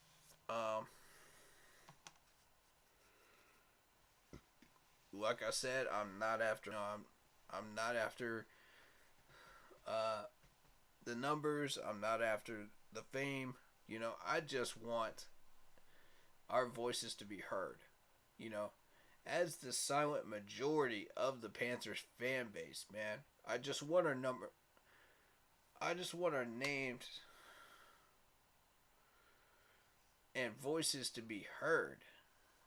You know, above all of these, oh, well, Matt Rule this, Cam Newton that, you know. I want our voices to be heard. Because we have the actual solutions that can fix this team. In our opinion, you know, as a crew, as a collective crew, we believe we have the solutions right now to fix this team outright.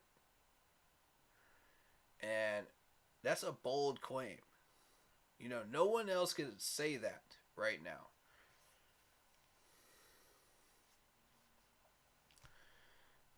No one else can say that their group came up with a solution outright to fix all of Carolina's problems. Not just some of them, all of them. You know? And we managed to find these solutions in less than 2 hours. Who else could say that? You know, everybody else is having debates on this and this and that. And we're over here just working, man. You know what I'm saying? Like, that's who we are. That's who this crew is, bro. We go hard. We go hard or we go home, man. That's real talk. That's why I love this crew, man. So much. Every doggone one of y'all, man. And we on the road to 500 on both the Facebook groups and the YouTube channel. I told you I ain't worried about numbers, but that's a special number for me. Because let me tell you something. Every one of y'all 500 crew members of this Keep Pounding crew that are stuck around, y'all all mean something, bro.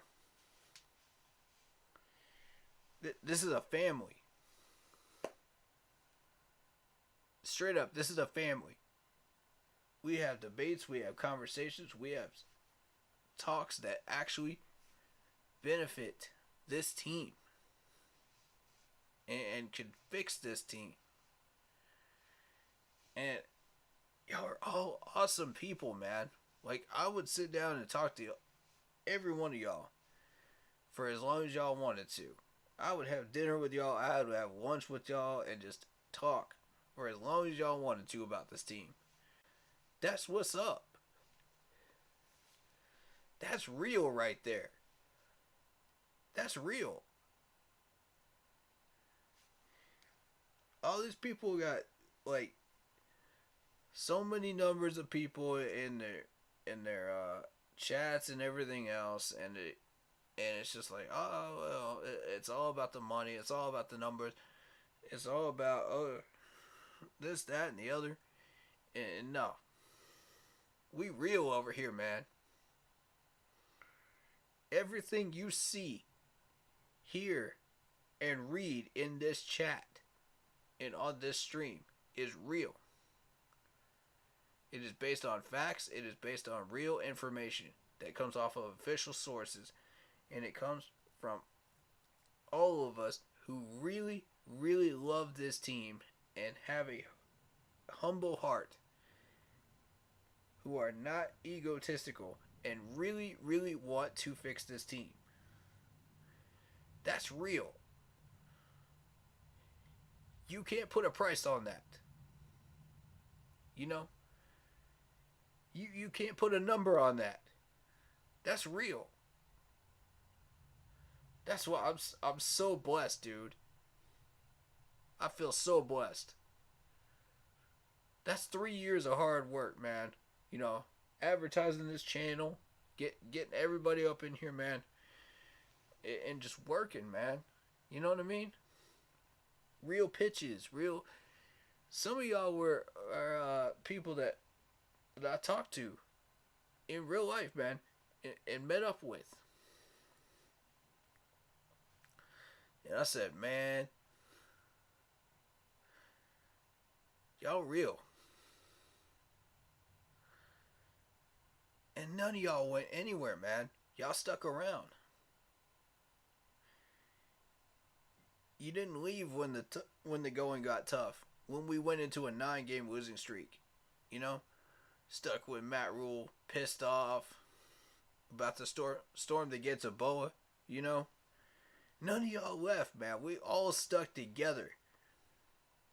We all weathered this storm together, man.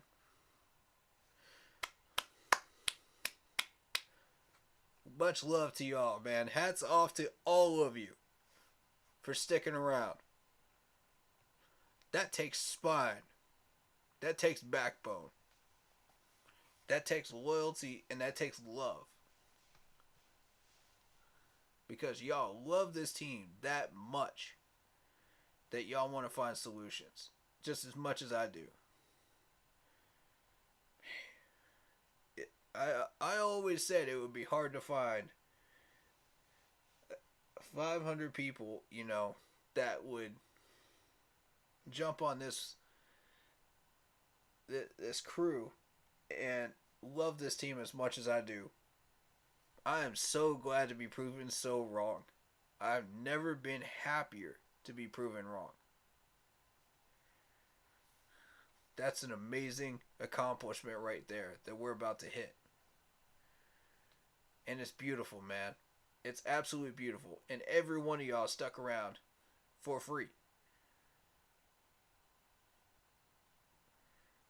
And, you know, anybody that wants to donate, you know, we'll set up something, you know. I had a feeling somebody was going to say something in chat about that at some point. I didn't want to give away too much too soon, but you know what? Screw it.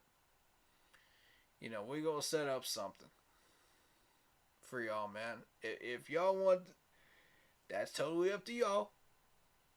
No obligations whatsoever. I love keeping this stream free.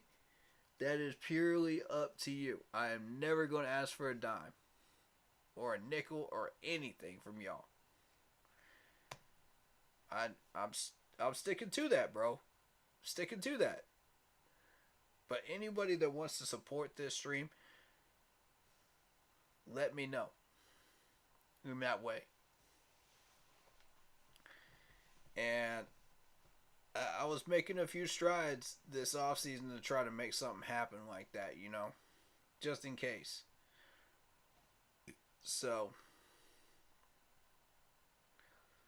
let's see, man. Hit me up in my DMs if you care about that, man.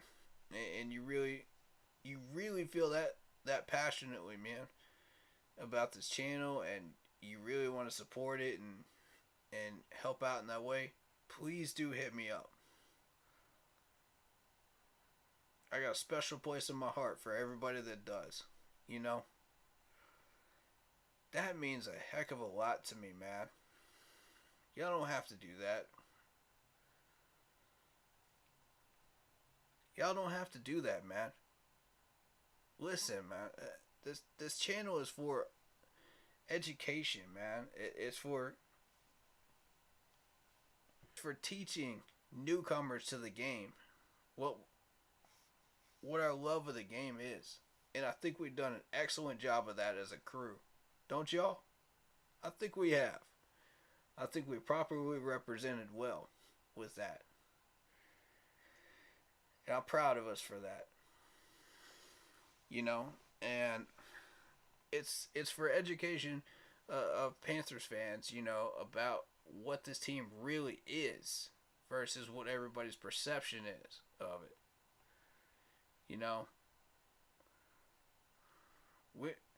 Everybody's like, oh, well, I'm optimistic. I want to do 10 wins. I want, put money on it and stuff like that. I'm like, nah. That's what y'all want to do. That's not what my channel is. When I come in here and talk to y'all, I'm real about it. I'm not going to second guess. I'm going to tell you exactly how it is. And I mean, y'all can take it as pessimism. Y'all can take it as whatever you want to. But I have shown y'all 2 paths this franchise can take. I've shown you every path that we can take. It is up to this franchise to determine whether they want to take those paths or not. Which one they want to go down. Be careful.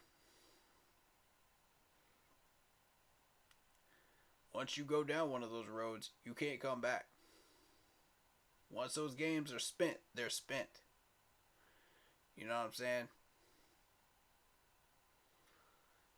But, you can't just look back and say, oh, we should have done this, we should have done that, we should have done this, we should have done that. No, that's Matt Rule excuses. That's Ron Rivera excuses, That's John Fox excuses. No, we're done with that. We're done with that. Do something now. Now. Do not wait. Because the longer you wait, the less opportunities we're going to get.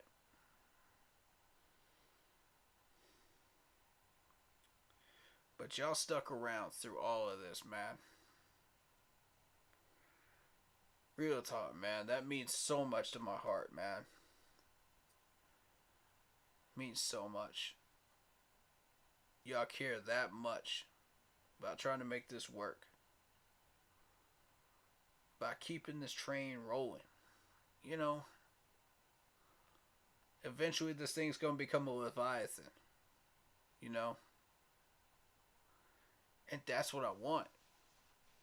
To where our voices are heard. All over the internet. You know what I mean? Everywhere. To where our truth and our reality about this team, about who it really is and what we're trying to do, becomes real and unignorable. That's what I want. And I want it done for free. I want it done the right way. That's why I don't believe in charging anything from you. Not a nickel. None. No.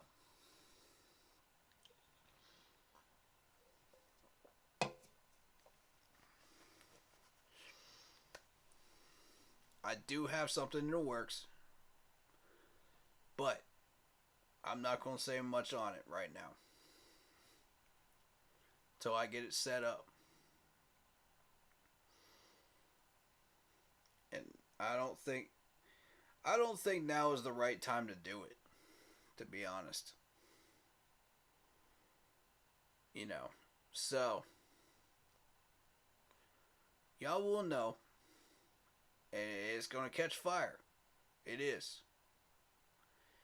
It's going to catch fire. And that's exactly what I want.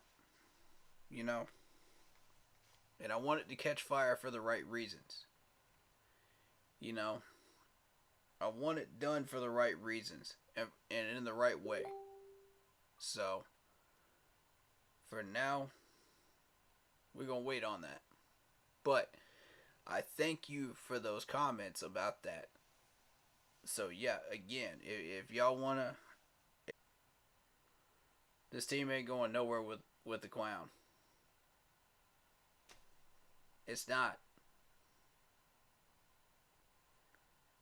Him and his circus sideshow. You know, you got Robbie Anderson as well. The whole doggone circus needs to go. Real talk.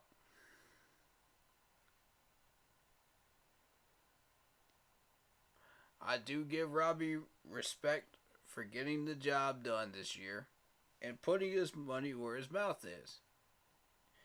Putting his actions where his mouth is. You know, putting up the numbers. My respect. My respect. I tip my cap to you, sir. You know, you listened, and you put those words into actions, and that's what's up, man. I got a little more respect for you, man. After that, you earned it. But you quickly lost it again when you ran your mouth again. Trying to tell us fans how to be, man. No. Come on, Robbie. Don't do this, bro. Don't be that guy. I'm trying to tell you, don't be that guy. There's the X-Files. There's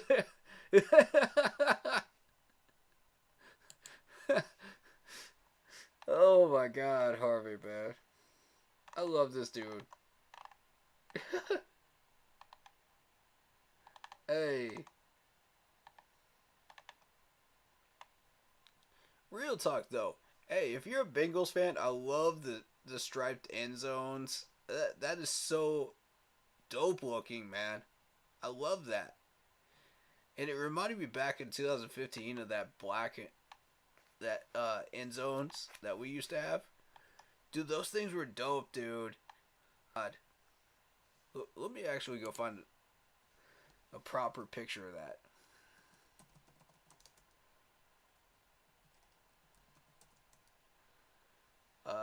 2015.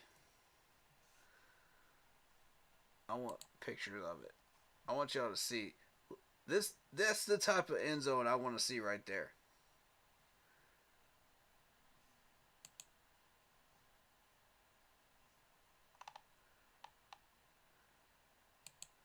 I mean, real talk, how dope. That's amazing. And actually, that picture was taken like right near where I was actually sitting. Oddly enough, I was about a section over there. You know, right underneath the middle. Right underneath the middle of the scoreboard. You know, them upper bowls. Dude, man.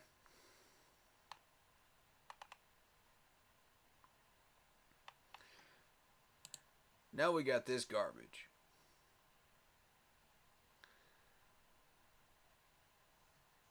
Who's afraid of that? Who's even interested in that?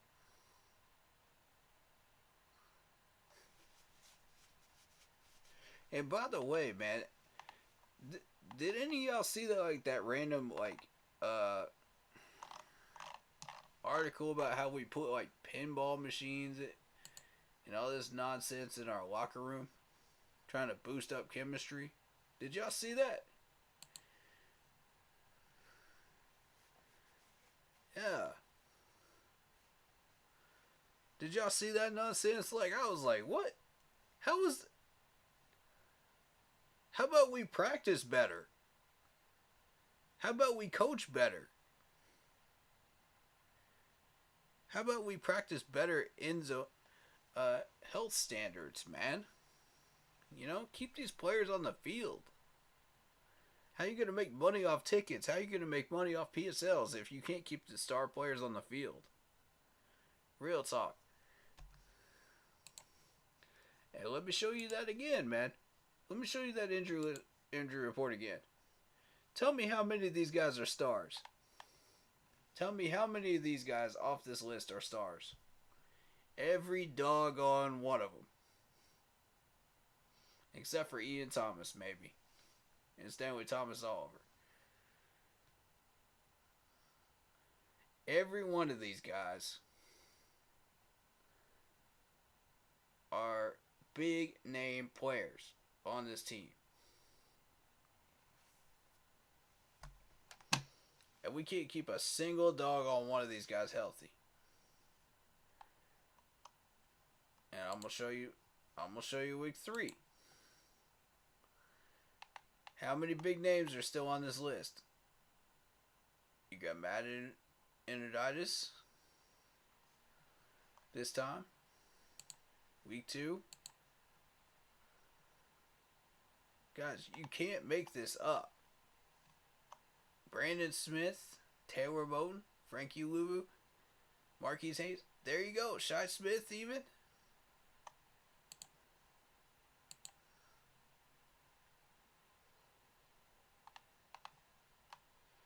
Our kicker, who has been our savior this year, since our offense can't find a way to get into the end zone.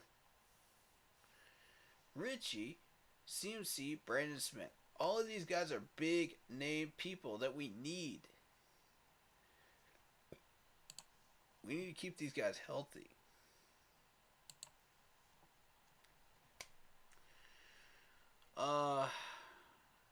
Am I ever going to do a watch party for a game? I actually do Zoom chats, watch parties for games. Yes. And they're free. So what you would want to do is you would want to download Zoom and look for the ID number and the password on the Facebook group page just before kickoff. I'll post it. And it's the same one I put in Zoom in the YouTube chat right now. So if you want to write that down, go ahead. For anybody that wants to jump in there on game days. Keep in mind, I will be at the game against the Atlanta Falcons. So I'll be there in Boa. I'll be in the house for that one. So I'll be streaming straight from there that day. As much as I can. You know, granted, I don't know how much I'm going to be able to stream. I'll probably be only able to stream my reactions to the plays that are going on.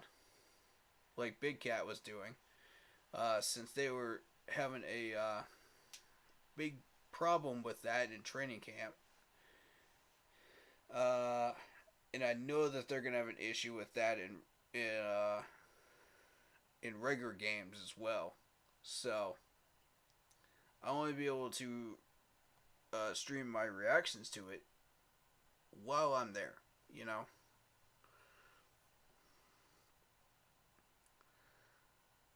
Yeah.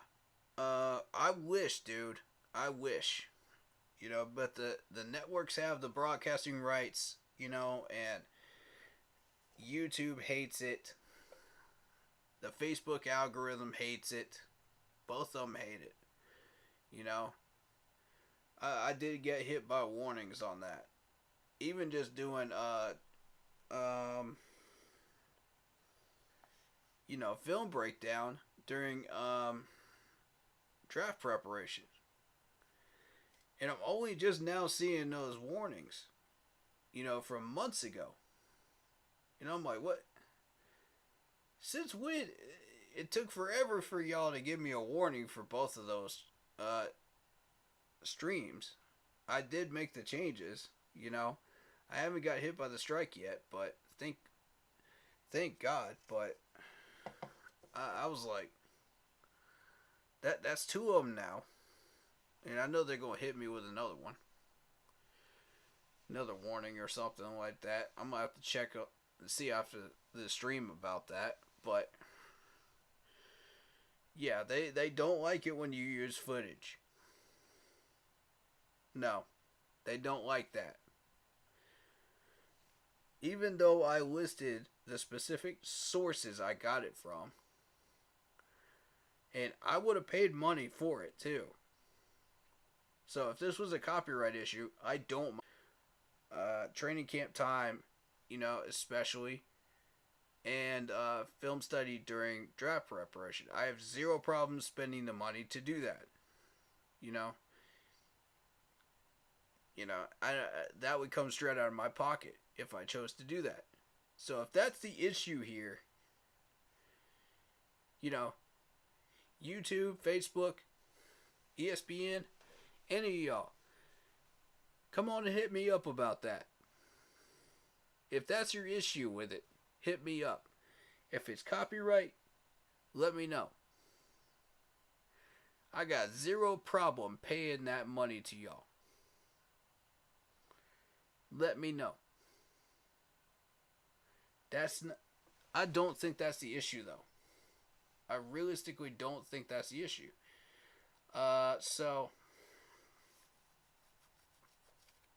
Which, I know y'all would rightfully give that money to help out with that. Because y'all got pissed. When we didn't have that training camp footage, y'all got as pissed off as I did. God, I was livid.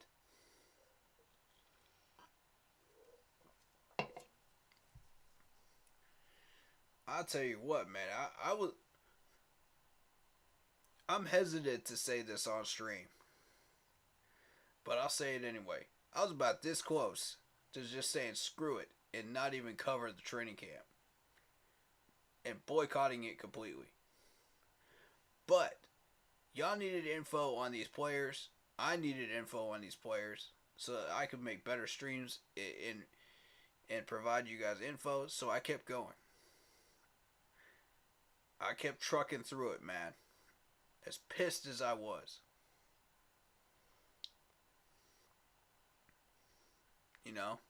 And I kept seeing stuff for those 2 weeks, man, that kept triggering me. Dude, I had to take a few days to just digest everything before I could get back on camera again. Because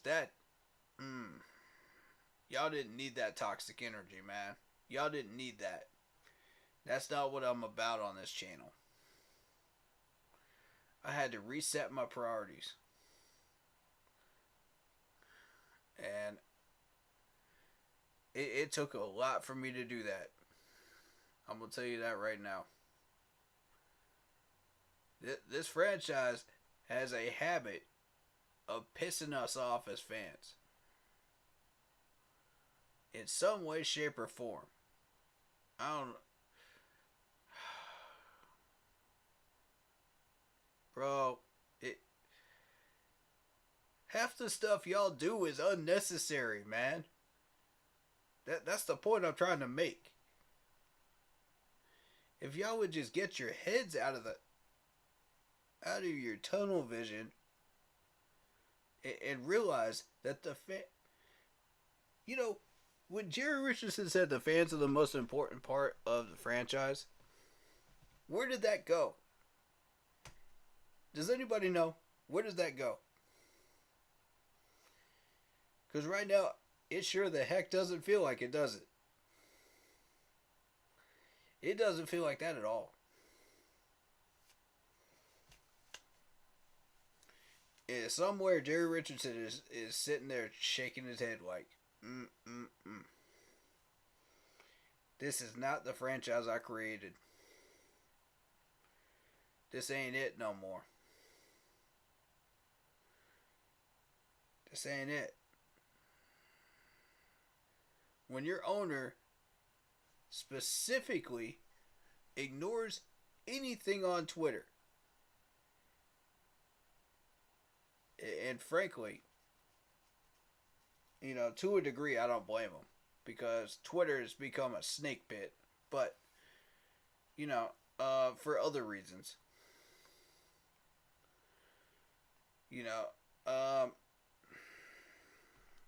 But for these reasons as well, if you're a Panthers fan, it has become a snake pit in that way too.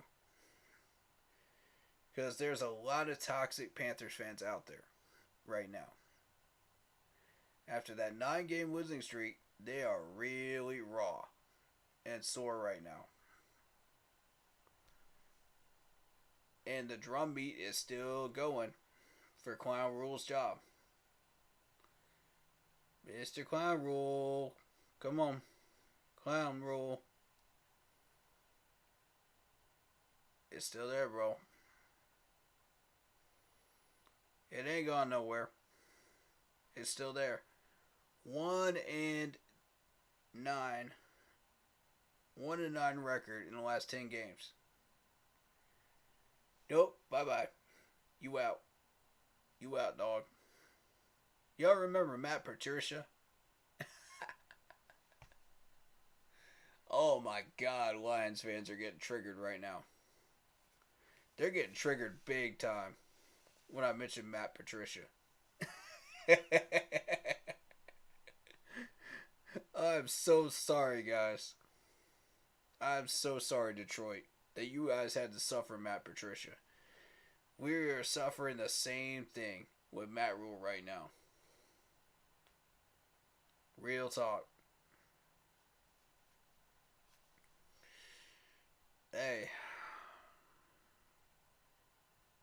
One day things will change, man. I'm just hanging on, man. We're just hanging on by the coattails, just hoping things will change. They will. We all gotta be troopers, man. We all gotta be. Regardless of how much nonsense this team throws at us, man, we gotta be troopers, bro.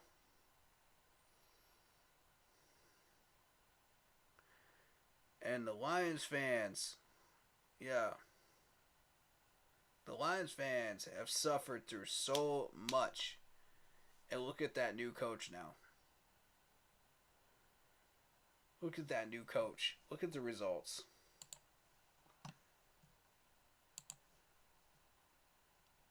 Look at the results. They just went head to head with Minnesota.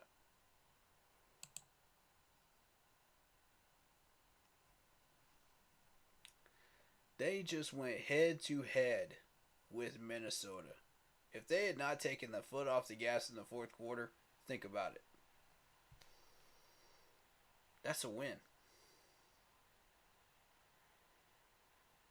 Y'all, think about that. The Lions have elevated themselves to our level now,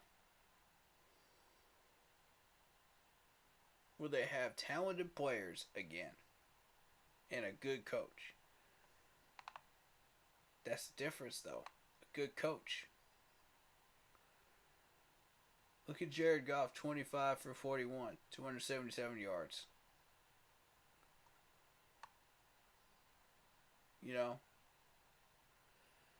Look at Jamal Williams, 20 carries, 87 yards, 2 touchdowns.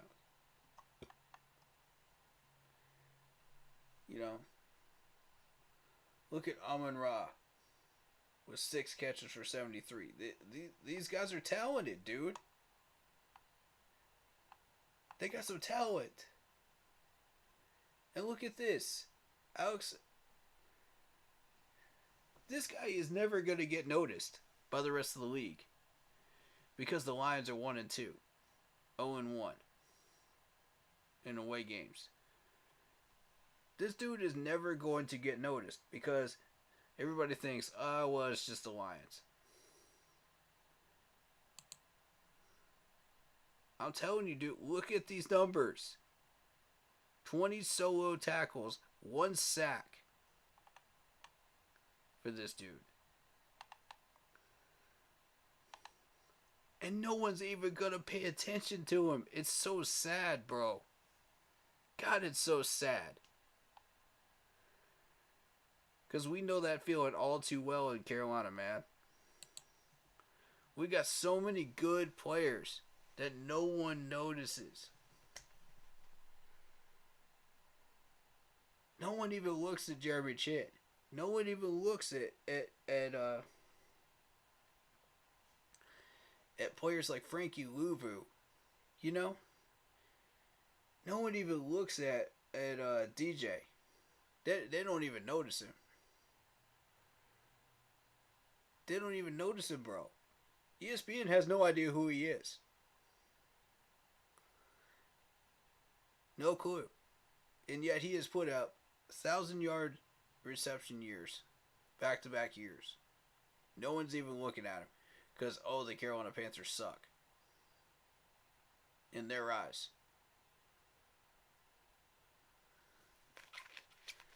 This is what I'm talking about, bro. We got to get these people on the map. Like we did in 14 and 15. In order to make a difference. In order for people to remember who we are. And know who we are. Forever. Put ourselves on the map. Forever. We are the Carolina Panthers. We are going to come out there and we are going to, be predators. But no, ESPN only knows CMC and Baker Mayfield. And yet CMC has been on the injury report every year. He's barely touched the field. Baker, they only know him because he came from Cleveland. And had that one playoff win. They never talk about the playoff win that he got. Just that he got one. See, nobody cares about the rest of the team. No one even looks at him. No one looks at Brian Burns. No one looks at Dante Jackson. No one looks at J.C. Horn. Except for the people that actually watch these games. That have been to them. That are dedicated Panthers fans. It's so frustrating.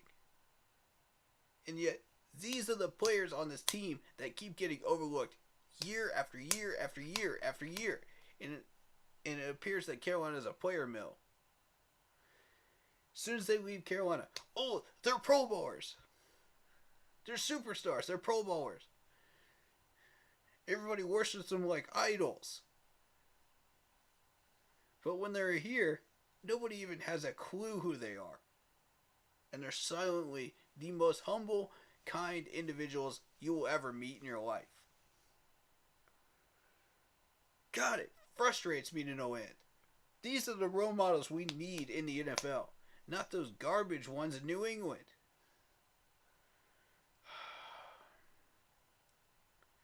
Not the ones that get paid to hit other players and injure them. You know? Not the ones that have big egos and talk a bunch of trash, but can't back it up. And y'all thought I was going in the direction of Steve Smith, didn't you? No, I was not. Because Steve Smith actually backed up what he was saying. Yeah, he talked trash, but he backed it up. That's not who I'm talking about at all. I'm talking about the people that have these big egos. They think they're bigger than life. Bruh, no. No. Those are the people that are getting lifted up in the NFL right now, and it's sickening. That's why we got to get up there, man. We got to win. We got to become those role models. Because if we don't do it, who will? Eagles ain't going to do it. You know? They had a bunch of people like that. That were egotistical. They ain't the ones you want to follow. Look at their fan base. For the most part. You know, for the most part, they're actually good people. But yeah, it's the rest of them that make them look bad. You know what I'm saying? Like, by throwing trash on the field, cursing out their players, throwing stuff at their own coaches, stuff like that.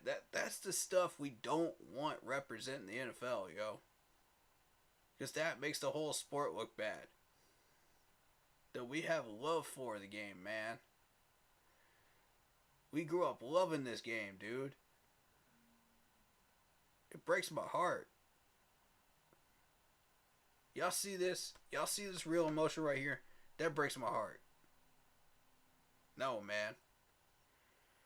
No more.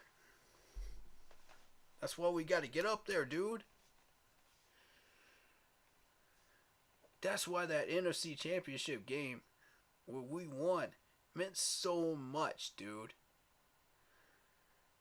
That's why it meant everything. And in some ways, it's better than even just winning a Lombardi. In some ways, it is, dude. People don't get this. They don't understand this. These ESPN reporters, they don't get this, dude.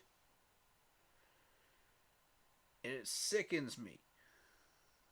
All they see is star players. They see Baker Mayfield, you know, with a bad attitude. They see Aaron Rodgers with a bad attitude. They see Tom Brady being Tom Brady. You know, come on, man. Stop. Stop promoting the wrong people. Yeah. That's why I don't like ESPN anymore. Real talk, I'm not a fan. I'm just telling y'all real talk, man. I'm not a fan of ESPN. It's just thrown to them, but still. This is ridiculous. Did y'all know that they had our offensive line rated as one of the best offensive lines in the league? According to the PFF. Who goes by the PFF for our offensive line anymore? Who does? I want to know who does. Who actually does in this chat?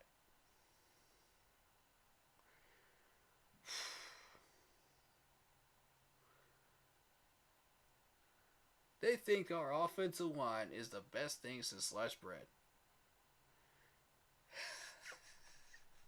Please. Please tell me some more lies, ESPN. Please. Hey, can y'all name any of the names off this offensive line? Any of them? Besides the Super Bowl winners? Everybody knows who Bozeman is. Everybody knows who Corbett is. Who else? Oh, wait. You can't. Because you've never watched our games all the way through, have you? You've never watched our training camps. You've never watched our practices. You've never watched our preseason games. So, how are you going to grade our offensive linemen in a random article based on just some PFF data that you may or may not trust? Huh? On.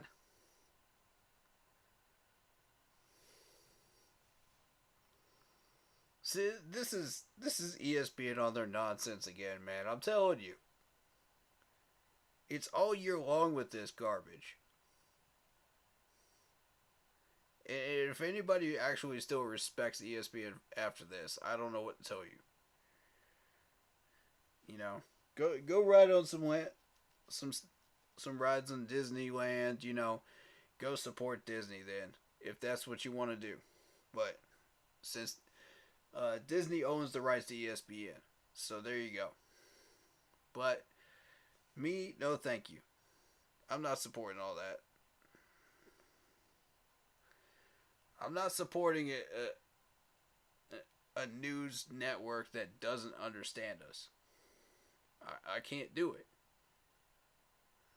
Respectfully, I cannot do it. And if that makes me look bad in the public eye, so be it. I'm not afraid to say what I got to say, and I got the spine to say it. If people don't like it, that's just too doggone bad. I'm not backtracking. I'll eat crow if I have to, but I ain't backtracking. I said what I said.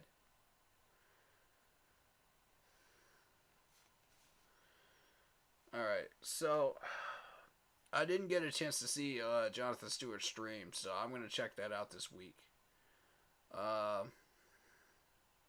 would really like to do that. Because I do care what he has to say, and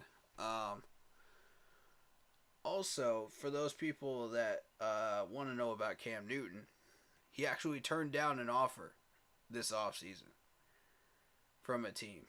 He didn't say which one, but he did turn down one.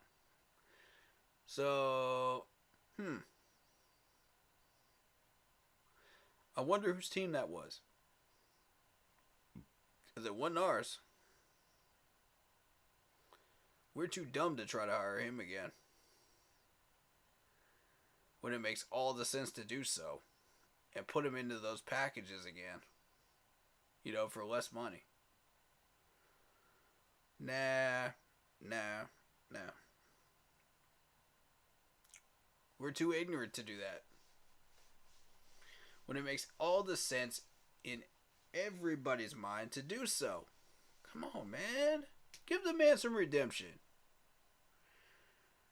Anyway, I know all the anti-Cam people are going to be like, hey, wait. It's because he's no good. He's no good. He's trash now. Stop. Stop with your excuses. He's not trash. He's average. He's slightly above average now. He's Teddy Bridgewater level. And if y'all can't respect that, I don't know what to tell you. And Teddy Bridgewater is still signed by a team right now. I just want y'all to remember that. On rule with you and go on somewhere. Because we done with that. Alright? We done with it.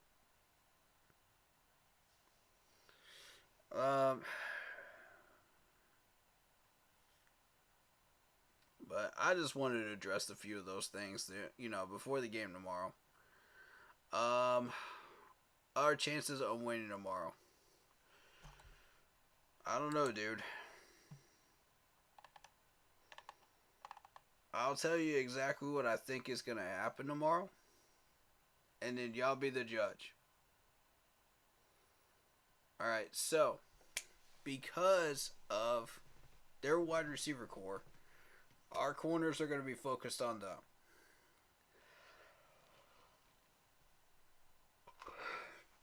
Excuse me. Luvu is going to be stuck on Zach Ertz and making sure that man does not go anywhere that he does not see him. That means Cooks is going to have a big day. That means you may see a few more passes go towards a couple of these wide receivers that you wouldn't normally see.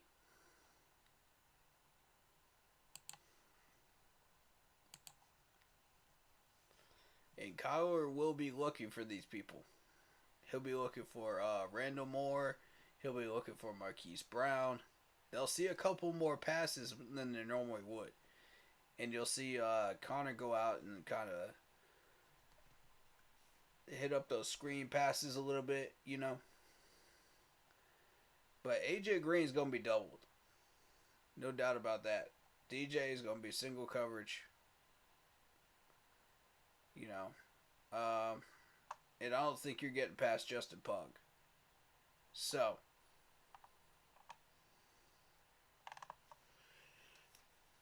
You know. Defensively. Realistically. We will not be able to stop Kyler Murray from running. He's going to run some circles around us. And we're going to have trouble stopping him. Shaq is going to have to step up big time in order for that to happen. And I don't know that he's got it in him to stop those runs and be that QB spy. Maybe not. Show me. You know. Show us all, man. Show us all. If you got the skill in you, show us all, man. We would love to see it. You know. But right now, I'm kind of 50-50 on if he's got that skill or not. Let's find out. You know.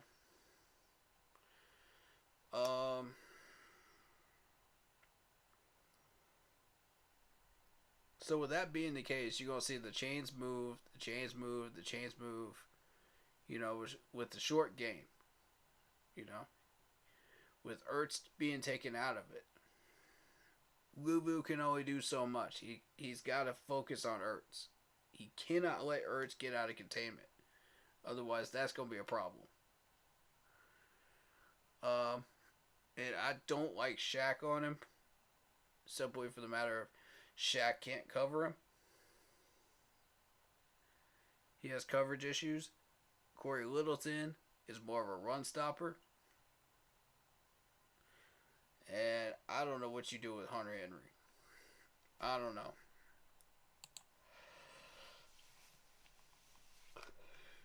But you cannot let Zach Ertz out. Top 3 tight ends in the league right there. Right now. So I fully expect Luvu to stick him like glue. Arizona gets some 3-point field goals. You may see a touchdown from AJ Green if he breaks free. You know, you might see Connor get about 56 yards, somewhere around that range. I'm going to guess 56. I'm going to backtrack on what I said earlier. I'm going to say 56. You know, 50 to the 70 range. 50 to the 70 range. You know, he's not a superstar running back, but he'll get you the chain movements, you know. But it'll be up to Marquise, and it'll be up to Rondell Moore here to move the chains officially.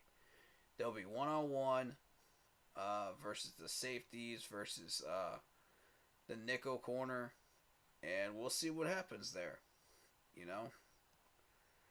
And against one of the linebackers. You know, none of these linebackers are really going to be free to pass rush that have the skill to do so. So you're not going to see any help from the linebackers, really. That's going to be a problem. So it's going to be all on Gross Matos. It's going to be all on Spider Burns to get that pressure on them. Force those bad passes. Now, here's the problem with that. Only Brian Burns has the sack counts that really matter. So, Gross Matos is kind of the pressure guy, but he's not. He'll chase him out of the pocket, but he's not going to get a sack on Kyler Murray.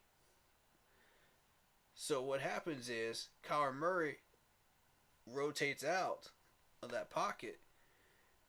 Spider Burns misses his opportunity at least 5 or 6 times, and Kyler Murray comes out, rolls out, extends the play, Maybe he gets a 5-yarder, maybe he gets a 7-yarder. Moves the change. Whether passing it or running it. And we don't have a QB spy because we got Louvu focused on Ertz. It's not going to happen. So, Shaq has to be that guy. He has to. Otherwise, we're screwed. And you can't ask Chin to come back up there every 5 plays and be like, oh, well, we don't have any run support, to stop Kyler Murray. Well, guess what that opens up? AJ in a bomb pass, 1-on-1 versus Dante Jackson. They're going to test him. Y'all watch and see if I'm right. They will test him. If that happens. If they see he's not going to have time to worry about it, AJ over there. And AJ is going to be 1-on-1 versus Dante. So Dante better be on his A game. Otherwise, it's a bomb pass for 50 yards. I'm telling you, this is what's going to happen, folks. And we're just talking strictly the Arizona offense right now. We're not even talking about our defense.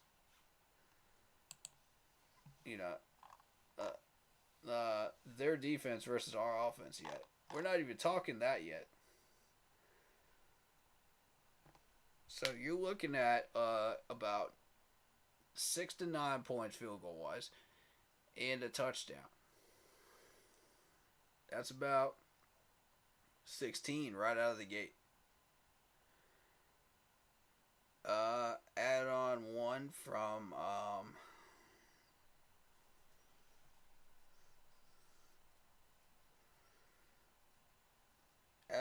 from Zach Ertz if he gets crazy.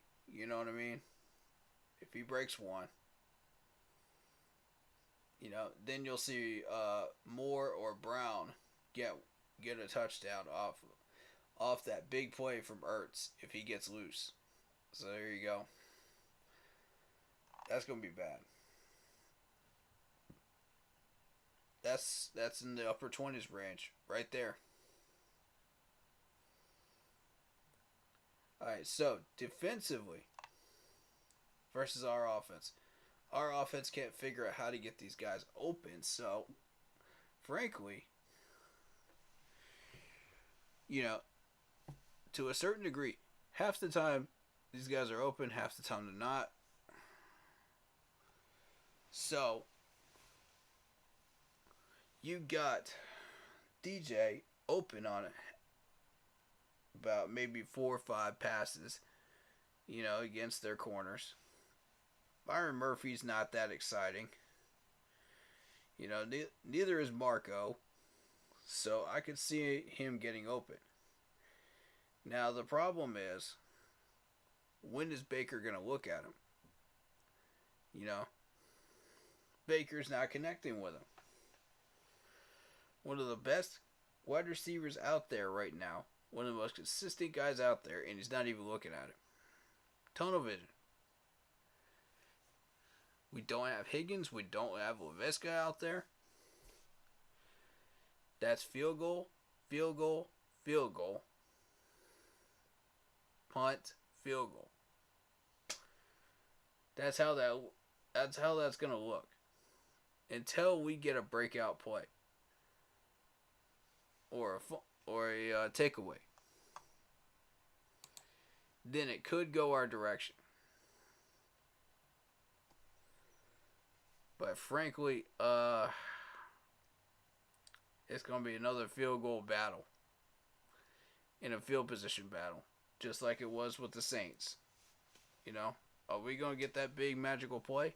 Are we going to get that big magical takeaway? That's what it's going to take. It's going to take Baker finally hitting some targets, too, to move us down the field. Can he do it? We're going to overuse CMC. We're going to overuse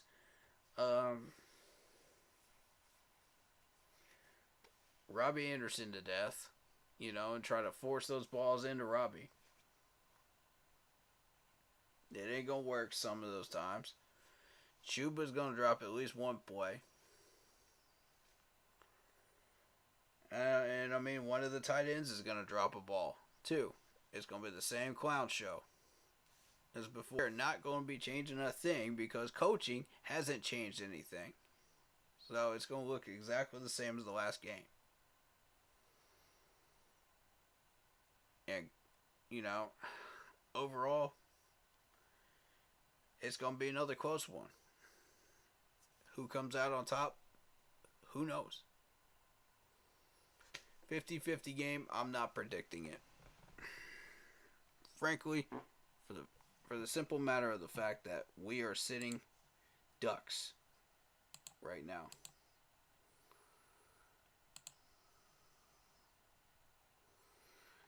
And Eddie has to pull us through.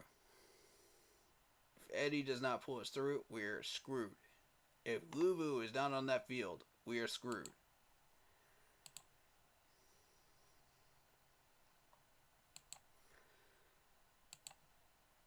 If Dante Jackson is not on that field, along with J.C. Horn, we are screwed. If Woods is hurt, we are screwed. If CMC gets hurt, we are screwed. We are that glass temperate right now as a team. If even one of these guys gets another 4-win season,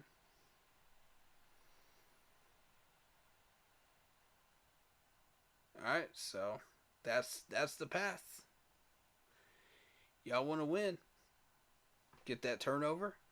Do exactly what you did last game. Real talk. Alright, guys. Mr. Tepper, you know how to fix this team. Do it. It is up to you to right the ship. Are you willing to do it?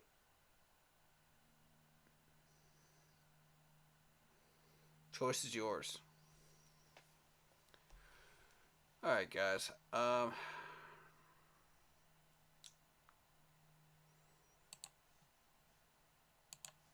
going to look at some score predictions here, and then we're going to end it, okay? Vikings and Saints. I got the Vikings, and I'll tell you why. Saints have been struggling on offense. We just saw it last week. We're going to continue to see it this week. Falcons and Browns. I have the Cleveland Browns winning this one. Although you never know. Buffalo and Baltimore. I've got Buffalo winning. Bringing Baltimore back down to size. They're getting a little bit too big for their egos there in Baltimore. Yeah, bring them down to size a little. 2-2, They'll bounce back. If you're a Baltimore fan, y'all bounce back, man. 2-2. Shoot. Dallas wins over Washington, obviously. And I'm going to predict a big upset win by Detroit over Seattle. Y'all did not expect that, did you?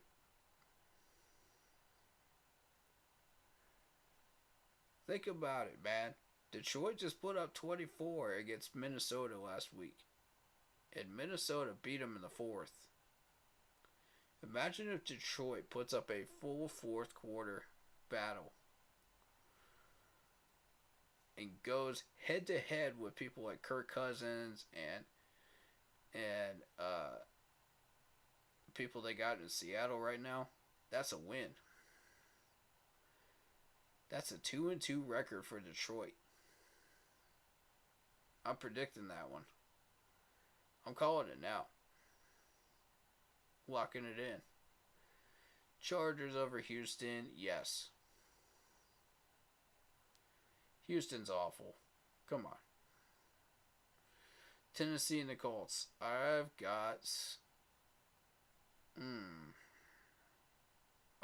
actually got Tennessee in that one.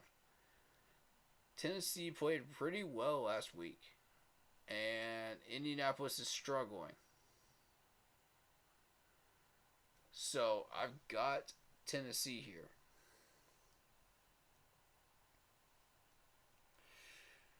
Chicago and the Giants. I got the Giants. The Bears, surprisingly, are 2-1.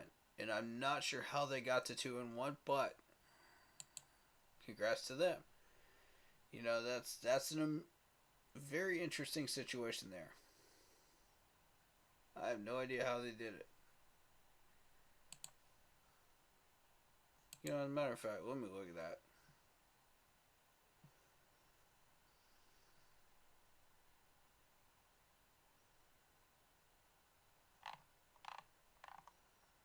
The Bears, last 5 games.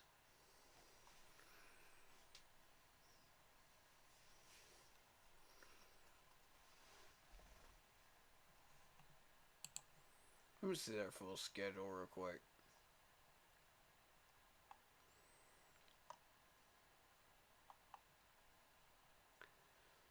They won against San Francisco 19-10. They lost to Green Bay. Green Bay's for real. And they beat Houston 23-20. Unimpressively. So, I mean, San Francisco only put up 10 points against the Bears. And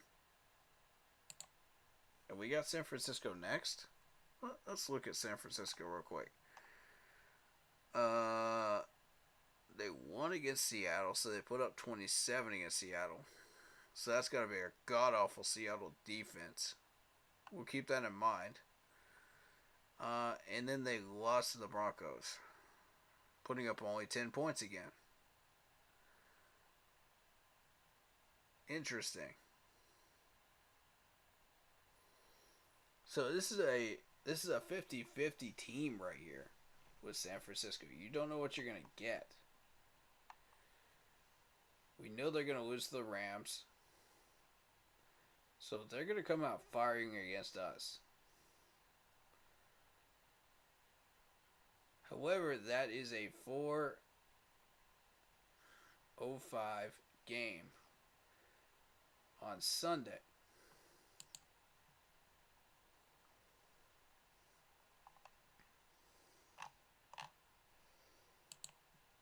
Now, did they change anything here, schedule-wise? 4:05, 4:05, 4:05. Okay, so all 3 of these West Coast games are at 4. Cool. All right. And then it shifts back to 1. 1, 1, 1, 1. And that Thursday night game at 8:15. That's on Prime Video. What?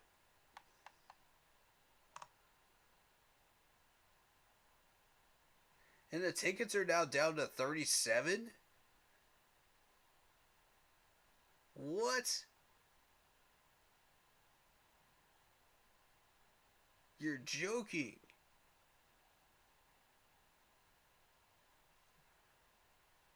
Wow.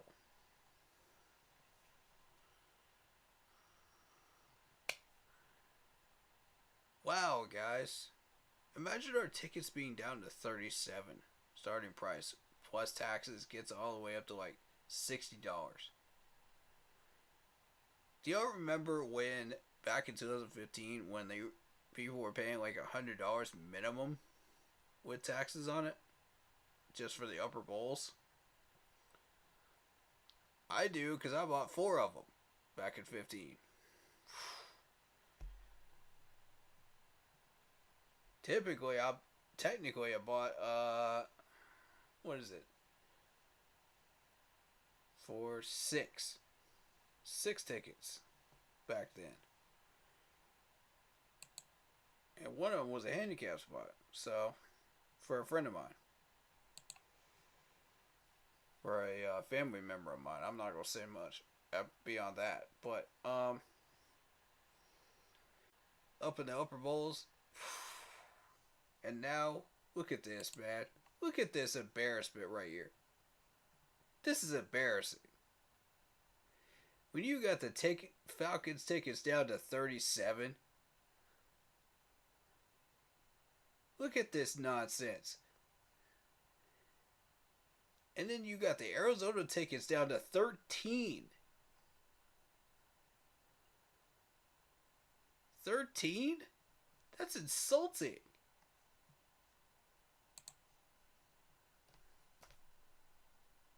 I mean, they want people to go, granted. You know, it's the Sam Mills Day. But still, what is that? 13? Shoot, man.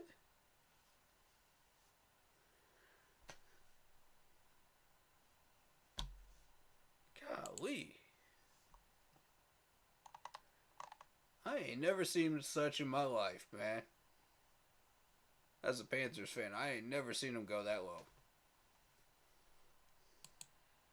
What in the heck? Alright, y'all saw it. Plain as day. It's on stream. I'm not making this up. I ain't lying. It's there. Jacksonville and Philadelphia. Okay. Philadelphia goes 4-0. Jacksonville still ain't got enough in the tank to battle Philly right now. Not quite. Pittsburgh and the Jets. You got Pittsburgh winning. We already dealt with the Buffalo one.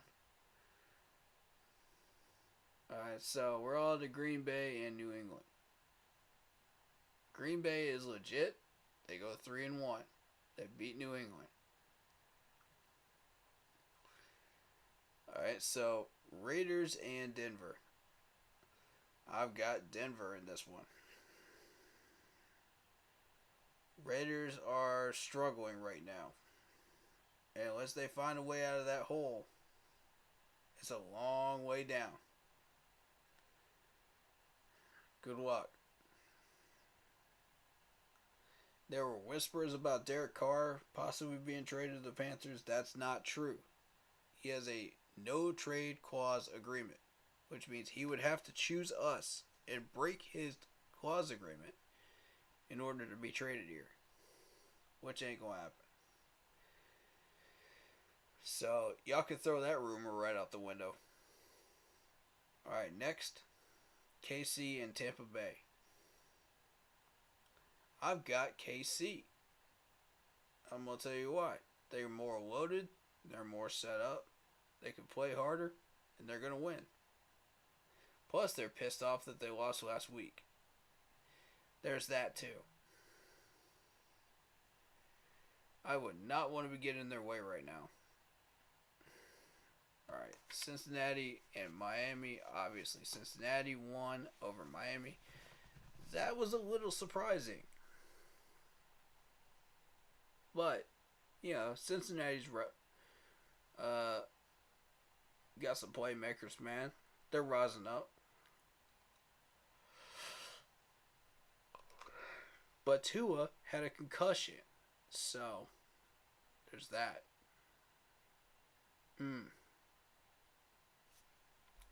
Prayers for Tua, man.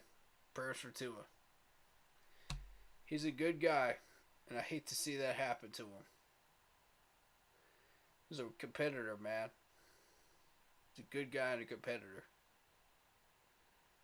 I wish him all the healing in the world, man. All the good vibes. You hate seeing players get hurt, man. No matter whose team it is. You hate seeing it. So, especially the good people like him. Man, concussions aren't no joke in this league, man. For real. Go ask Luke Kuechly. Go ask Luke, man. Go ask Cam Newton. They both know. They can both tell you. And frankly, it took a hit on Tom Brady, a little dinky hit on Tom Brady, for them to finally do something about that rule. Even though Cam Newton got multiple times in 2015. 14 and 15, even with our line. And they still did nothing about it. Up until that point. But you touch one hair on the head of the golden boy Tom Brady, and lo and behold, here comes an NFL rule that should have been put in place 2 years ago before that happened. It's ridiculous that it took that long. I'm still mad at that one. But, whatever.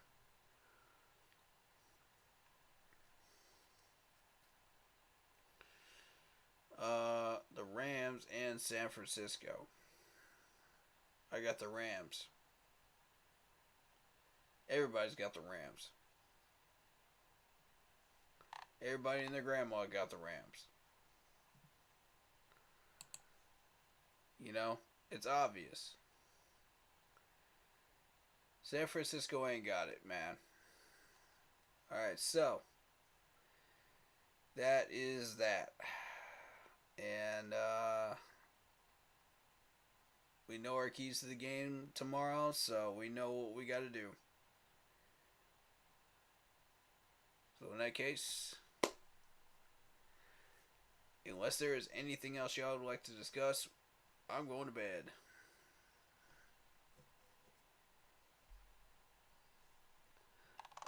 Shout out to Lock Poppy Vietnam and Zana. Is that how you say your name in YouTube? Is it Anna? Am I getting? Because I've seen your name in chat a few times now. And I appreciate you coming through. And I want to make sure I get it right, I do care, I'm not that great at it, so I just want to make sure I get it right, though. But yeah, shout out to all the love, man. All the new followers, all the new subs, man. Welcome to the family. Welcome to the crew. The Keep Pounding crew is growing. And it's a beautiful thing. And you know what's even more beautiful? Sam Mills being loved and respected tomorrow. That's what's up.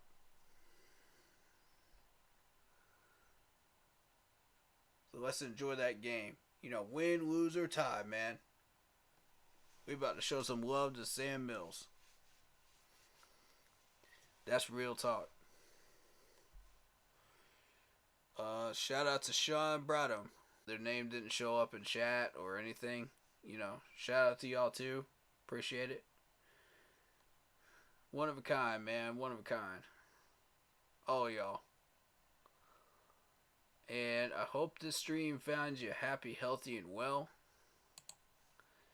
If it does, hit that like button, y'all. Hit that like button. Helps out a ton.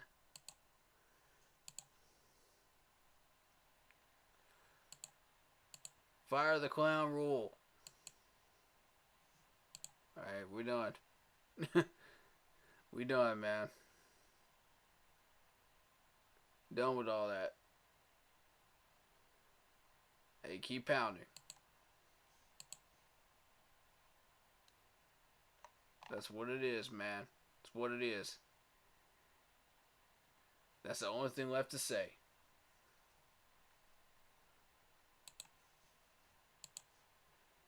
Keep pounding. Keep pounding. Because that's what we do. We made for this, baby. We made for this.